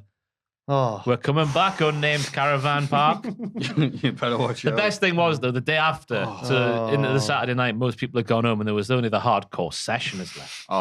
So we went back into the place, like the hub bit, the entertainment center, entertainment bit for a meal. There's like a cafe there, and slap up meal. And there was this man who's like, you were so entertaining last night. You've been the highlight of me trip. Liked us. Yeah. No, this was a random punter. This was right. This was out. Do you remember, Dan? You were there, weren't you? That's nice. He's like, you were the highlight of me trip. You were good fun. And we were like, are you sure? Because we felt like arseholes.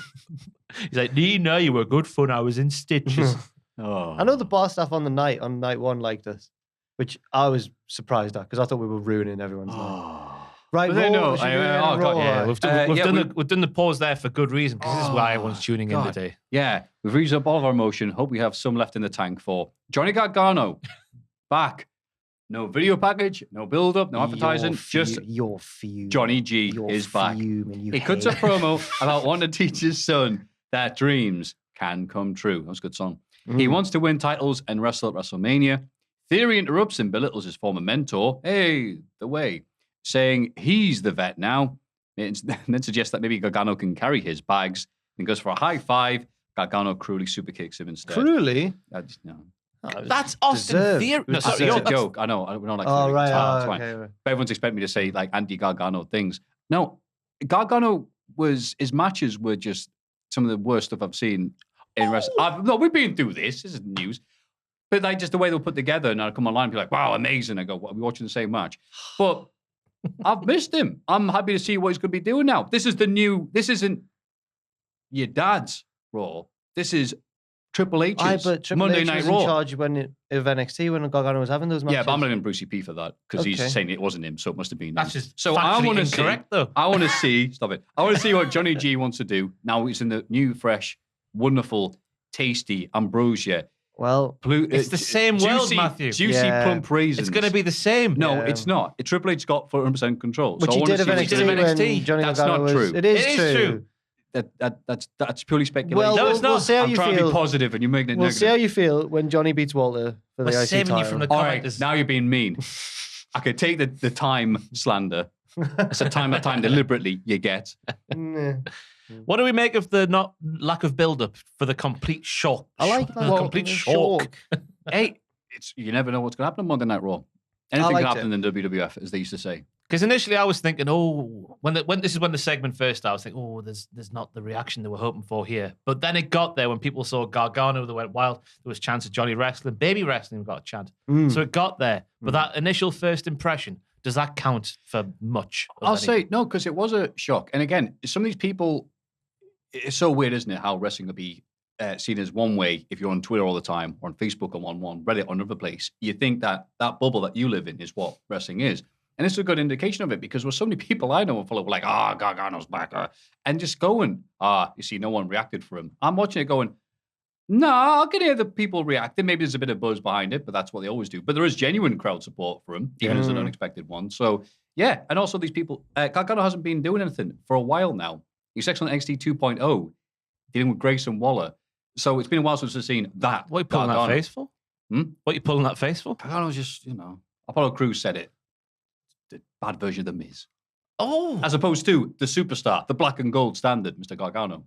Ooh. So I think he'll be setting off, doing some theory, and then we'll be back on. I cheered track. when Theory came out.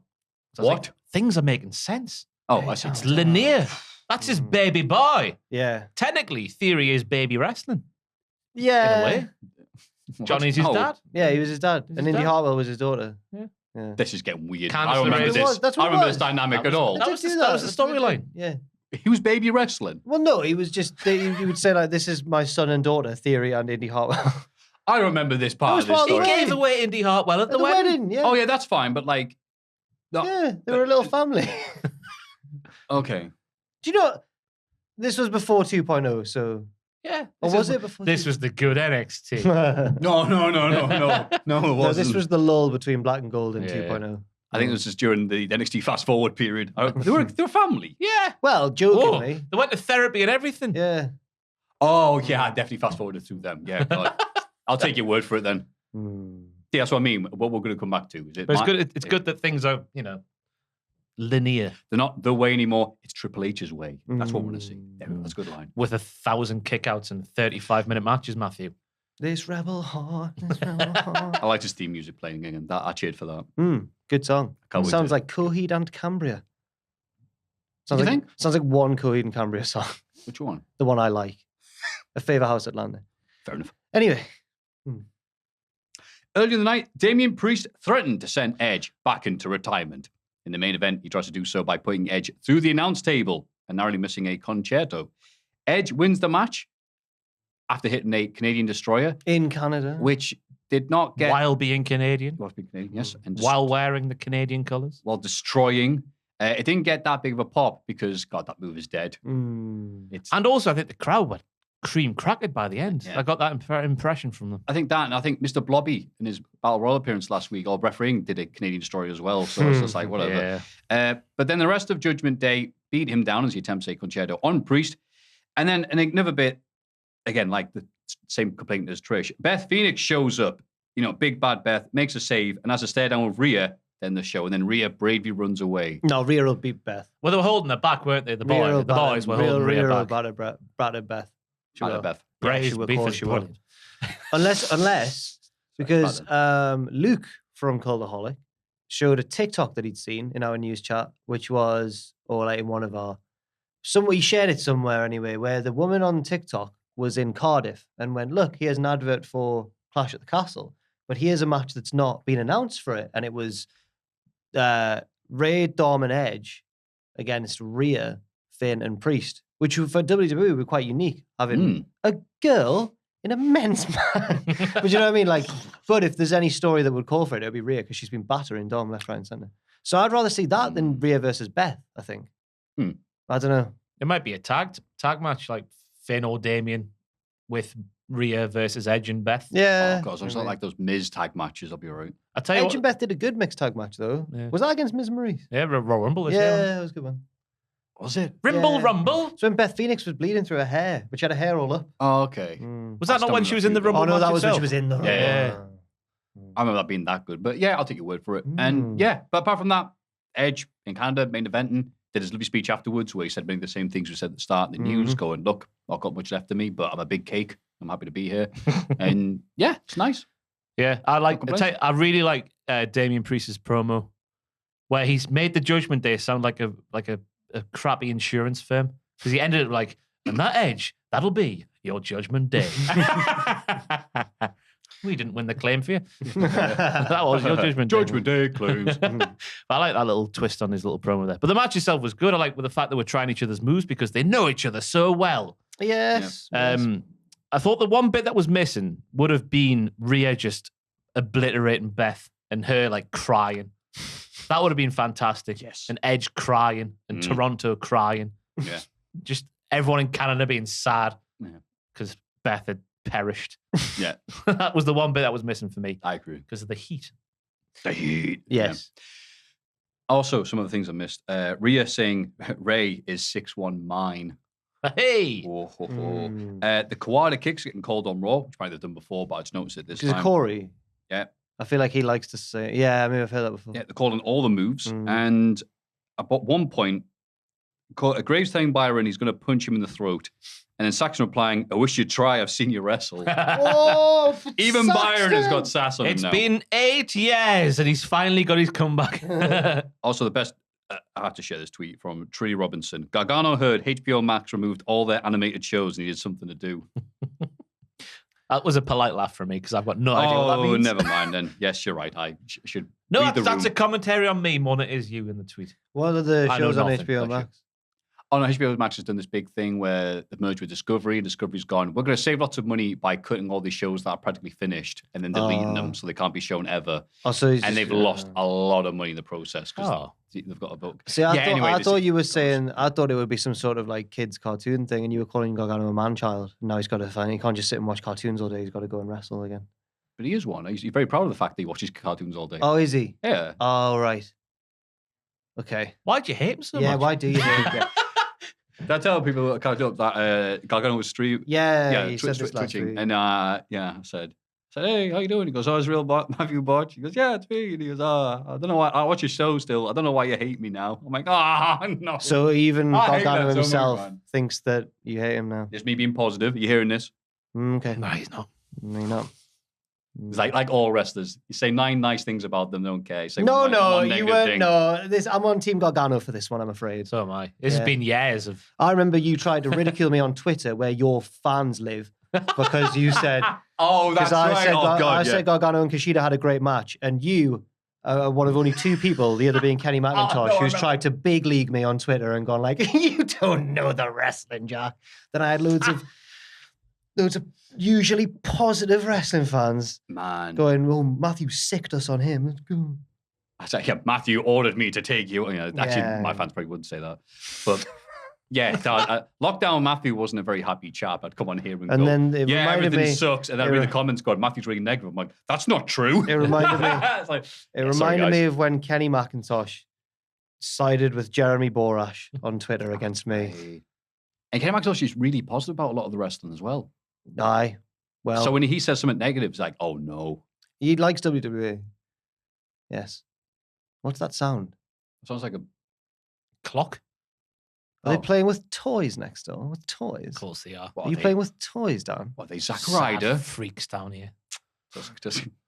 Toys? This will spice us up. NXT 2.0. Oh my God. The show that got gonna run away from. This was a very NXT. Oh, I would well said. argue Gargano's too boring for NXT 2.0. I would argue that the 2.0 pulled away from Gargano. Oh, they've improved without him. Yes. What did I put for the thing? NXT UK sale. Everything must go. It's good, that one. Braun Breaker opens the show and calls out Tyler Bate, going, "Hey, Tyler Bate, come on." Braun suggests a title unification match at Worlds Collide, and they shake on it before holding up both belts. Yeah. Dangerous times for Tyler Bate. Better watch out for Bop and Bang. What if he loses it? What if Braun loses Wait. it? When's Worlds Collide? Next Sunday. Sunday before All Out. I think there's a real possibility of Tyler Bate losing the title before he wins it on TV. I haven't thought about that. I think, That'd be hilarious. chaps, that there's a possibility of Tyler Bate winning the NXT No. champion. You don't think? I think there's a chance as well. That'd be very, And very I think silly. there's a chance of him getting a gimmick just because of the way he was dressed on this week's NXT. Oh. He looked like a sous chef, you know, think? With his little thing on there, which would result in him in NXT 2.0 land having the spelling of his surname changed to Bate as in food.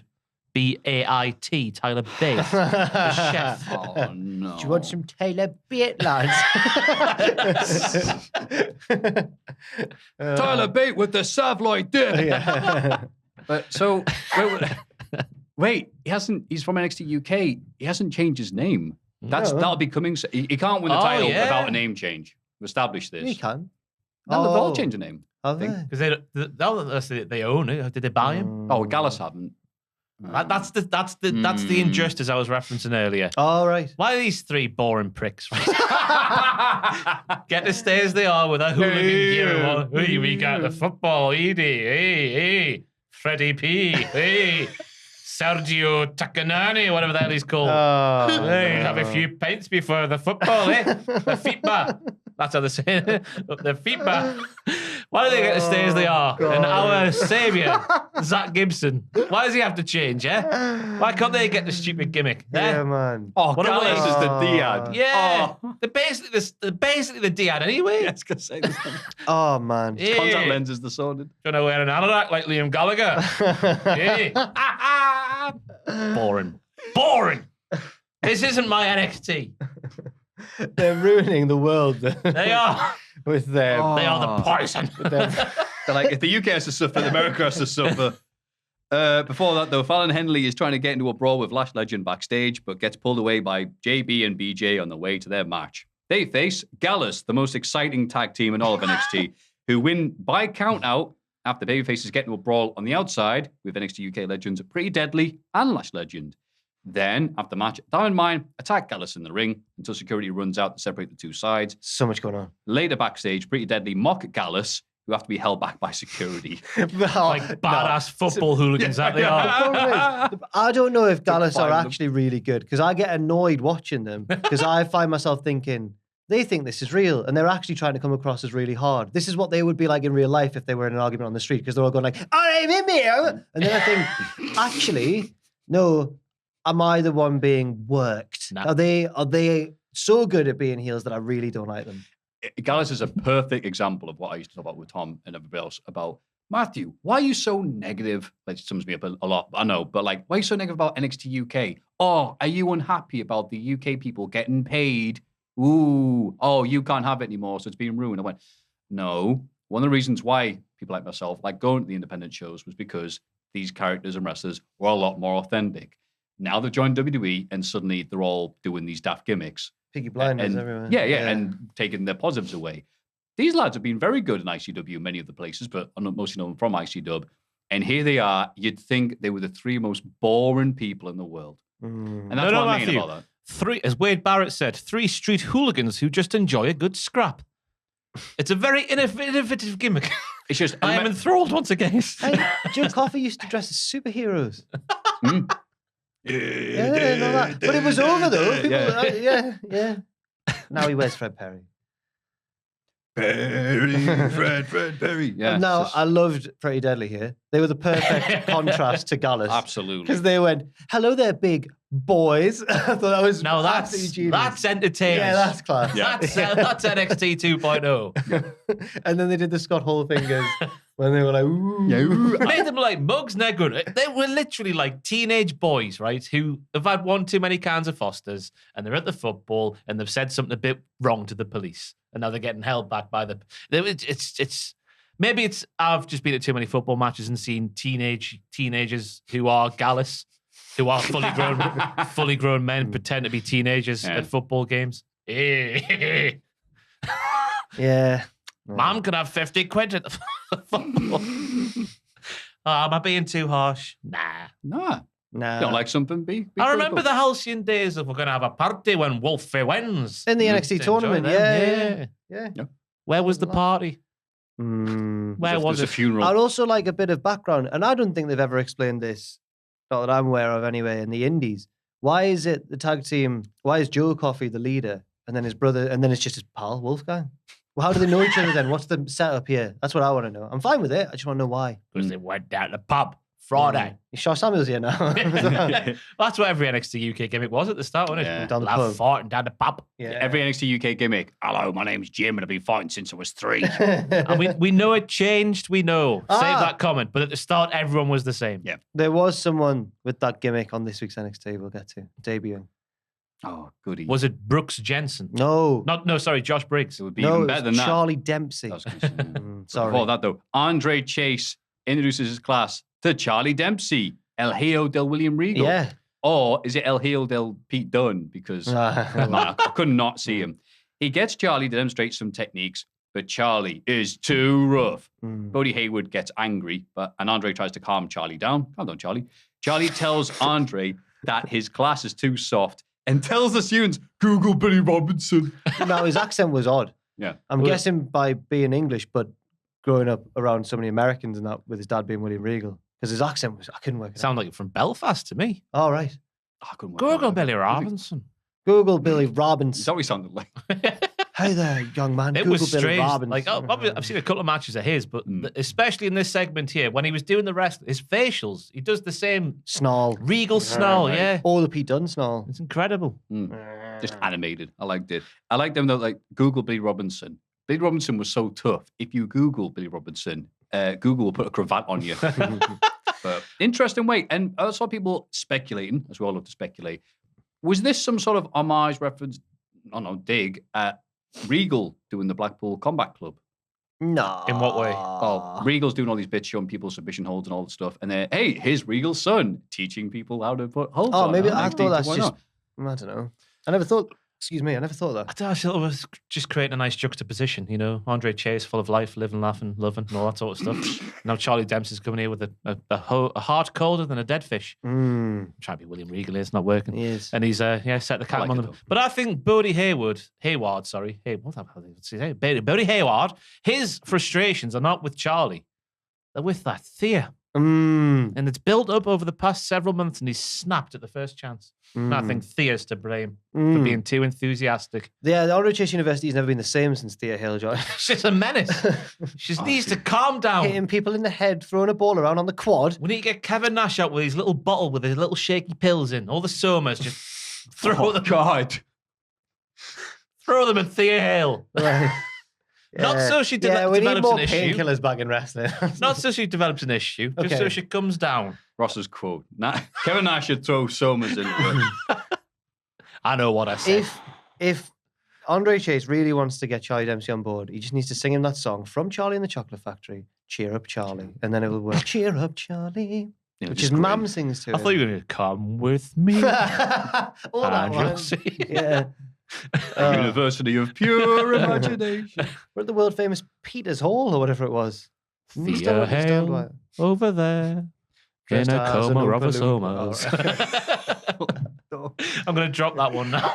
yeah. The Moving somas have had the day. moving on to something that has the same effect. The NXT Grayson Waller. 2.0. With a Hey. special guest, Apollo Crews. I did like this bit, actually, Grayson going, my guest this week is Apollo Crews. Big fan of the podcast. Yeah, isn't he? obviously. Hello, Grayson. How you doing? They talk about Apollo's visions.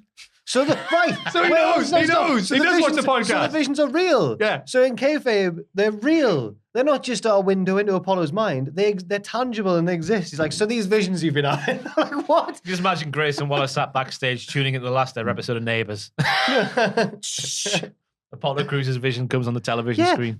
It's not like I would have understood On it. every station. I would have understood it if Grayson had gone, so I hear you've been saying you've had these visions where you can see the future. All right. But no, he's been going, these visions that are really real. Why didn't you save the diamond mine then? So he's seeing the visions as well. That'd be good. He's believe pointing. it. Grayson Waller's new gimmick is pointing out the storyline flaws in this. It's about Apollo's visions, and Grayson accuses Apollo of being selfish for not saving that man last week, as you're right. Apollo asks Grayson how it feels to be a low-budget Miz. Giant pop from the plants for that one. Well, we've punctured it already. Yeah, no, it's like the 5th or 6th time we've had a Miz comparison. Isn't it? Grayson says that's a compliment. It's a fair point. And wonders what Apollo tells his kids when they ask why he couldn't cut it on Raw or SmackDown. Grayson was skipping rings around Apollo Crews. And then he asks, what happened to your accent? To be fair, Apollo's comeback for that was good. He's like, I'm still a Nigerian warrior. I don't even know Yeah. how this I works. put on it, it's like, ask Jack what accent he did and see if he'll do it. No. There you go. You're learning. I'm proud of you, lad. Apollo lays out Waller and says, that's the Apollo Crews effect. Again, nice job, Apollo, but yeah, Grayson just schooled It was you here. Vic was in a tag team with Grayson during this one. Just when he was like, we all know why Apollo's back in NXT. He just left it there, fill in the blank wrestling fan. He wasn't good enough, was he? Now he's back here. Look, I'm not saying I'm not allowed in Canada because of that reason, but I won't say the reason why. I see. What do you think, Jack? I thought it was. Sorry, go on, Jack. I've said enough. No, I've pretty much echo what you like. It was one of my least favorite segments of the show, but I think I'm just not on board with Apollo Crews at the minute, and that's sad because I recognize he's really good in the ring, and this is probably one of the best promo performances he's done ever, which is sad because he was against someone whose lines were much better than his. But I want to be on board with Apollo, and I'm struggling to get there, and the visions thing's not helping. Props to the 2.0, though, for finally making one of these talk show segments in the middle of the ring not feel like it's in the middle of the ring. The lighting. You couldn't even see the ropes barely. I liked how there was The little constantly screen. a camera on Grayson's face. I forgot about that. Grayson Waller cam. I thought they knocked out the park. Is Grayson Waller better at being theory than theory is? Or is theory better at being theory? They're very similar gimmicks. I thought, I'm sure I said like a year ago, I was like, I bet they're in a tag team by the end of, obviously that's not going to happen now, but I could have seen it. That'd be the good dynamic. Don't go trying to get more Instagram followers than one another. Yeah. Whatever. They would have just, let's de-push theory now and just get him in a tag team with Grayson Waller. Tyler Bate, he's an international superstar. He is known as the big strong boy. Well, guess what, Mackenzie? I'm a big strong man. And tonight, we're going to find out how strong and tough he really is. And believe me when I say this, after I crush him, Tyler Bate, he won't make it to Worlds Collide. That was one of his better... that was one of his better efforts. Just speak like a human, for God's sake. He can't. He can it, can he? That's it. Words That is blend him. together sometimes. Now- Not every word has to be said. I've got to say, do you remember when we used to do more storyline-based silly predictions contests? Me and you and the lads. Real life. Right, they were real. But obviously, when we had to be silly and act little scenarios out on video, I couldn't fully jump into it, and I don't know why. I'm just not a good actor. After a year, So though, you were fine, and it's been a year. No, I wasn't. I think, but I think I sympathise with Von. I understand. You know. He I just wish there was a different cadence to one sentence, and it didn't have to be.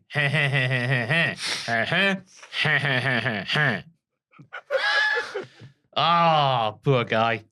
Poor, beautiful 6'5" muscular guy. Actually, yeah. I've written down here. Tyler Bate causes Two Fist, Bip and Bop. Does come Tuesday call his like Ugg and Thug. His fellow cavemen buddies. Why is Robert Stone there, though, still, if this is what we're getting? That was a long promo from Cum. That was. A lot of cum. It was a lot of Cum. Oh my god. Oh my God, it's Javier Bernal. Oh yeah. Hey! You play Tyler Breeze's entrance. Look, everyone, it's Javier. Javier's here. It's Big Body Bernal. A big boy Bernal. He kept saying it like everyone knew. That was Big Body Bernal. Everyone knows Big Body Bernal. And his NXT dev wrestler Javier Bernal appeared in a digital exclusive segment last week. Oh, I think he's been on Level Up as well. Yeah, sorry, he's been on Level Up, yeah. Aye. Where he was annoying a security guard. Javier walked away. The guard, looks like Seth Rogen, said, "What a prick." You mean No. Hank Walker? You've not said that. What? In my notes, I've said he looks like Seth Rogen as well. Yay! It's 'cause he looks like undeniable. him. He looks so undeniable. much like him. Wow, we actually had synchronicity for the first time in months. Yeah. So yeah, and then it's not his debut because he lost the Diad a few months ago. And they're here at ringside to tell him to watch out. So the Skiz are watching on. Cameron Grimes beat Javier Bernal in a short match where he drops him right on his head. He should have listened to them. Bless him. And then what else? Later, Bernal shouts at a woman backstage for trying to console him after the loss. And then a big security guard, played by Seth Rogen, tells him, hey, he should speak to women with respect. Bernal brushes him off. This was a good week for Seth Rogen. So have you noticed that this is an attempted reboot, in my opinion, of Zion Quinn's original gimmick, which is when he'd be like, let the women go through the doors first, buddy. Run it straight. And then it was before he said run it straight. It was when he was just big, chivalrous man. So they're doing this again with Seth Rogen now. Where's it going to go? But Seth Rogen comes from good stock when it comes to security guards who become professional wrestlers, as we all know. Why? Come. What? Oh, he was a security guard. And now look at him. Loads of No, I don't want to, Ross. On Reddit this week, we had Powerhouse Hubs in 2013 on Raw being a security guard. Now look at him. Loads of wrestlers have been security guards. Hank Walker / Seth Rogen is the latest one. Okay. Comes from good stock. But I worked out Bernal is supposed to be Jay from In-Betweeners. Because he calls himself Big Body Bernal.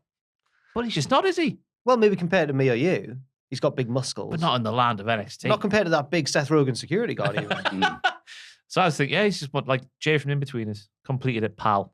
He was class. I'm Big Body Bernal. Who you lost? Like, it's him. Like, what? I can't wait to see. This was the most NXT in a while. They should just like lied and goes, oh yeah, it's NXT UK superstar. So you just flag yourself in and goes, oh yeah, well, I wouldn't have known any different. We could have just showed up. It goes, yeah, hi. Oh, it's two-time Ring of Honor World Champion. with the Trios champions from NXT UK. Oh no, that's English for three. Choke, lads. Oh, don't die. Oh, I need a little. Oh no. Oh no, there's no one. He's gonna die. Oh, well, I'm good. Spit in his mouth, Maffew. I'm all right. Oh God, I can't wait till the end of this segment. God, you've been good this week, Rob. God, what have you been eating? Keep on doing it, right? Monster. With this, I said that bit. Blair Davenport. By the way, I cannot be arsed with Cameron Grimes being pursued by Joe Gacy. What do you mean? I can't be arsed, man. We've just seen promotion of the year. We've just seen it with Legado and Tony, kind of the pursuit, then the guy joining and not enjoying it, and get. It is going to happen, though. You know, it is going to happen. But hopefully they go all the way. We're going all the way. Never-ending story. I think they'll try and do a Daniel Bryan breaking out of the Wyatt family kind of thing, where he's like, well, I can't be asked if that is the plans. Okay. Well, it'll be clean shaven, then he'll be like, and his beard will come back. You know what they should do? Put Joe Gacy and Gallus. Just strip everything away. That'd be so good. And just have him stood there looking like Joe Coffey. You know what? They're like, what are you doing? I thought you're supposed to be leading the way. Yeah, I'm a football hooligan now. Sorry, lads. I think Dragon Gate and maybe Stardom as well tend to do a match once a year. Maybe it's just Dragon Gate, but whatever. Please correct me if I'm wrong in the comments. And don't be too nasty, Japanese wrestling fans. The Dragon Gate do a match where it's like a big multi-man, like elimination match in a cage. Yeah. And then the loser has to swap stables or something. Or like I think I've seen one of them. I know what you're talking about. Right. Do that I'll with back you NXT. That would be really Because cool, that would actually. lead to Joe Gacy being in Gallus. Hello, gentlemen. Is that what you did? That's the stable I've been I see you're taking me to Celtic Park. What's it like here? Come and have a go if you think you're hard enough. This coffee's hot. Yeah, I can see that working well. Do. Oh God! I can't be asked to do the full thing. Yeah, That's the football chant that's taken the world by storm this week. Saliba. Yeah. And then he bloody scored a goal. Did you watch it on the Yeah, I was getting sick of the chant. The whole 90 minutes, yeah. that chant. And then he scored. I was like, oh, that's not going to help. If you're an Arsenal fan, you should be ashamed. Stop. Yeah. Stop going to the football. Stop talking about football online. I find Arsenal quite likeable this season, but the fan base is. In the words of Joe Gacy now in his new gimmick, one song. You've only got one song. Are you learning, Joe? Anyway, Sergio, what's he even called? I know the Sergio, the brand that, whoppers where you go to football. Oh, Stone Island? No, Oh, Sergio Takiani. What? You don't know Dan? No.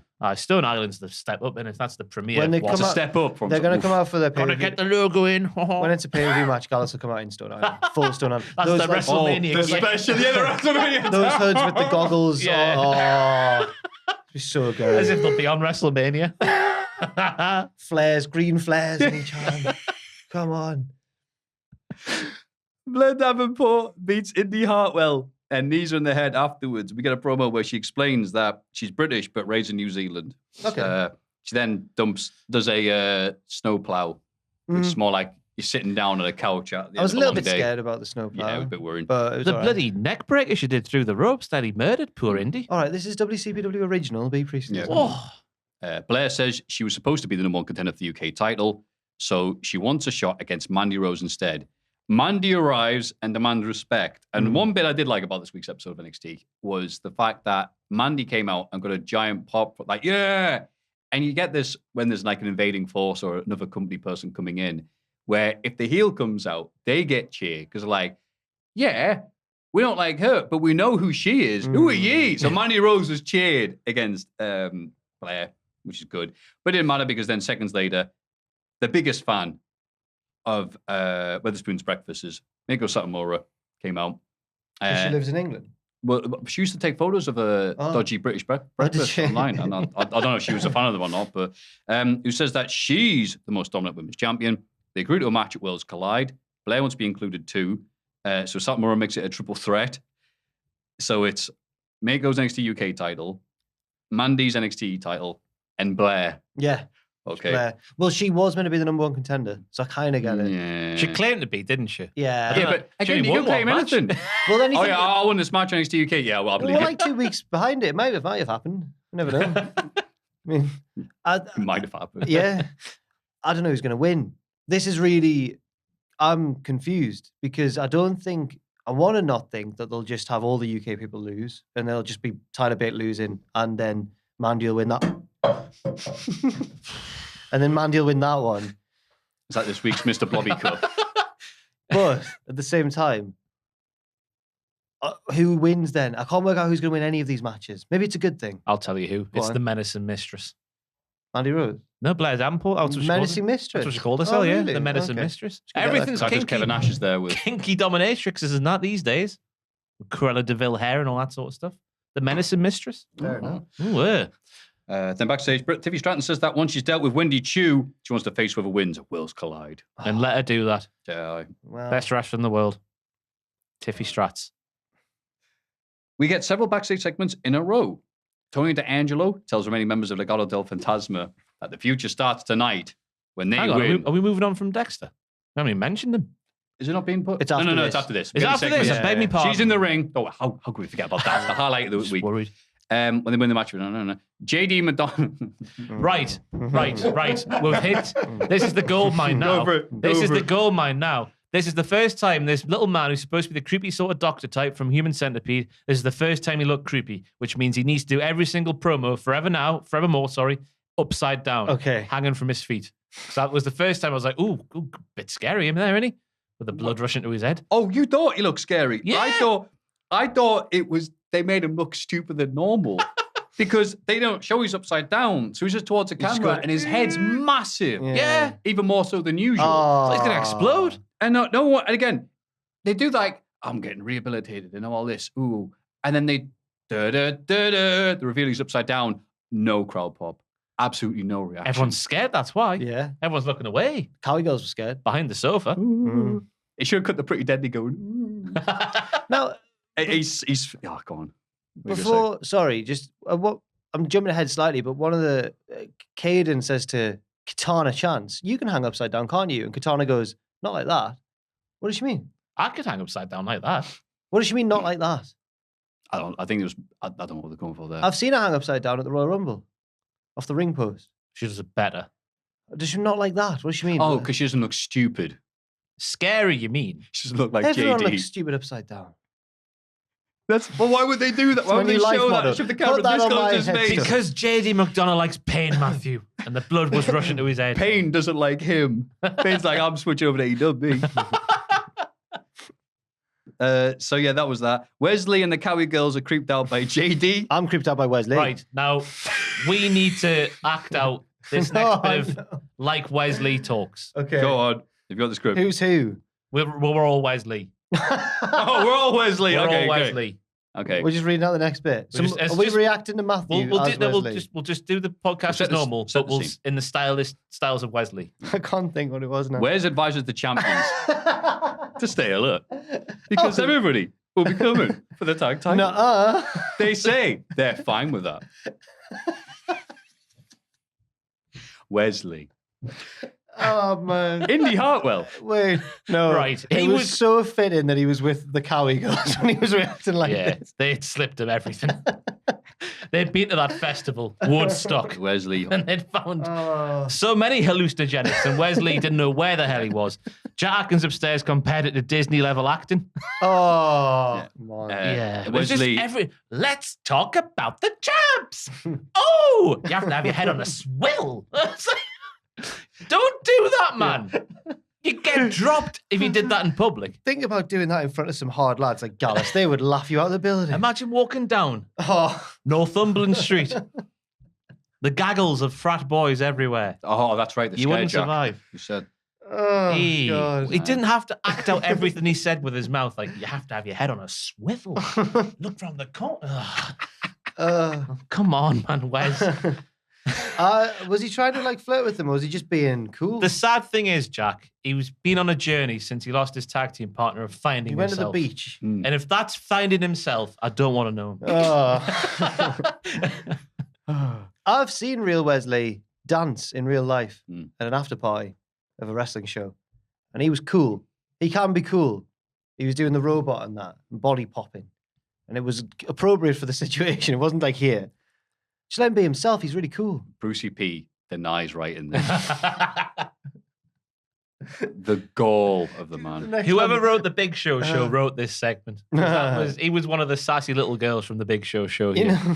know, is the next one going to be them all dancing at a party but talking to each other as a nice match on Tuesday, you guys? It's going to be like that. Hey, did you sign JD's card? Like, it's his birthday next week. Not that guy. He gives me the creeps laugh track. Not like you, though. Crowd. Ooh. Ugh. Anyway, and a genuinely good bit of the show, though. Indy Hartwell is sat on the apron and saying that she's reached rock bottom, which is true Yeah. because she's just stuck here, A not sure family's where she buggered off, belongs. Matthew. A family went. Crowd have left. Sorry, a family have left, and she's just losing to people. And where does she belong in this place now? And she says, "Look, I'm just saying, I'm just saying words," she said. And then Dexter Loomis appears from under the ring to a hero's welcome for the crowd and carries her at the back. He They gives both her a crawl note. on their fists towards each other. That was creepy. He gives her it. Oh, beautiful. I found it quite seen creepy Dirty because Dancing? no, but she wasn't moving her legs. She was just going. That's how they operate. like- Yeah, because Blair Davenport dropped on a bloody head. It was like the twin. It was like the twins in Break It. Well, no. She's a paraplegic now. Help me, Dexter. That's was- why, yeah. She was going to carry Dexter, but she threw up the X and he went, I don't know. And carried her the back. He gives her a note saying goodbye before taken away by police for murdering the Miz. Why is say, this- oh, why This is is this where random? this is where I was going to give Top Dollar a little bit of props because on Twitter he said, "Bruh, Dex."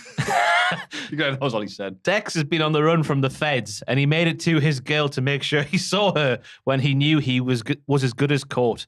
This is a street love story. Hashtag Yeah. NXT. True. I was like, yeah, it's true. Mm. The pop though, it was a proper Bobby Lashley. It was a proper Bobby Lashley. Mm. Yeah.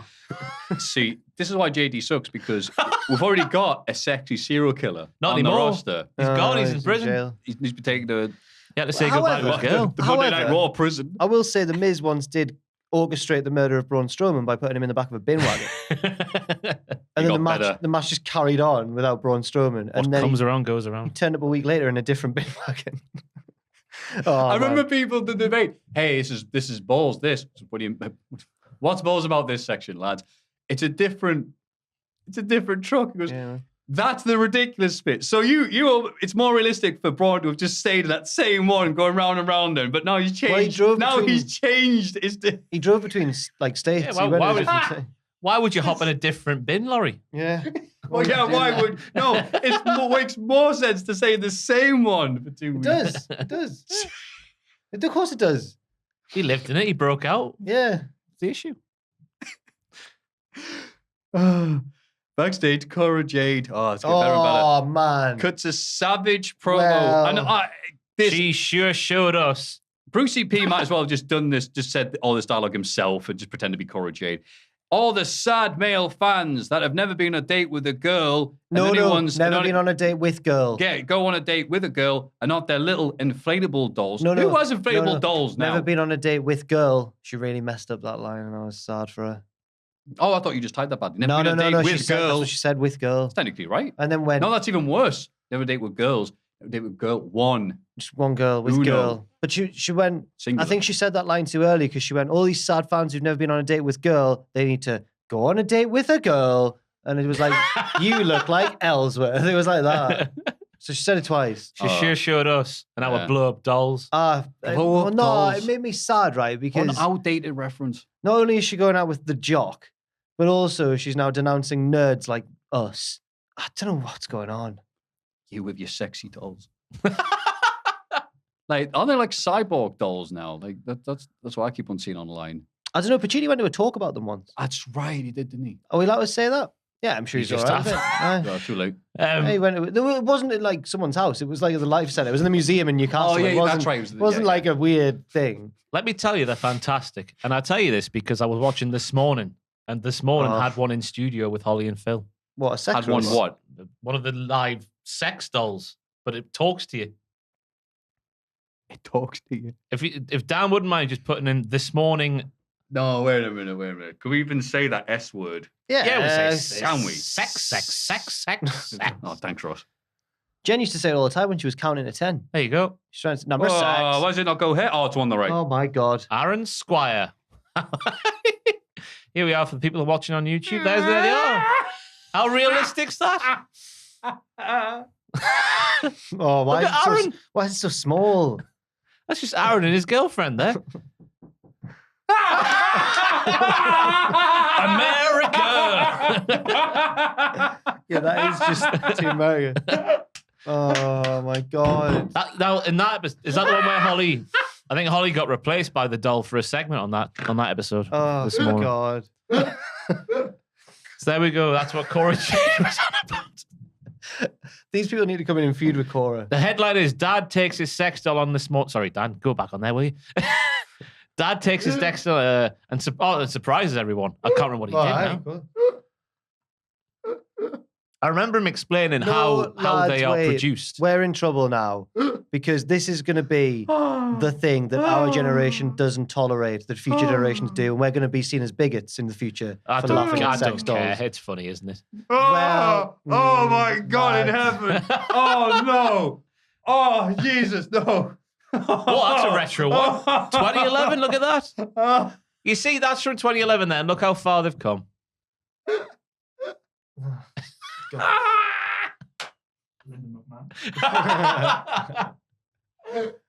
Oh, no. That is the WrestleMania 17 version as well. Pre-Vince McMahon nutshot. Don't say nutshot. Yeah, now you take it too far. Oh, my God. So there we go. That's what Cora Jade is referencing there, everybody. Thanks, Cora. Cheers. How can I... The Diard beat Legado del Fantasma in a tag team match. Gacy extends his hand out to watching Cameron Grimes. Sorry, that's never ending.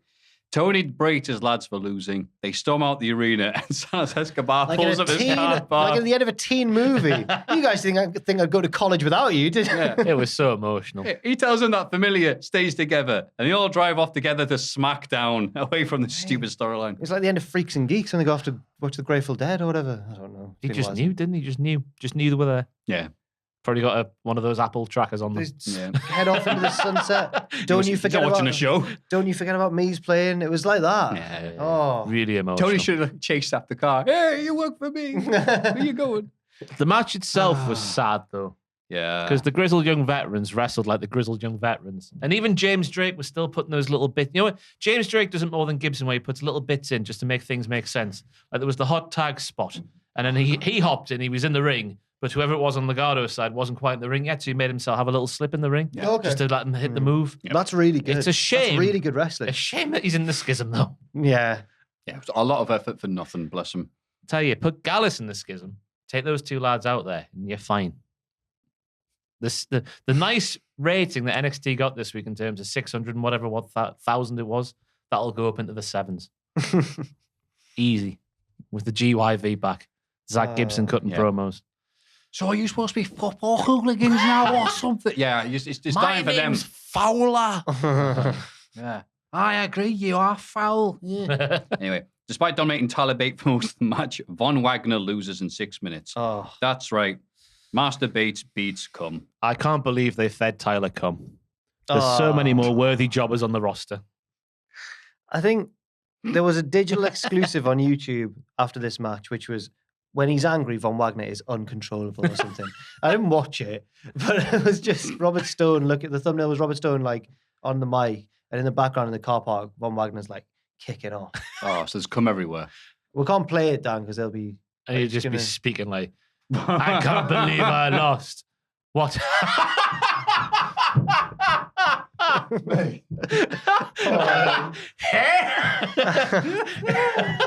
Oh no. He looks really happy. Bless him. That's not uncontrollable. That's the episode. Stone's doing the old Emma dance from back in the day. Oh, man. Oh, my He's so good. I can't wait till he's main event in WrestleMania in a few years' time. He used to be in the woods with Kyle. Like, that was great. That was. That's why he left. God. Oh. There was a sign on a recent Dynamite. Kyle fears Von Wagner. I did see that, good. yes. You was right. Yeah. Backstage, the rest of the Diamond Mine don't want Roddy anywhere near their 6-man tag against Gallus next week. JB and BJ arrive and try to make friends, but things become tense between the two sets of tag champions. It's going to lead to another unification match, isn't it? Yeah. Sure, why not? I think Roddy looks like a right cook at the moment. Just get out, man. They don't want you anymore. It was when all the big tall lads were stood arguing with each other and Roddy was between them going, yeah. I know Roddy's probably like normal height, but compared to all them, when you were like in the middle, he was like, that's right. It's like me and a night out with the Cultaholic lads. There are quite a lot of tall boys here, I must say. And a startling miscarriage of justice. Not us. When We're very normal. Yeah, you're normal We're size. above average. That's what I mean. 5'8", innit, for a fella? Is it? Yeah. You're Mike Sanders. Wendy Chu beats Tiffany Stratton in their lights out match, which turns out to be a hardcore match. The lights dimmed. I was not expecting to see a tribute to the old Japanese hardcore indies of the early 90s. Look at the camera. I'll just, because I knew what you're on about, so I was just making sure that people knew. Of all the things, because they used to legitimately, very early on, they used to have these matches was, all right, the main, they've got, all right, we've had barbed wire, we've had fire, we've had all this crazy stuff. All right, cool. What we're going to do the next show, lads? We're going to switch the lights off. What? Okay. It makes it harder, though. Yeah, and then people have to take photos of flash photography to see the match. Oh, rubbish. Complete crap. Oh, right. I thought you were saying it was good. Okay, No, fair enough. rubbish. This rubbish one was good. But this one, when they just dimmed it, and it was a mood lighting. In the mood for some Wendy Chu. I'm surprised they didn't do the spot where she fell asleep, though, when the lights went off. Just yes. She puts, hey, go away. She plays ASMR.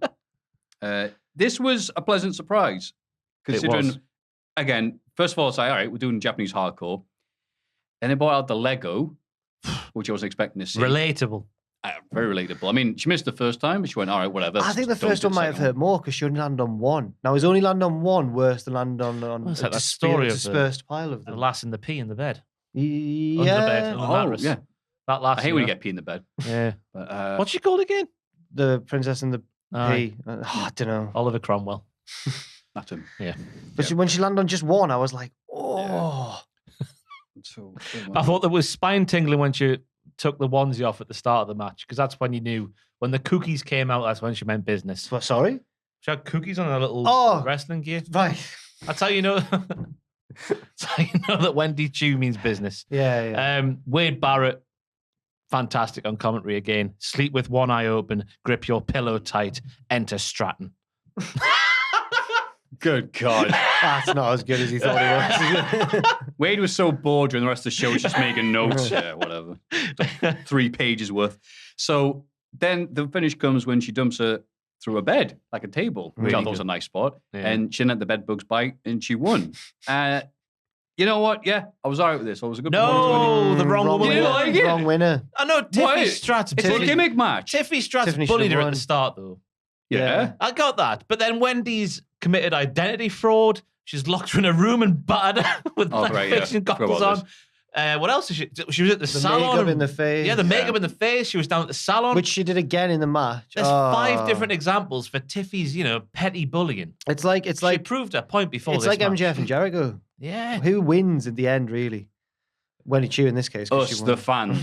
What a magnificent match. I thought Tiffany would have hands down won this match. I couldn't believe it. Yeah. It was- I thought it was Moonsault, though. Go on. I saw it got shared on Twitter, though. Tiffy Stratton's moonsault. It was absolutely fantastic. I'm going to brag about being on the Stratton train before most. She's been a bit of a sleeper hit, hasn't she? The footwork, yeah. Just like a sleeper train. What an episode of NXT. It was really Good. good, yeah. God. No, that's not what I'm saying. I'm saying it was really good. Hall of Fame. Really eventful. AEW Dynamite, Punk and Disorderly. Oh, that's a good one. Punk That and one. I like that Disorderly. one. Just like Gallus. Chris Jericho opens the show and brings out, quote, one of his favorite members of the Jericho Appreciation One of his Society, favorite members. There's only like 4. Daniel Garcia. Garcia arrives and Jericho asks him to apologize. Garcia says Jericho ruined his moment last week when Danielson offered him a handshake. Jericho calls Garcia the greatest technical sports entertainer in the world today. Technical sports entertainer. Yep. Danielson interrupts and argues with Jericho over Garcia. Garcia tries to leave, but Jericho grabs him. So Garcia shoves him down and walks off. Jericho talks up his legacy to Danielson, who provokes him into a match at All Out, of course. Jake Hager attacks Bryan from behind and beats him down. Now, this is nice, actually, because they're both feuding over his soul, essentially. Yeah. And Garcia says, no, I thought I could beat Danielson, and you interfered in that. I thought the clothing choice was brilliant. Before Bryan came out, because he was just there in his sparkly boots, Jericho, an extra sparkly jacket. Garcia's there in a black t-shirt and some scruffy-looking trousers. You know what I mean? It's Yeah. And it's like a lot of Jericho things. It's like, well, it'll be interesting to see where this goes. Garcia will be doing this and that. And that's like, and it's Jericho versus Danielson. You're like, of course it is. And Garcia's not like the smoothest like talker. He's not like The Rock, but he was really good, I thought, at like conveying emotion. It seemed like he really was upset and he really was conflicted. I was like, that's very convincing. He played the teenage role really well. Yeah. You know, when your mom just doesn't get it and you're like, bollocks to this, mom. See you later. You storm off upstairs and you slam the door. I'm just a kid. Yeah. He did that really well when he stormed off. Yeah, he did. Yeah. And then Danielson, not as caring as I thought actually though about Garcia, went to Jericho, I've made your son cross at you. I'm actually looking forward to the match, me. Just Jericho recently has been good while wrestling. His match because he says he's going to be the Lionheart. Yeah. And then Danielson said, well, you want to impress your mentor, Stu Hart, which no. But yeah, but he went, who do you think? Nudge, I guess. But then when he went, who would your hero Owen Hart say is better out of the two of us? I was like, whoa, what a nasty thing to say. Yeah. But also, I hope he wins because Jericho's evil. But So yeah, Lionheart, Jericho is going to be taking Danielson. Okay, that's actually interesting. But I'm more interested in Garcia leaving. Maybe. Well, I'll have to watch the pay-per-view and find out because that might be the main event. Jay Lethal beats Dax Harwood in a close match with neither of their seconds or thirds, I guess, in the case of Lethal, at ringside after a roll-up with a handful of tights. But Sanjay Dutt did try and get involved as well. And then after the match, Sanjay Dutt reveals that Jay Lethal will be teaming with the Motor City Machine Guns. Satnam Singh is in the mud. To face FTR and Wardlow in a 6-man tag match that has nothing to do with the trios titles at AEW All Out. Sure, why not? I mean, I'd rather just see FTR versus the Motor City Machine Guns. Yeah. And then maybe Wardlow versus Jay Lethal. That's fine. But we've seen that already, though, haven't we? Oh, right, yeah. Well, I'd rather see Battle FTR Bells, versus the Motor City Machine Guns. Yeah. But I'll take it. Although I can see this being a big fun beatdown of the heels after the match because the Machine Guns are baby faces. Why are they teaming with Jay Lethal? AEW never do that, though. Have the babyface win in a post-match beatdown, which means we need to do it all again. No, I think there'll be a big fun beatdown where the Machine Guns turn on Lethal and go, you cost us this match. Right. Then they beat him up and the crowd go, hooray. And Lethal's like, hey, remember 06 TNA? No, and they beat him up. The match itself, though, between Harwood and Lethal, it was a Takeshita of a match. Oh, a Takeshita of a match. Is that how we're using now? Everything was done perfectly. Everything made sense. Yeah. Although, except deliberately when Harwood jumped off the ropes. They went, he's getting desperate now. I was like, whoa. I like that. Yeah. Why? I know Harwood put on Twitter this week that he was going to have a singles match on TV and we'd all find out about it or something like that. But why was it just a singles match? I don't know, actually. Be, Where is Satnam? Satnam was there on the entrance, yeah. Oh, yeah. But Jay told him to go away. Go away, Satnam. Yeah. You're not my best friend. I think this shows how good Howard is because Lethal's just been again maybe too negative on him, but it's just been not he's a guy. Glorified jobber at the moment, isn't he? Yeah, I'd say so. And they give him a few wins now and then, and it's like, yay, have that hot match where he loses to Wardlow or whatever. But I'm like, whatever, Lethal, you're just a dude here. This is the best thing he's done since joining AEW. So fair play to him. I'm just a dude and life is a nightmare. I'm sad that he lost, but I get why to set up the. I'm not sad Jay lost. No, Jay didn't lose. Jay won. Dax I know lost. what I meant. He got So they've been screwed. Tony Schiavone interviews an emotional Thunder Rosa, who was just said at the start of the podcast 9 hours ago, who reveals that she's injured and can't defend the title at All Out. She says that there'll be a match to determine an interim champion at the pay-per-view and that she hopes Tony Storm wins. You know that person that she last wrestled? But then she went, I hope you win and become the interim champion. She said it in you won't be the real one. Yeah. Yeah, well, as we said earlier, a bit of a confusing promo, but we got there in the end. Interim champion. That's what's definitely happening. Multiple people have said.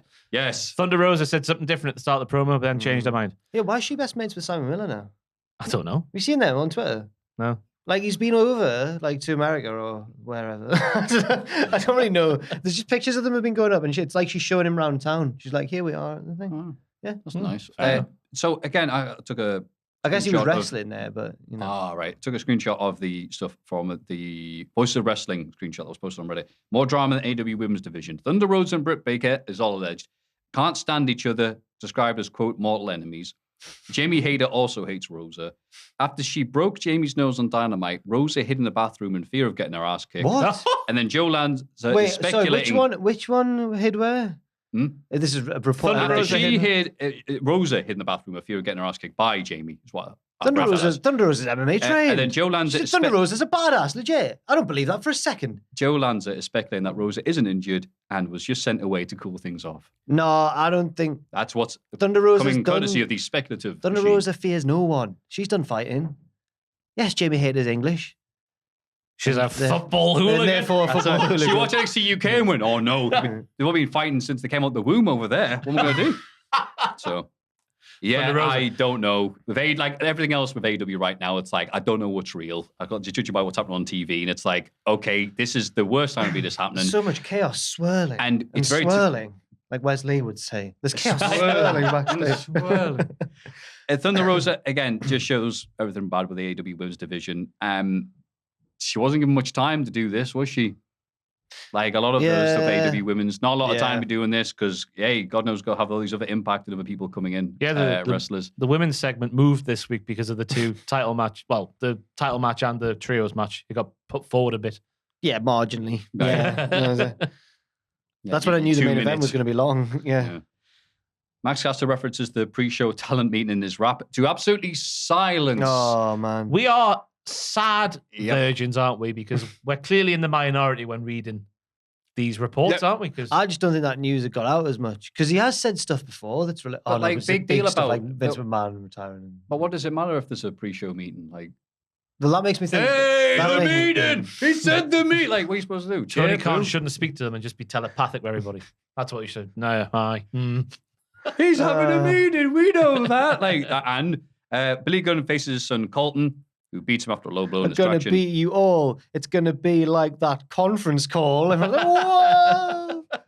Can you imagine a business having meetings, eh? Whoa! Crazy, isn't it? Even we do that. And we don't even wear suits and ties. That made me think that maybe the meeting wasn't all harmonious if he feels the need to mention it as if it was controversial.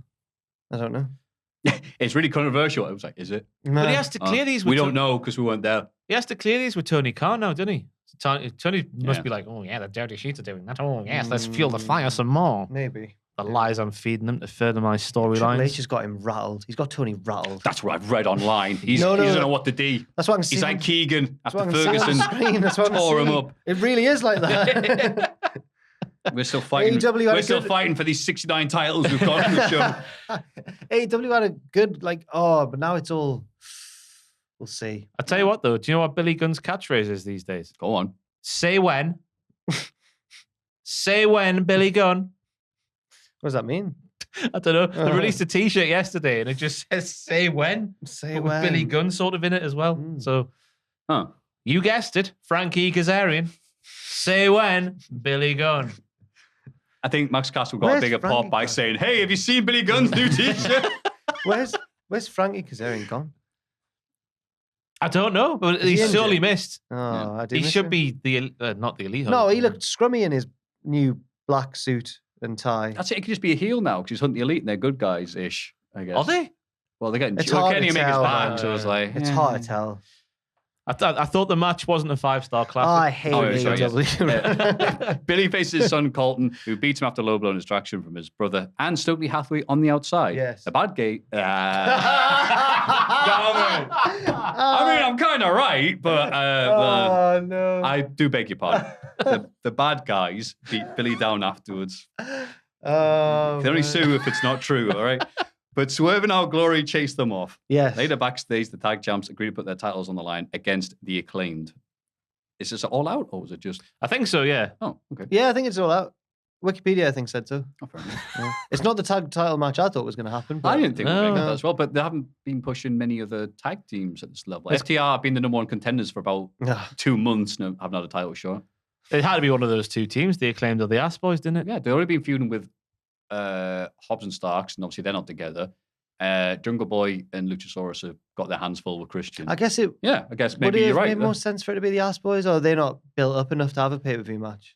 I don't know. Yeah, I wouldn't. I They must lost the say. dumpster match, didn't they? Oh, they So, lost, yeah. I guess the Acclaimed are popular at the minute, but like they're probably going to lose. I think And- they should There's win. no way of them winning. No, I know. Not I hope. Oh, I think they'll win. What? No. The Acclaimed will beat. It'll pin Swerve. No, they No, they won't. won't. They will. Are you saying it now? Yeah. All right, fair enough. I'm not putting anything on the line. That's stupid. That's my bold prediction for All Out 2022. Mm. And then Keith Lee will fly away with the Eagle's Nest into a big feud against God's favorite champion, Miro. And I will get my dream. It will come true. That's a spirit. Got to visualize it. Britt Baker defeats Kylan King, who, as you all know, is 6'1". Still. Oh, my God. After the match, Britt calls out Tony Storm, who was immediately ambushed by Jamie Hayter on the ramp. They beat her down until Hikaru Shida runs out to chase them off. That's not quite how our music goes. I couldn't I quite liked remember it, though. Yeah, it's Not just much, a yeah. preview for the 4-way interim match, isn't it? I thought Yep. Baker buried Thunder Rosa Oh. and clearly went into business for herself with her promo. Saying she had a broken wrist, yet still held the championship, but then, Thunder Rosa gets injured. Oh, I've got interim champion.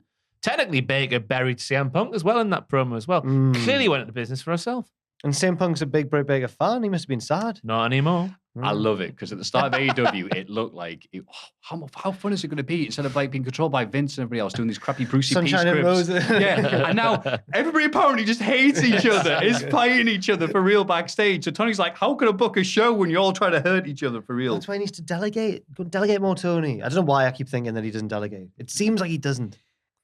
Honestly, they need a camera backstage, and I'll be just release that an He hour. needs to get some Rampage. big hard X wrestlers in and corral them. You up. know He needs what? a heater. You know what's happened? Cody was the heater, wasn't he? Since he's gone. I have seen someone I wish Oh, I'd since written up- Cody left, it's all. Someone said when Cody did his stuff, it was the Cody verse. It was all this. It was crap at the end, yeah. Last year, Yeah, it but there was good, all it over was the really place. good bits, though. Obviously, yeah, the first few years of Cody, love. I would say it's some of the best AEW stuff they've ever done. That last year, it went off the rails, but the rest of the show was relatively normal and balanced and had direction and knew which it was happening in each segment. Now he's left. Someone says he was what's it called, a conduit for all that stuff. Now he's gone. It's just everywhere. Everything is the Codyverse now. He was blocking. He was holding the door. Yeah. The zombies were like, he was like, no. He's on the train in Spider-Man 2, and now he's not there. Train's off the tracks, and now it's all over the place. I tell you what, though, Kylan King, I thought she was impressive again. I think she's a gimmick away from being a TV regular. What gimmick? I don't know. I don't know either. The twin magic thing, isn't it? What? Kylan King. She ain't got a twin, has she? Oh, who am I thinking of? I don't know. Those Is twins it twins twin from 6'1" as well? Dark Elevation. Oh, yeah. yeah, God, What yeah, the, I sorry. forget what the name was. I don't want if I Kylan was King, revealed. I fast forward if this Kylan match. King does get a gimmick though, I don't want it to all be around her being relatively tall. no matter what gimmick she gets, if Jim Ross is on commentary, it's just 6'1". Jim, have you seen this fire-breathing tiger Imagine. magician? Oh, she's tall. Imagine Kylan King versus Riho. Look how big these football hooligans She's are. 6'1". Against 98 pounds. But you're 6'1". Against 98 pounds. Boyaka, 6'1", 4. Mess that up. Shut up, Maffew, you idiot. Just stop talking. By God, she's 6'1". See, there you go. Just leave it to Ross, Maffew. Don't try. Moments in the AEW title unification match. CM Punk re-injures his foot. Oh, my God. John Moxley capitalizes to very quickly become the undisputed AEW World Champion. CM Punk wrestling like he fought in the UFC. Ooh, boo. You remember Stephanie said that? No? If you keep on chatting for that CM Punk for over 2 minutes, it'll last as long as he did. Oh. I'm only kidding. And the Queendom. We won't talk about that at great length, but anything else we can comment about that? Man. That's the main thing for me. Calling out Hangman and then that happening. I find that funny. I find it really funny. Mm. It's like, look, I can do a proper big wheelie, me. You fall off. Do you think he injured himself when he was doing that last week? Let's make snow angels. I just feel sad. You know what's so crazy? Because we're talking about this. We have been going for so many hours. You know, there's going to be like 3 news stories about AEW backstage by the time we get finished with this. Yeah. One thing I did write down was Excalibur was like, we will go to no commercial break until this match is over. This is going to go all night long, this one. So I don't know. It's weird how it was in the middle. We've already said everything, haven't we, really? Yeah. It was weird how it was in the middle of the show. Again, it makes sense because they did Hangman Page, Bryan Danielson. They did that now in an hour. Yeah. So it's like, aha, it's building you up and going, oh. And I like it when they do it. It can't all be. But they already it's had gonna the be big 40 trios minutes. match announced. It's just, well, they did. If not, be like, I don't like know. a Jim Ross, go and sing, you know. Apparently, the reports are, and I don't know how true this is, that it's going to be the same match as the main event of All Out, Punk and Moxley. But how can Punk get a rematch? I guess you could say, well, I broke my foot halfway through, but then it's a week later. Again, if they do it and he's like even more injured, loses quicker, I mean, like that one ECW pay-per-view where they did the main event, the first match. Taz versus Candido, and then it was like, what we're going to do now? Main event's gone. Anyway. I don't know where they go from here. Who do you reckon? If it isn't him. Not now. Moxley's won. Oh, I thought like if they were going to do that, he would have shown up. Yeah, well, I thought Punk was going to win, and then MJF would show up. They've still got one more Dynamite, haven't they? So light it up like Dynamite. Do they know that? Well, no, based off last night. Here's 7 new matches. Let it be known, by the way, that I nominated Moxley for Wrestler of the Half Year. So these aren't sour grapes. Oh, it just sound like same. You certainly do. You sound like Karrion Kross. It's not fair. It's not fair. Why is Cora Jade going at now? Heading from the ambulance, it's Karrion Kross. Backstage, Christian Cage says he gave Jungle Boy every chance to apologize for the hurtful things he said. So it all out, Jungle Boy found out that he isn't in Christian's league. What a great I'm looking forward to dick this match. Yeah. I mean, Christian should obviously lose horribly, but it'll be great. Yeah. It's the turtlenecks, man. The turtlenecks. Anyone who wears a turtleneck's arsehole. I mean, Sir Alex went through a phase of wearing a turtleneck. Sir Alex? Sir Alex. Yeah. Ferguson? Yeah. It's just that I know that Dan refers to him apparently as Sir Alex all the time, and it annoys Ross. No, Jack Atkins, it annoys. Oh, sorry. That was you. Sorry. Why would it be me? Apparently Jack Atkins, like, he always calls him Sir Alex. He deserves the respect. But you never call Sir Kenny Dalglish Sir Kenny. Yeah, you never call him Sir Kenny. That's his problem. That's his thing. Shocking that. He doesn't give a toss, do you? Ricky Starks. Cuts a very passionate promo calling out Powerhouse Hobbs. He calls him a snake. And says that where he's from, they cut the heads off snakes. It was so good, this segment. Saying like, he looked like Jordan Devlin hung upside down. He was like, JD McDonough. How dare you? How dare you? He looked like. He sounded magnificent. It's a really tough spot to be in though after what just happened, like before, because the crowd were a bit like, what? But it was really good promo. Yeah, it was good fight, good pop. Absolutely. Snap. Made sure that they had the spotlight big enough for both of them to live in, but you just wanted it for yourself and all this. Yeah. So you change the Hobbs to match it all out. Nice, sensible. Yeah. This card is stacked. Apart from the bit at the top. Yeah. The main event. Well, we don't know yet, but the Jungle Boy and Christian, grudge match. This one, grudge match. I'm surprised there's not like any stips. There's still time next week, isn't there, for us to be? Oh, they'll throw I don't think they need. Well, to be the first 25 ever more one. things. Oh, They the don't- casino I ladder hope match. they The don't casino add ladder it. match got announced. That's coming back. Is it? Yeah, we got announced Oh last night. my God, it's going to No, be 12 hours long. There's been no competitors for it have been announced yet, though. Why would there be? They might have a battle royal next week where the last can't wait for 7 all get Tony in. Khan looking to sign 7 more people. Can't wait for the match. Joker. Who's the Joker going to be? I hope it's Leo Rush. Every time they do it, it's Leo Rush. He's unretired. John Moxley cuts a promo backstage criticizing everybody who wrote him off when Punk came back from injury. He says his time is now. My time is now. Oh, He's a bit long. Becoming the John Cena of the wrestling He world. did. Oh, man. Oh, Punk became the Cena against Kingston. Now Mox is did. becoming the Cena against You just Punk. pass on the Cena. You get the Cena and you pass it on. Oh, it's like the ring, the Oh. curse. Bloody hell. That's your main event. Moxley versus Cena. Imagine AEW John Cena. I would There's your love it. Joker, actually. John Cena. John Cena. Yeah, John Cena has to earn his title shot. the Royal Rumble 2008. Oh. In the main event, I did like how Moxley was like, "Oh, is that not how that was supposed to go?" Oh, I felt like he was mocking me personally. At this point, it was like 2:30 or like half 2:30. I was tired. I wanted to go to bed. I'm like, you're laughing at me, John Moxley. I wanted you to lose. that's that quote from the last ever Sex Pistols gig when they were a proper band. Oh, I can't remember. Yes. After having a really miserable looking gig and not doing any Don't you encore, ever they feel go, like you've been cheated? Yeah. good night. Yeah. Ah, so great. He's a sellout now, isn't he, Johnny? Anyway, moving on. In the main event, Death Triangle, yes, war lads, faced the United Empire, boo hiss, in the Trios tournament. The big reveal after having this magnificent 20-minute match full of lucha spots and reverse Frankensteiners and dives. And oh my God, I can't believe people even capable of doing such maneuvers. Jim Ross getting into it going, Aussie Open I don't care about, but look at Ospreay, what a star. I'm paying attention to this show. I'm so great. I'm Jim Ross. Again, fair play to Jim Ross this week. He was good to hear him. He was funny. All this stuff. Pat going, yeah, didn't forget gravity. His Gravity got me. His promo at the start, though, his quote was, "We're not going to kill you, we're going to murder you." I know what he meant.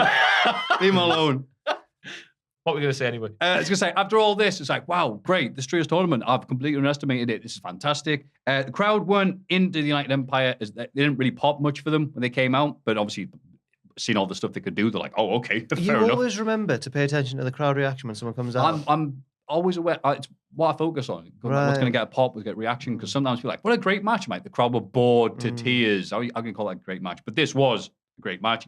Exactly what I expect from these three people going at it. The best of Davis, Phoenix. Again, Phoenix and Ospreay going at it. Oh, get them on All Out together. Singles match, half an hour. Oh, I saw a bit of backlash towards that on Twitter. People going, this is wrestling's ruined. This is choreography and all that sort of stuff. It was that argument. Well, that same sorry, argument. did you Twitter break? It's 2017 again. I know, yeah. all right, great. But then, Aussie up, Carl Fletcher. Obviously, he's been bulking up for years. And look at the size of him now. Oof. I know. And he seems like the sort of body type, because he's very tall and lanky. The way it would be hard to put on muscle. So he's probably worked really hard. He was going in the ring and eating sausages. Seems like, I'm just guessing, but he looks like, yeah. And how do they end this match?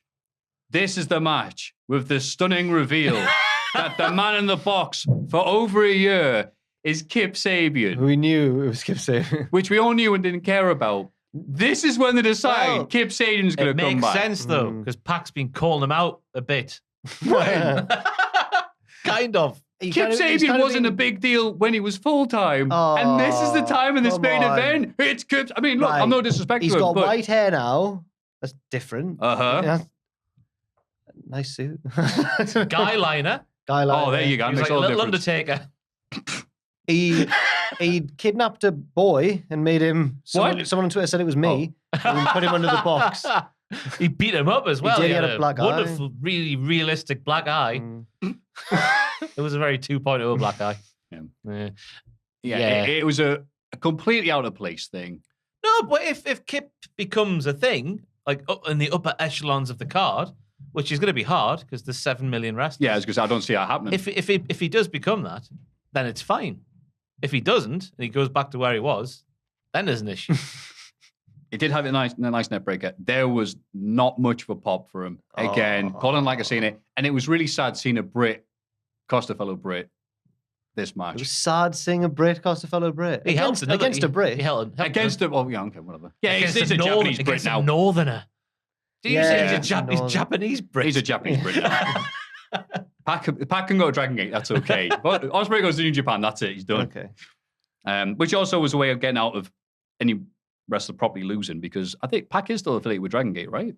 I don't know, actually. Because I thought they really don't like that, people losing for other companies. He's not been doing stuff for them for a while. I think that was at the start when there was visa issues and all that. But he's not the champion of Dragon Gate anymore. But you know.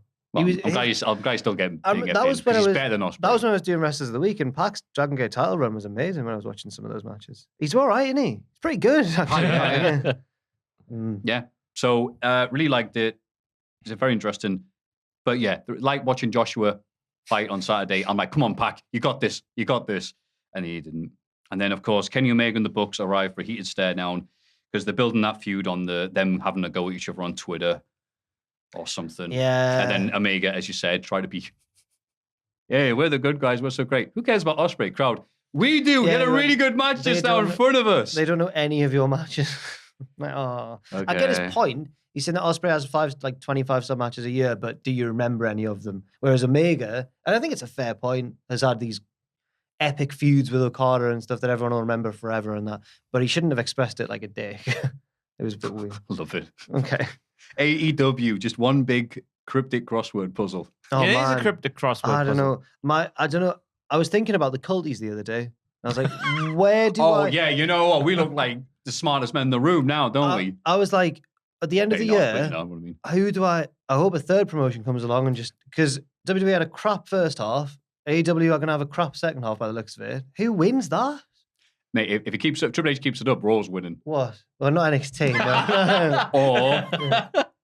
Oh, the amount of people who've taken that really seriously. Have they? There was a comment on our podcast yesterday. It was like, I can't take it seriously because you put NXT 2.0 as the promotion of the half year. Well, we're trying to sit there and have a nice discussion about it. What was the last time you watched NXT 2.0? I don't. You just keep on getting all the watch. The viewing figures go up the more we talk about it. You can't have fun anymore on YouTube. Why? Everything's got to be so serious and it's so sad. Mate. I know the world's crap at the minute, but just have a bit of fun. Oh, and you have to if the shows are like this at AEW. So hit the thing, Dan. By the way, I'm not going to forget this week. Oh my! Oh baby!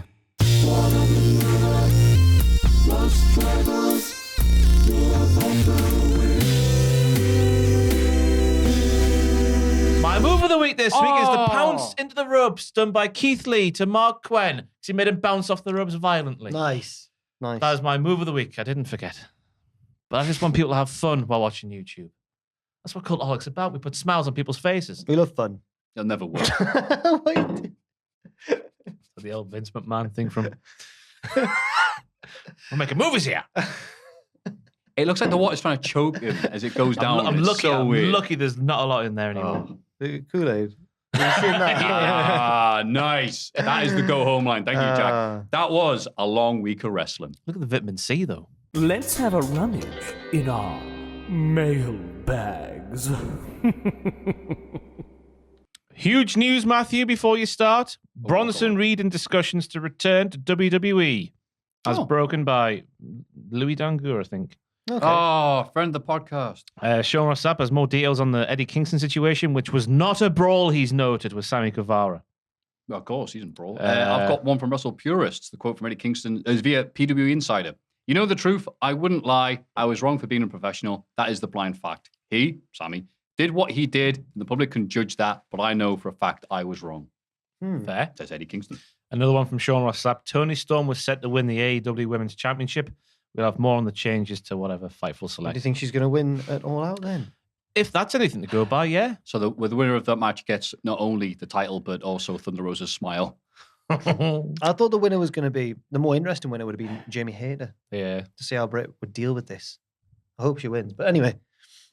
There we go. The mailbag. We're caught with the news. Kind of. For now. Oof. The mailbag. Number 1. Greetings and good pudding enjoyment noises. To you gorgeous gents. Yeah. Unfortunately, I don't have a silly bollocks preamble as my question is ludicrous enough. It's fine. We all know that Maffew Greg, that's me, is undeniably a man of style.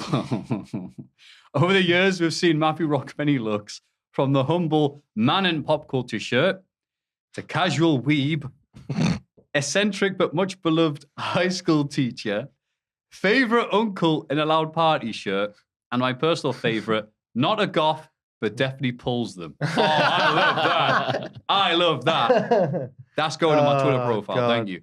As such, my question is for Ross, Jack, and indeed anyone else in the Cultaholic office, who cares? You can answer this as well, by the way. What is your favorite iconic Maffew look? Do you have a favorite article of clothing? Has the man himself gone red from running this out? I don't know. It's allowed yet. Curious minds must know. Sending all my love now and forever. Hannah from Australia. Thank you, Hannah. Thank you very much, Hannah, which is Hannah That's a backwards. great question. That is. Oh, a question about me. I've got an answer Don't be shy. straight away, Come on, Paul. and it comes from Las Vegas. And it's, I don't know if you made it yourself, did you? The T-shirt with the Simon Gotch Berries Enzo Amore Oh, very good. YouTube thumbnail on there. But also to add to that, the accoutrement is when Sean Waltman et al., Ron Funches, etc., got you zorbed off your box. That's what happened. And you were lost in time and space. That's so right. that added to the look. It's a stoned Maffew with his iconic Imagine T-shirt being on. friends with X-Pac. Yeah. Can't believe it. If you dress like me, you could be. I'm like it. I think that suits you, that one. Do you think? Yeah. It's too big. No, that's the style That's now. the style, that's what the Maffew. kids You don't wear have big baggy. T-shirts. Yeah. Okay. Little length of me purple sleeve. I'm the other one. I've got no one of those H&M T-shirts. That's right, yeah. Oversized. It's the fashion with the kids. Oh. You ever seen my Venom T-shirt? It's way too big for me. It's down to like my knees. No one cares. When I'm walking down Northumberland Street, none of the frat boys go, "You're wearing a dress." They don't do that. They go, "Nice Venom shirt. What do you think about Venom?" And I go, "I saw it in H&M." He's a naughty boy. No, he's got a heart of gold, I think. You should be like the music at Woodstock. Go, Venom rocks, baby. But yeah, Just remember when he was Brock and then he turned into Venom. that's right. He's no Craven the Hunter. I had that VHS, the animated Spider-Man, when Brock turns into Venom and then fights Peter Parker. That's right. Peter Parker. Oh, Peter Parker. Good times. What's your favorite iconic Maffew look? What's your good? What's my favorite? If look you're of me? right, Maffew's on the pull. He's going to a club with the goths. okay. He's not a goth, but he pulls them. You're going to pull a goth. What clothes are you whapping out to impress them? My loudest clothes because they show dominance. Pappy. All right, I'll be a pappy. If you don't know what you're doing, just pretend to know what you're doing. It turns out there's not much difference between pretending confident and actual confidence. No. Oh, I hate confident people. I don't know what confidence is. Just pretend. Okay. So it's so funny when people are like, "Oh, Maffew seems arrogant and cocky." I'm like, No, you don't. I'm I would really never faking say, it. I would I'm never really- say. oh, I would never fantastic. say you come across arrogant at all. See, oh, Jack, I love you so much. Well, no, I just. Well. Oh yeah, back to reality. But yeah, no, thank you for that lovely question, Hannah. I haven't got an answer. I don't think. It's fine. I like them all. Oh, he's wanting a free drink when we next go to golf pulling. When me and Maffew going a goth pulling together. Got the Monster Energy drinks. Hey boy. My God. Oh. Hello there, wrestling boys. I do indeed like a lot of wrestling on my YouTube. Hey, and I will join your cult.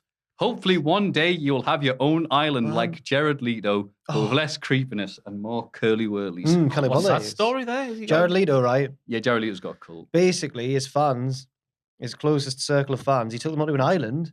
And it was like they were all wearing white and he was the only one wearing black or something. It was freaky. It was weird. It was also when COVID broke. So he was like, "Oh, none of us knew about this. We were on my island together." It was so bad. God. Oh, I remember that. Yeah. Yeah. Weird. He went, "Well, hey guys, what's back to the island?" Yeah, so weird. Anyway, so the news that superstars can now stream again on Twitch. What stars of yesteryear would you love to see take up streaming? And what would you like to see them play? Oh. Can be anyone from any era. I'll throw a couple out there to get you started. I'd love to see Bret Hart play anything and just be typically unimpressed through that.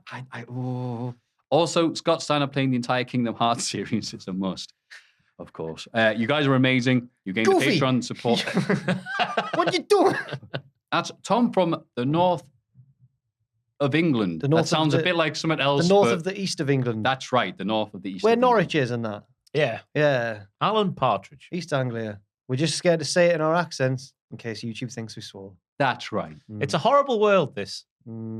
Yes, it is. Justin Roberts avoided it by pronouncing it wrong. By saying it wrong deliberately. Yeah. Yes, fantastic. What a smart person he is. Which superstar would like to see streaming a certain thing? Ahmed Johnson. Cuphead. I had a go at that. And I You tried to play Cuphead? I felt like Ahmed Johnson. Isn't Did it? you Put have It it was quite the hard? rage inside. Mm. How far did you get? I didn't. This was when it was a thing, like 2017. All right. I remember the one where the perspective. I don't even know what was going on. The perspective was like over here, and you were like going over there, and there was like a dusty, sandy atmosphere, and you had to. I don't remember, Maffew. I played it and I gave up straight away. I love the effort you put into that, though. That's really appreciated. Because that's like one of those games for gamers, because it's a very tough, deliberately hard Right. game. Finickety. That's the word. Absolutely, yeah. Yeah. That's half the appeal. But if you're not into that, prefer FIFA, long balls. Lovely. yeah, there you go. I'd like to see Kevin Nash play any dating simulator. See what he's like. Just getting a high Have you seen score. that? Yeah. No? Him and Sean, this is from years ago, they do like a simulated. Sean's like, so how would I coerce these two ladies into a little Coerce. in the Go wrong on. way? Oh, sorry. Yeah, maybe. How do I pull these two Fine. goths at the bar? No. And then Kevin's like, you do this with the wine and you... You dress like Maffew, yeah. That was a weird. I could see why Sean Ross was trying to get his money's worth with Nash, but because he did like a wine drinking It thing. went on for ages. And then he's like, okay, how would you pull these two women? yeah, and they're sat there like... Oh, there's actual real women there. Yeah, real women. They're in like a fake bar. It was so weird. They're in a fake barn. He's just sat there going, so Kevin, tell me what you would do to get these two ladies in the bed. Look, fair play for Well, them it probably for trying helps out that being box. but- 7 foot and your nickname's Big Sexy. Yeah. That's just you can't teach that essentially. Mm. Kurt Angle playing maybe an old school fighting game, I guess, and he's like, I could do that. None of this is real. Yeah. Martial law does a backflip and kicks him in Yeah. the chin. He's like, no. Like a super mega ultra move with the screen flash, and he's like, I'd have kicked out 2 with that. I got a counter for any counter. Have you heard Roddy Strong tell the story Oh, go on on. Oh, yeah. Chuck Taylor and Trent Bereta's thing? He talks about when he was a jobber on SmackDown and he wrestled Kurt Angle. They were like, oh, you wrestle Kurt Angle? And he said, yeah. I go backstage. He's just doing press-ups. And I'm like, hey, Kurt, how's it going? He says, don't try anything out there. I've got a counter for any counter you might have. Oh, Oh. that must be nice being someone like Kurt Angle back then. Just knowing, like, you know no one can do anything to Well, you. Daniel Puder. Oh, all right, fine. He counted him. Mm. He won. Kind of. Taz was His like, arm sticking out here. I remember Taz was the only one on commentary who like called it for what it was. He was like, oh, he's got him in an actual, yeah. It's like, oh no. Kajinihame. El Guapo Guapo. Kamehameha. I'd like to see Taz. I'd like to see Hook try and teach Taz. No, Hook doesn't play computer games either. I'd like to see them both try and play a really complex RPG. Just like getting annoyed with it. I think it'd be good. Yeah. I could see that. Oh, they just spend all that time on the character creation screen. They make the person for like Dark Souls or whatever and goes, all right, ready to play? And goes, no, I'm done. Hi, Maffew, Ross, and Jack. Or if someone else is at local medical facility, hello to them. No. We can say hospital now in WWE. This is great. How special do AEW wrestlers feel, to you as opposed to WWE? With AEW wrestlers being able to work everywhere, they don't feel as special or big to me as WWE wrestlers do, almost like indie talent given a platform rather than people at the very top. Almost like being able to go and watch a small local tennis competition and watching Nadal one week, then Djokovic. Djokovic. Oh, beg your pardon. Phil from Melbourne, Australia. Wow, 2 Australians. Thank you very much, Phil. Oh, that's an interesting question, that. I have seen many people go, that's why they don't like AEW, because they're not perceived as mega superstars, apart from the people who used to be in WWE. And I think that's a fair comment. It's not one that bothers me in the slightest, because I like indie wrestling, as I've said before. But if you don't like indie wrestling, I hadn't even considered that. What about you? Because you weren't watching that much indie wrestling. Might be better to answer this than me. No, because by and large, when you see like a name from AEW go to one of these shows, it's always sort of a match that people want to see. So I'm always quite intrigued. Like the one that sticks out to me is Moxley when he would go to GCW fairly recently and have these matches like Nick Gage and people like that. And it's like, oh, I'd quite like to watch that. So it's a match that maybe wouldn't happen on AEW, certainly not in WWE. So it's happening elsewhere. So that's fine. I'm going to watch it. And it's not as if when they go to these little, like smaller shows, you see everything, do you? Like you might see the poster, but you don't actually see what's happening. So it doesn't bother me at all, really. I find it weird when you see like Lee Moriarty had a 60-minute match and I'm like, oh, he's barely featured on this. And I want to know more. But I don't know. I've never really thought about it though. If it keeps them happy as well, like creatively, they'll be able to do stuff at these other shows that they can't do on TV. No one's happy they're creative. Well, so But imagine if they couldn't wrestle on these other shows. They'd be hit with all sorts happening here. And it is funny because it benefits the indie companies. I wouldn't necessarily think it affects AEW because the people who follow these indie shows love them. I don't think there's all the people that watch AEW follow those indie companies because, for one thing, there's a lot of them. It's not just GC Dub. There's also one that I Black always Label see and is many others. mentioned. That's one of them, and the other one I always see that's I think quite big, but I don't know anything about it. Is AEW? I think it's in like Chicago or somewhere. Intense Wrestling. Right. It's Ohio. Ohio. What's it? The other one's in the one that Cody always used to go to, Northeast. Oh, yeah. He had that cage match. Was it a cage match with Angle? yeah. Yeah, I couldn't tell you who it was. Yeah. It's not literally Northeast Wrestling. I think is it might be, you know. Oh, Yeah. there you go. Oh. NCL. But yeah, so that's an interesting way of putting that, Phil. Because yeah, to me, it's like, oh, it's that dude. But I guess if you don't care about indie wrestling, yeah. But I think it's like, when you look at the WWE's roster, yes, there's certain people who feel like bigger, no, I don't want to say larger than life, but you know what I mean, like bigger stars than AEWs do. But I only think Reigns is the one who sticks out in the old fashioned way, like the proper like mega star from like back in the day. I only find that with Roman Reigns compared to everyone else in both companies. And Lesnar, but I guess you're not counting Lesnar. Yeah, I mean, I'd say right now that's changing because Triple H come in, prize fighter Kevin, Drew. Maybe they could get there. Not Killer Cross. Drew's nearly there. Drew's on his way. I'd say the Miz. Yeah. I'd put in superstar Yeah, level. that's a good shout. Who's He's dead now. But... Who's the biggest one in AEW? Who's the one that's As in, including Punk and Superstar, Bryan and all them? Yeah. Or Punk. Oh, maybe Or homegrown. Moxley. I'd say the way he's treated Kenny Omega probably. Yeah, just the that's a good reaction. shout. In terms of homegrown ones, Or maybe not. MJF. Yeah, not XWE. MJF, yeah. Hangman. Hangman. Oh, you know what? I'll agree with MJF, actually. I'll put MJF above. He Hangman. feels like a WWE superstar. Mm. Maybe he'll go Yeah, there. yeah, that's funny, actually. He's considered this big star because he acts like a WWE superstar. It's a good point. It's one thing you can definitely say WWE have done very well over the years is protecting their superstars. There's a bit. Now people expect that from They were doing that like they have to not cut from that mold. I saw like a similar video to Ride Along, the WWE do, but it was the AEW one, and it was when MJF's in the back of the car and it's like Ruby Soho and someone else, and they're all singing DMX. Is that RJ City? Maybe they're all singing DMX anyway. Rough Riders anthem, I think. And MJF slowly joins in, and I was like, I'm disappointed in you. I wish that you didn't break character that one time. Yeah, but no, I like that question. Sorry that I didn't have a definitive. No, answer. I like that. Well done, Phil. From Melbourne. Look at the big brain on Phil. Yeah. What's that from? Look at the big brain. Pulp Fiction. Oh, Look at the big brain on bread. I've seen that one. Good. Yes. I'd hope so. Have you seen Pulp Fiction? Bits. I prefer Reservoir Dogs. Do you? Yeah. They're both very Slightly. good. Yeah. I know people usually prefer one or the other. I don't forget time. It's not time. It's Sorry. not time. You know, it was enough for this bloody show. Thank you very much for the questions and thoughts this week. If you want to send us anything, you can, of course, at mailbag@cultaholic.com.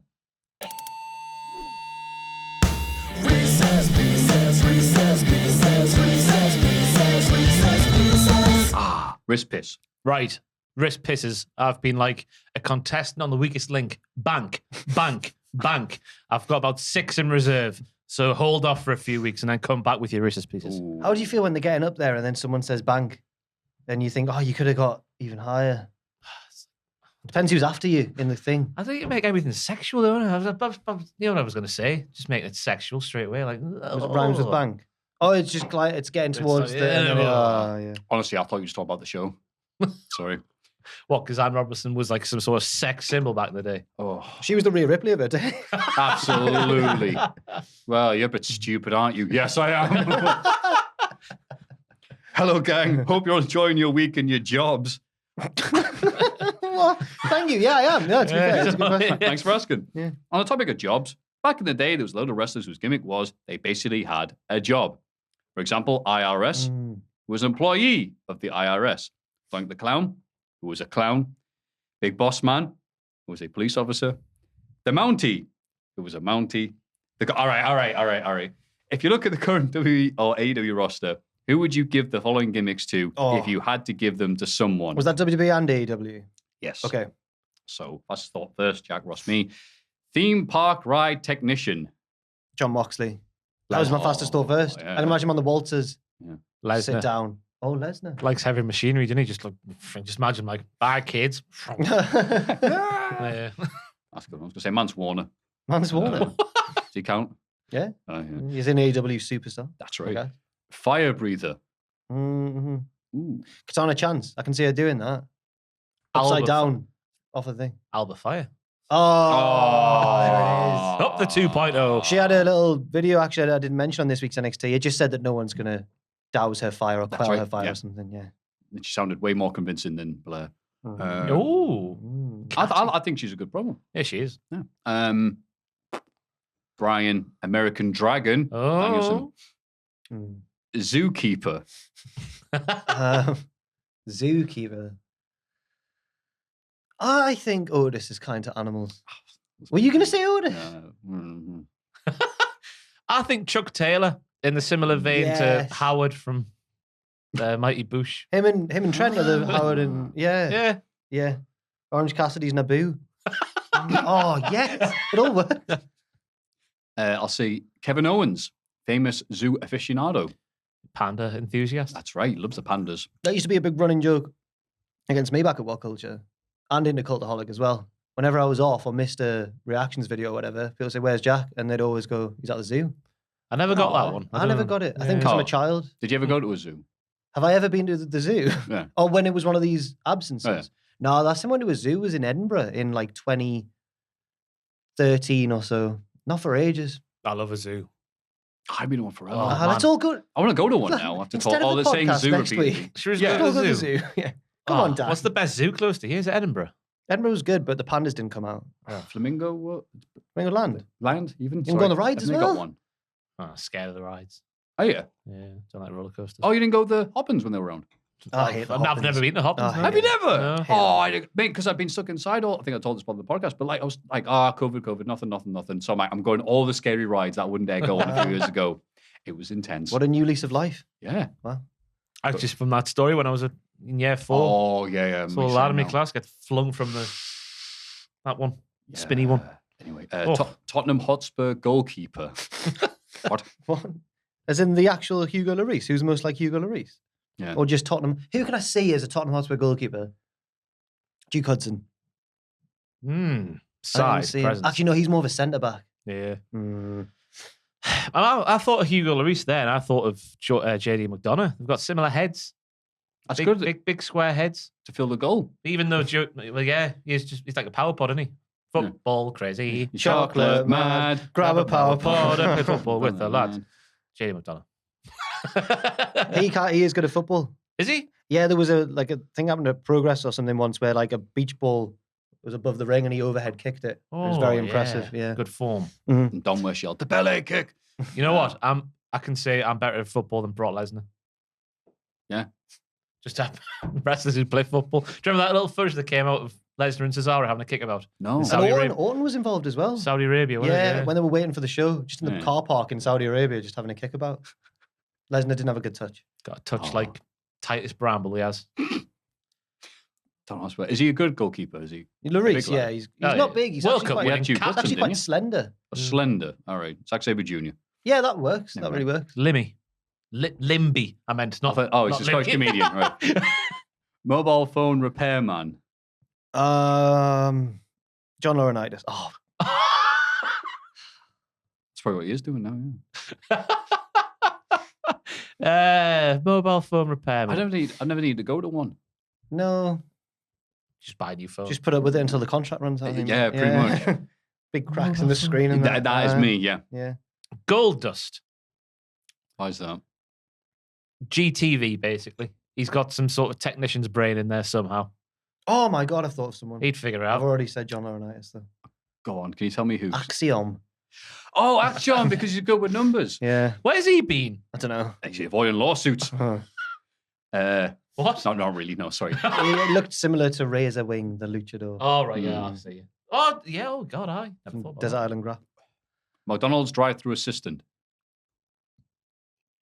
Oh, I've already said Moxley. That was Moxley in my head straight away. Is this window 1 or window 2? Yeah. Because one's cash, the other one's food. Oh. Yeah. So you don't want Otis at number 2, do you? Going Ted DiBiase at number 2. Why? You'd make you dribble a You just- basketball out the window to get your food. He's just hanging a bit too. He's reaching out the car window. He's like, ah! Like £10. Ooh, I'm rich. I'd like Bubba Ray Dudley at window 1 and Devon Dudley at window 2. So you're terrified at first by Bubba Ray, but then I think Devon's got a soft side, and he's like, "There's your food." Yeah, He's Steve's like, a nice thank one. you. Yeah. Ricky the Dragon Steamboat at window 1. Sorry, no, window 2, because he's We're never really gonna, taking the logistics very seriously. he's never going to mess with the food, is he? He's just going to give you it straight away. You're not gonna get, you know what you're going to get with Ricky the Dragon Yeah, you Steamboat. do. You do. He's going to give you the food, no problem. Window 1, you want someone reassuring, Gorilla Monsoon.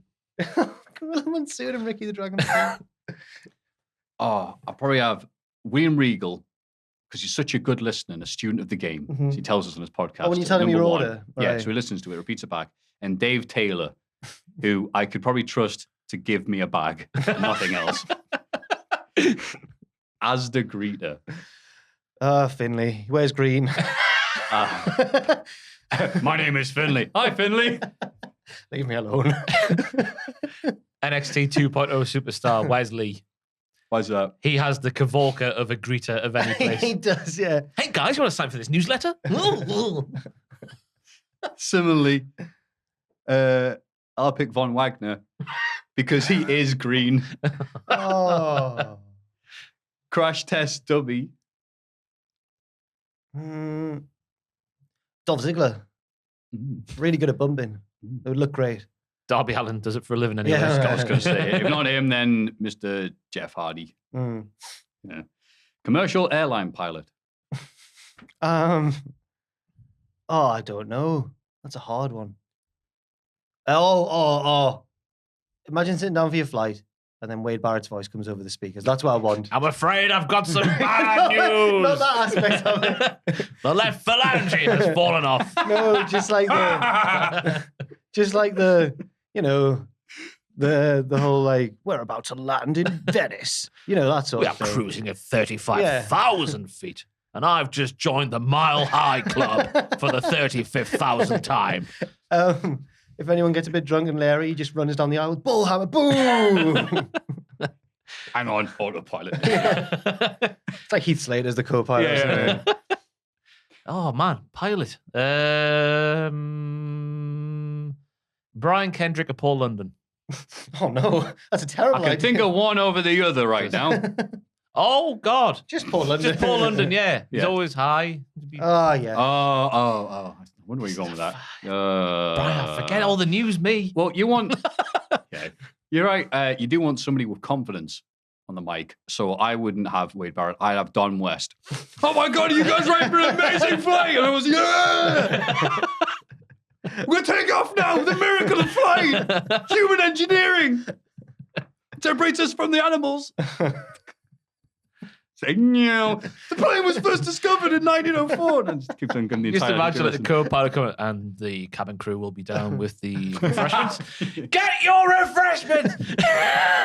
But don't forget. Food and drink will be served. And also $10 get you a TNA mystery bag with 3 shirts on. Just let us know your size and we'll sort you out. I love Don West. Oh, miss him. Yeah. Person who stands outside shops trying to get you signed up to the AA, have a credit card you don't want, etc. You mean A is in the automobile one? Yeah. Yes. Yes, not the Alcoholics Anonymous. Well, I Like the assume they don't go serious around, hey, you should No. join us. No, yeah. Bloody hell. It's a lazy answer, but the mechanics, Dax and Dawson, or Dash and Dawson. Mechanics. Cars. Waylon and Mercy. He could convince you to join and sign up, couldn't he? He's too good for that. The people I speak to are rubbish. Yeah. He would convince you, though, He's wouldn't rubbish on the mic. he? But no, you want someone to convince you to sign up for this thing, don't you? Any of the Trustbusters. Go on, look at us. Relatable. Slim J.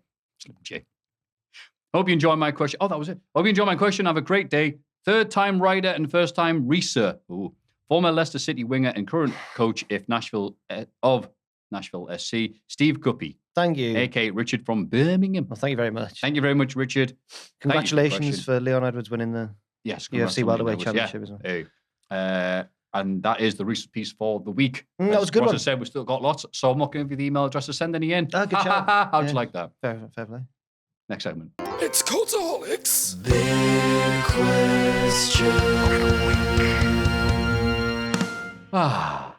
What a lovely, very long podcast. I'm scared about the one in 2 weeks' time. Ross has reminded me of it.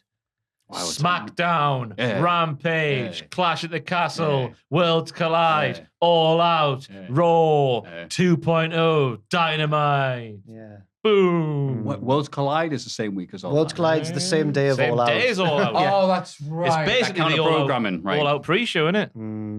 Basically. That's right. It's Yeah. very nice of them to do that. Yeah, cheers, Bill. Producers. There's Reno 2200, 0-0. Noah Anderson, Anderson. Nick Robbie, Robbie. and Buddy. Buddy. Thank you, Buddy. Thank you, everybody. Thank you for being executive producers. Appreciate you doing that on the Patreon every week. But now, the big question. Is CM Punk good for AEW? Now, if you'd asked me this a week ago, I'd have been like, yeah, probably. Now I'm a bit conflicted. CM Punk, as your amazing video, I tried to put the whole Thank thing you. this week, has pointed out, CM Punk is a talented, confident person who can get the absolute best out of whatever he's going for, give him control. However, in a world like wrestling, where there's lots of those similar type of people, all want to be alpha males, button heads, you can see how that would mix the cat amongst the pigeons, or whatever they say. With other people going, no, I'm confident and creative. I want to do this, and so on and so forth. So that kind of worked with a place like WWE, where there's a lot of hierarchy, and you go to this person, it's like a game. You have to beat Brucey P, then go beat John Laurinaitis, and maybe Jim Ross, depending on what year it is, and all the other stuff. With AEW, I don't know how it works. And apparently neither do AEW right now. And WWE's system has also got downsides. It leads to frustration and people feeling neglected and stuff. But we've also seen that in AEW because I think people just forget about other wrestlers and stuff because the roster's too big. But for Punk, we talked a lot on the video me, Ross, and Tom did. What was the video called again? Like the year in review. of Yeah, CM one in again. review. Yeah. That was it. And we talked a lot about like Punk coming in early on and saying, I'm here for the good of the promotion. He said it in his first promo, basically. He said, Britt Baker's great. Oh, I'm calling out you, Darby Allin. And even though he hasn't lost a lot, because you can't beat CM Punk that often, we agreed generally, I think, that people looked better for, like Powerhouse Hobbs looked better for losing to Punk and stuff like that. But now I'm like, this has caused a bit of confusion at the top of the card, so I don't know now. Yeah. And what else? People were quick to, as I've seen, just looking at reactions online, the point out, oh, I thought CM Punk was here for the good, but okay. Well, So now he's on top, something has changed. There was a Fightful report this week, I think, saying that, I think it was Fightful, sorry if it wasn't, but saying that Punk was the one who had to be convinced to do this match. And in hindsight, I'm like, well, yeah, God, that makes sense because he looks weak. But maybe the fact that he agreed to it and has actually done it now as we sit here, is that another point in his favor, actually? If he stays around, yeah. Oh, man. He can't go out like You that. can't leave us again. You can't do it to me again, Phil. Shows up for Global Force Wrestling. Southern Jarrett Force. beats Punk for the Jarrett title. Oh, man. I think he has been good, by and large. I think you look at certain metrics that have gone up. I know that TV ratings haven't, like necessarily. They're still sort of hovering around the million, aren't they? So that hasn't changed too much. But Tony's touted a couple of times pay-per-view buys as being records when Punk's been on the card. Yeah. Merchandise sales and all that sort of stuff. The barometers you look at, like to how successful wrestlers are and marketability and all that sort of stuff. Mm-hmm. I think it has been a good thing. I think he's all, I know it's perspective in it because like Jack mentioned that we talked yesterday about people looking better coming out after a match after like having wrestled CM Punk, or you could look at it as, oh, Punk's beat another young whippersnapper who could be something if they beat CM Punk and add that to their name. It's perspective, isn't it? But I think just going off the first year and having to sort of take yourself out of the last 2 weeks or last week and see where it goes before making a judgment, I think he has been good. You look at the MJF feud. That was amazing. It's up there. I was going to say. It's up there with the best of AEW's ever done. Yep. So obviously we'll have to see what comes as a result of the past week before. Yeah. What if that match somehow does take place? When these reports are saying the match is going to happen at All Out still, the rematch, Moxley and Punk. I'm like, how? Because he was selling his leg a lot. Like, well, how do they get around? I don't know. But if it does happen, it's in Chicago, isn't it? So likely Punk will then get his win back, I guess. I don't think that's a good idea, that. If that did happen, three-way with Hangman, Moxley, and Punk Hangman going, hi. Well, do you want to say what you said the other week about us? No? Oh, yeah, Hangman wasn't there again last night, was he? No. Oh. You could also say This should be in there to show the match.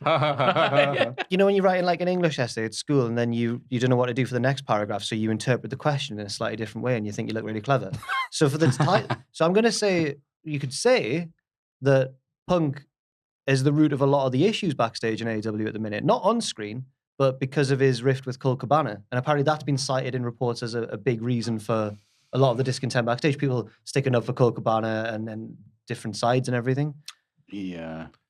So I was saying beforehand, with obviously the structure and everything else like that, I think CM Punk's one of these people, some creative people are good when they have a bit of restriction. Russo, like that. well, was Russo, well, No, for the time. I think that's a perfect example. Russo was good when he was a voice to listen to and also ignore and remove all the other crap he had to say. And with that structure to go, okay, of these 8 stuff you've given me, 7 are rubbish, but this one's good and all that stuff.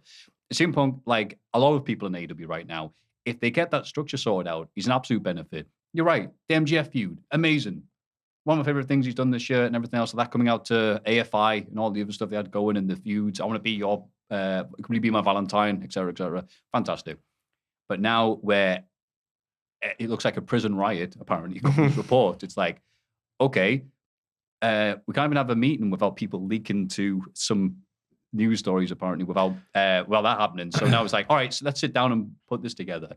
Even the greatest wrestling mind is going to be struggling to have this happen or having some issues and maybe not having as much confidence in the wrestling companies with right now if they're like, okay. So right now AEW is weird. It is weird. It's weird for most things. I think only the Acclaimed are coming out smelling like roses right now. The women's division's fallen, the wheels have fallen off. It's lost its way big time, AEW. What's working right now? So there's, okay, Acclaimed with their raps and stuff and they're doing the dumpster match. The Trios tournament's working. Trios tournament's working good. Kenny Omega's back. Yeah. Presumably to win the trios. Starks and Christian's promos are always good. Yeah, Hobbs and Starks. Jungle Boy and Christian, they're all working well. But it's I think in the past, maybe you could say like bits of AEW a week, but the main event programs are always firing on all cylinders. It's always really good. And in the past year, it's kind of been the other way, well, not totally the other way around, but they haven't had that to fall back on as much. I wouldn't be like, I would say, I think a year's saying a lot because we've had a lot of really good stuff. It's just the past few months. It's well, I just meant with the start of Hangman's title reign didn't pan out quite as people wanted it to, and that sort of stuff. I think we'll debate that that'd be another big question because it's like I didn't think it was going to be that long anyway because there wasn't any pre-made people from the feud with. So how could they have lived up to the right? I think they got as much as they could out of Hangman Page. It's just everything afterwards. Now he's good. Now he's got his mates back. He's got his pals back. Yeah, the Hangman that he should have been during his championship reign, he is now. But yeah. But you know what? God, it's interesting. We had I mentioned this again on the video that we did with Tom and Ross. I said that like in WCPW, so I'd bring it up all the time, but like that's great. It was mentioned. We had this like Facebook group which had everyone in, like crew wrestlers, us, and everything, and it was usually just full of wrestlers going like, "Has anyone seen my elbow pads at the last venue?" But it was mentioned a couple of times that the atmosphere backstage was particularly good. Apparently, everyone got on quite well for a wrestling company. And we didn't know this because we had no experience of any other locker rooms, right? But even then, there were still arguments, creative differences, because everyone's got different aims and goals and how they want to be presented and stuff. So I don't know how much of that is Punk's fault, or just the fact that he's the most popular or the most renowned there. So whatever he does is going to have a magnifying glass on it. Plus, as you said, CM Punk is a magnet for praise and negativity. Read the comments under this if you want. You know, we can see it. Hey. As I say, if it does come out in the next few weeks that, you know, certain things that have been reported are true and he is being an arsehole, he has been bad for AEW. Yeah. So it's wait and see how this little bit we're going through now plays out, and then we can make a final call. But we're in an intrigue. Well, if I had to make a yes or a no, I'm going to shoot you in the face, Maffew. Oh, no. Right, if you have to say yes or no, has he been good, has he been bad? What are you saying now? Like I'd right say now? Overall, yes, good. I would say the same overall. Yeah. Just now, as on Thursday when we record this, because I don't know how fast stories are going to break. Thursday, the 25th of August. It is 17:39 p.m. BST. Anyway, that was a good discussion, that one. Enjoyed that, lads. Wow. Well, we have to level up with all these magnificent questions. We did have to NXT level up. People have been sending their questions to mailbag@cultaholic.com and people sending in their votes for the patreon.com/ Cultaholic Hall of Fame. We have to step up. You're like Tom Campbell. That was seamless, that. I'm trying my best, mate. Somebody He's should rub so off good. on No, me. I get jealous of him. He's so good at doing that. Yeah, because you go, wow, I don't talk as well as Tom. You're like, oh, wait, Tom's been doing radio for 10 plus years. I think he's a okay. natural, man. He's the natural. They called him the natural. Yeah. So, Jack, what have you got for us until next week? Well, I mentioned earlier on that I'm writing the next true story of.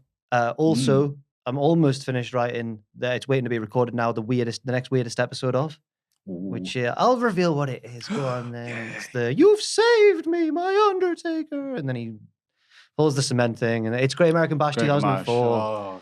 Oh, what a show! Do you like Mordecai? Do you like Bob Holly? We've got all of that and more. So that'll be a good one. And Twitch every Wednesday with Owen, although we didn't do it this week because Twitch was down when we tried to get onto it. Or it wasn't letting us. And with people who were already live were still like, we were clicking around, seeing people like happily playing games. We're like, So we'll be back next week with that Wednesday at 6 p.m. UK time. Someone said a comment like, wow, of course, Jack's football squad's getting hard to get into Europe. Oh, They're funny on them Twitch. that is good, that. What have you got you for yourself, Ross? There's a tier list going out with me and the Arrogant One on Sunday, I think. I don't need to say his name. Everyone knows him. It's Fraser Porter. Don't That's tell right. him. You guessed it. Don't tell him.